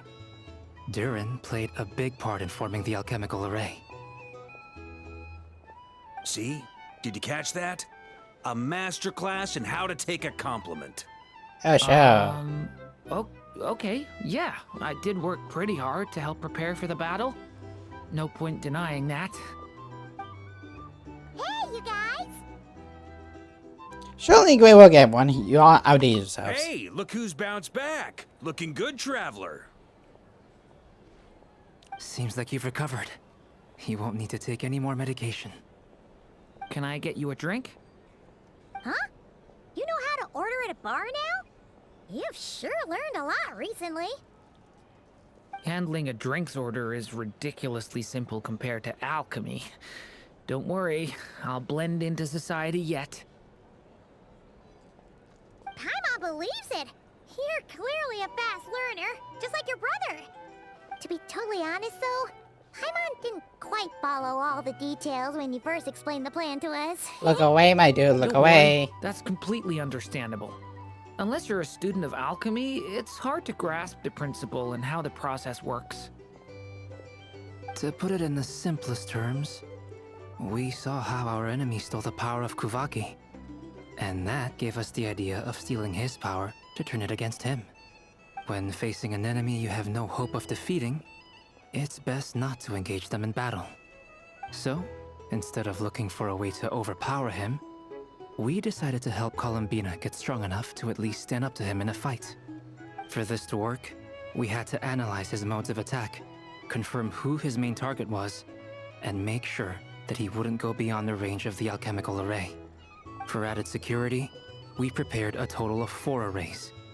But to mitigate the impact of the battle, we identified one location in particular as the ideal spot, which is where the confrontation took place. The alchemical array absorbed his abyssal power. Then Durin processed it to render it usable by Columbina.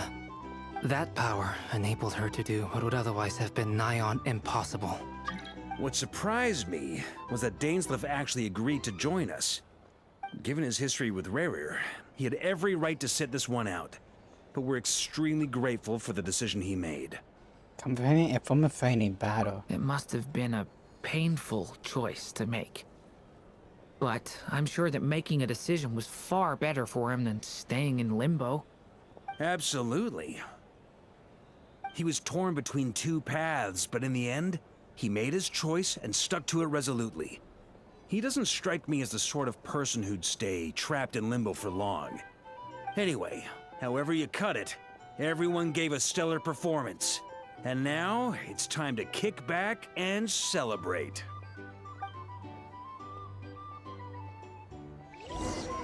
Is this going to be the end? Because I would like to know. Okay. That's the only reason you're here. Yes. I've thought a lot about it. And I've realized that you, me, and Arlecchino should be friends. I think this is very important. So I felt I had to come and tell you. Well, this is a new one. I'm so moved. I can't even hold my teacup.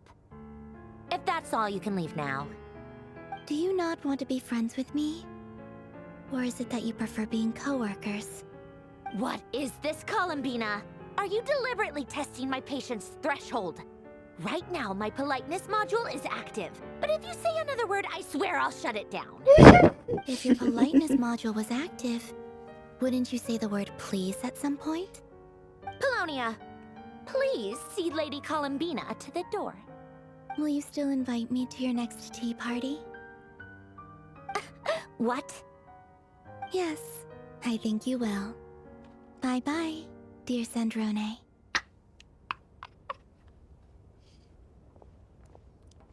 Hello. Hope I'm not interrupting. Last time, the Wild Hunt escorted you out. Would you rather I handled it myself this time? We just wanted to, see how you were doing now that it's all over. Why? Out of concern for my safety? I hope you didn't seriously think that the Rahier of Solnari would be able to lay so much as a finger upon me, given how prepared I was. Given how much you Mostly, destroyed. You kind of helped us out, so we just wanted to check you were okay. Looks like all your robots are fixed, huh? I spy books and teacups on the table. Oh, don't you worry about that. Tea time is already a write-off. The visitor before you managed to kill my appetite. If you're in the mood for tea, go ahead and help yourself. Otherwise, it's going to waste. My coasters are still missing in action, though. Use this notebook instead. Whoa! Pretty hefty notebook.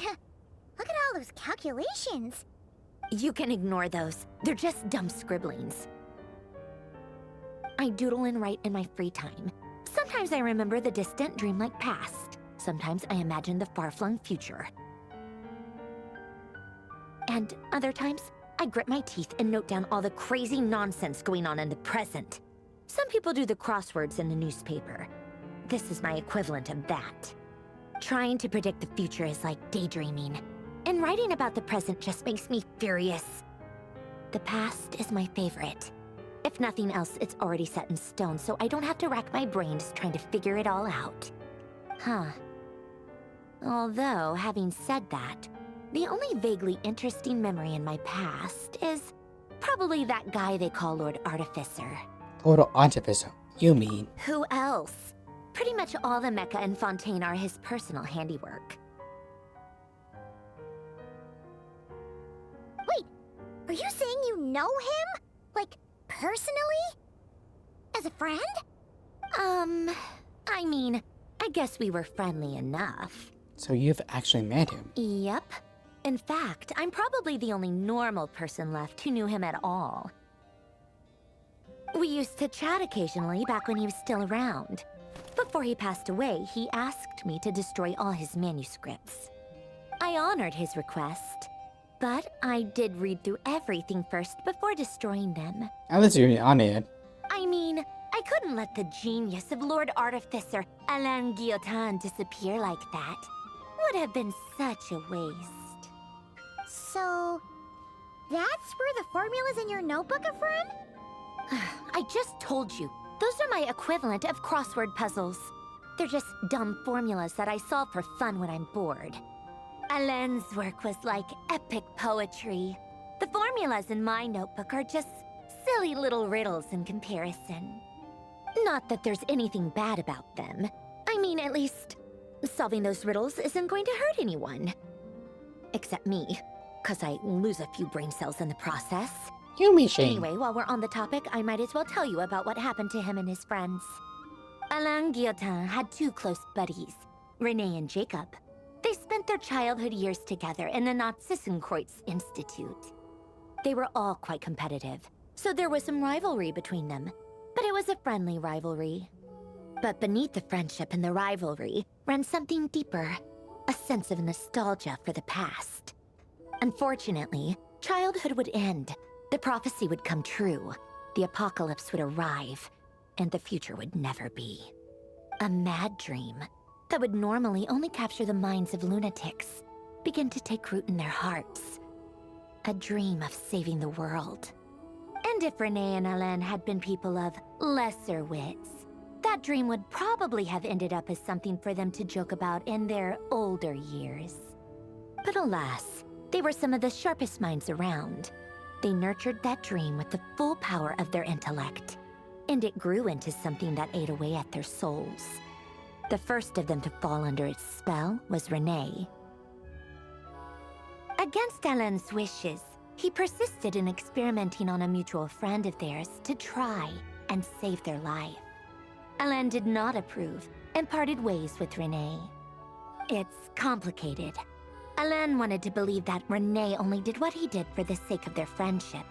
But when he told me about what happened, I could tell he still had some suspicions about Renee's motives. Perhaps the seed that would grow into a nightmare had already sprouted in Renee's mind. Even then, the next time they met, Renee's soul had been completely engulfed by the dream of salvation. His futile attempt to change the tide of fate only resulted in a wave that swallowed up the world, even before the apocalypse came. And although that wave died down eventually, I hear that it just recently came back with a vengeance. As I understand, Renee wanted to live out his dream of salvation once more. But I'm told that the attempted resurgence finally died out for good. At long last, Renee awoke from his deluded dream. Though of course by then it was far too late. What do you think of Renee? Do you admire his transcendent genius? His view that any price was worth paying to achieve the lofty goal of saving the world? Or do you despise him? Dismiss him as an evil madman who wrought havoc on the lives of everyone around him as he pursued his delusional dream? Same difference, really. Just a matter of perspective. I don't. Really? I can't tell whether that's because you disapprove of his deeds or because he failed. Or maybe you have some other reason. Renee no longer exists in this world, and the dream he started went on to be realized by someone else. How about you? What's your take on Renee? I don't like fanatics who give up their whole lives for their ideology. Nor do I like fools who let their delusions take control. Maybe I could understand if Renee had just been an ordinary person. But he had a sage-like intellect, and still managed to get himself lost in a labyrinth of his own desires. Anyway, that's enough about Renee. Now, moving on to Alain Guillotin, the Lord Artificer. He managed to put a stop to the first storm whipped up by Renee. But after that, Alain lost his friends and family. To his credit, I suppose, the loss of his family and friends was purely a tragic accident. It's not like Alain sacrificed them for his cause or anything. After that, the only thing supporting his work was the same dream that had dragged his closest friend down to the abyss. But although the desire to save Fontaine drove him to found the Fontaine Research Institute, Alain continued to reject any form of transcendental knowledge or power. He was suspicious and fearful of it, having seen the way it had affected his closest friend.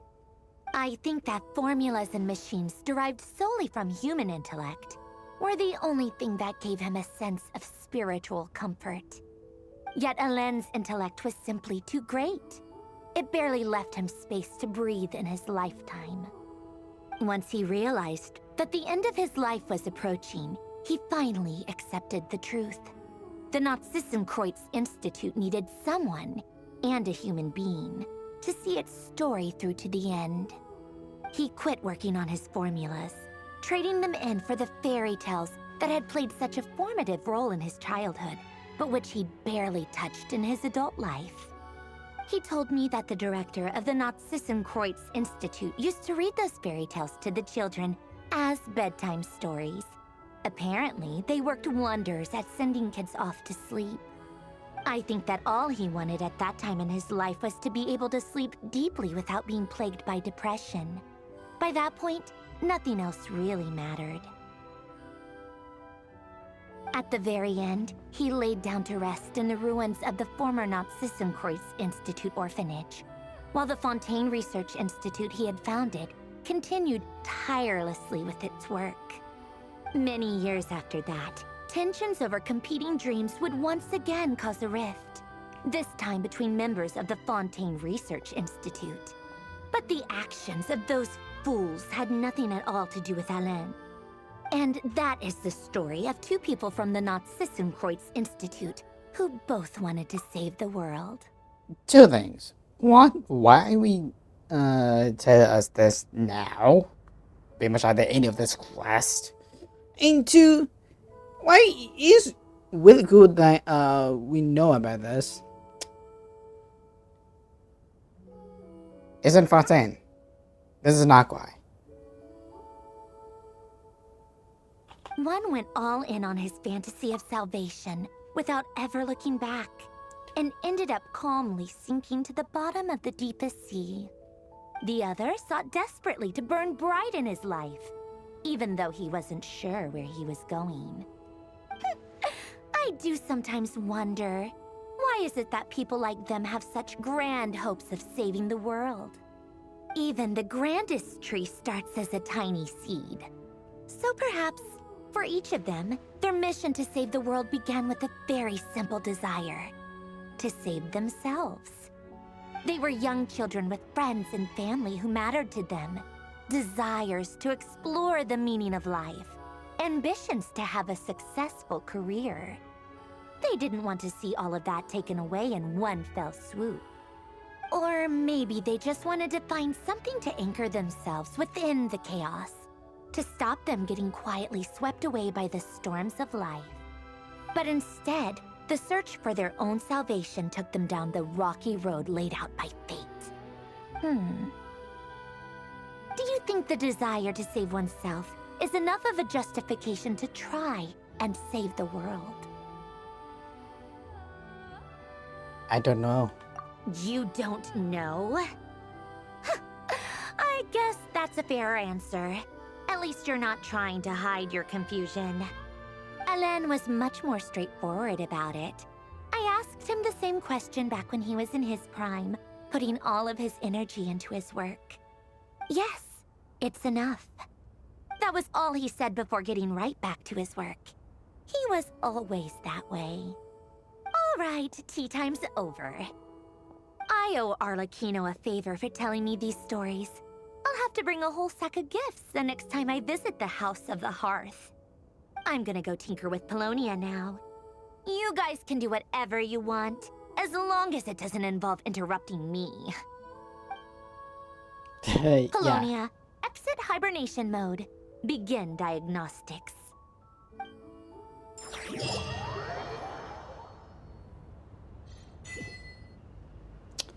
Allergy fit. Okay. There we go, Chief. There we fucking go.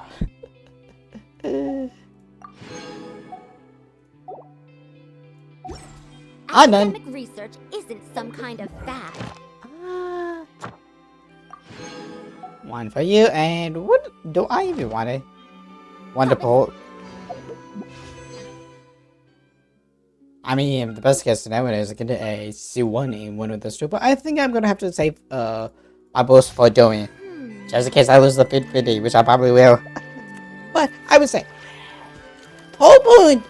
Okay, Act 4 was a lot of talking of it. Not gonna lie, it was a lot of talking of it, and like the only great thing about it was having like near the end, and like yes, we got to know a lot and like so much of knowledge from Mario and Never, to the point where you can almost justify their actions. You can almost justify their actions. And for the story perspective is interesting. What I want to know is what Dino, wherever the chick was, what was she doing? Was she trying to escape, or was she trying to find some way in another world to escape the one she was in?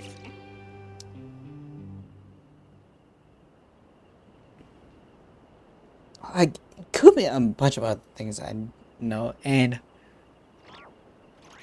what was the king trying to do as well is the visionary as well. Like, was he trying to do something? Because I believe the visionary was trying to make something.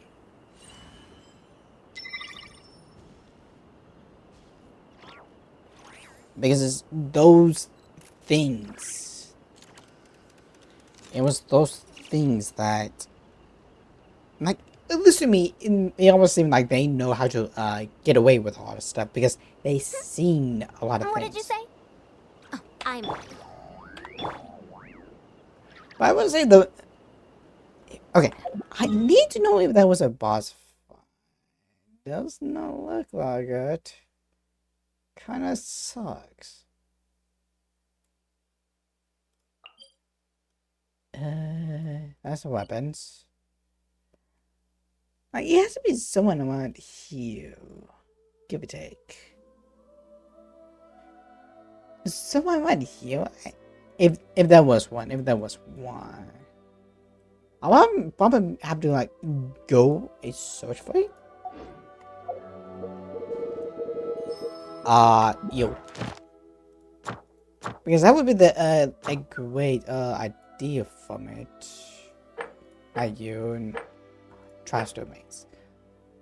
Yeah, none of it has at the current moment. But like I say, it was a really cool story scene altogether. Like talkative, yes, and was a long. I would say the first part from it. Like now I could understand. Like there was not a good point to like really stop and give it that point, which I understand. But also, you could just still leave and then come back. You just have to enter it in some form or another. But I don't know. But with that, it's time to find someone to raid today. And you guys have anyone I could, please speak now if I ever hold a peace. But no, I did enjoy it. Like there's some things I would say here with there, but it's also like not my thing. I'm trying to find smart communities. Here we go.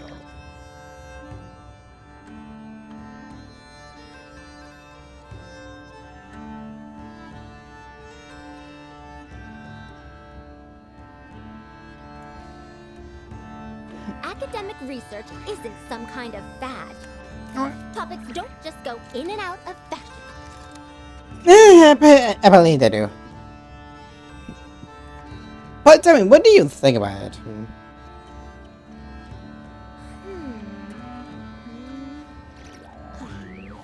Happy we read Komani Ota, who's currently Legacy. If there's one thing I would say, I gave him a lot of health. Good luck. Ooh, I might need to fix my my things. Because that is not good. That's not good. Big bunny. I think we need to give him that shot out. So wait. Don't say anyone else, so if I can find it, oh come on.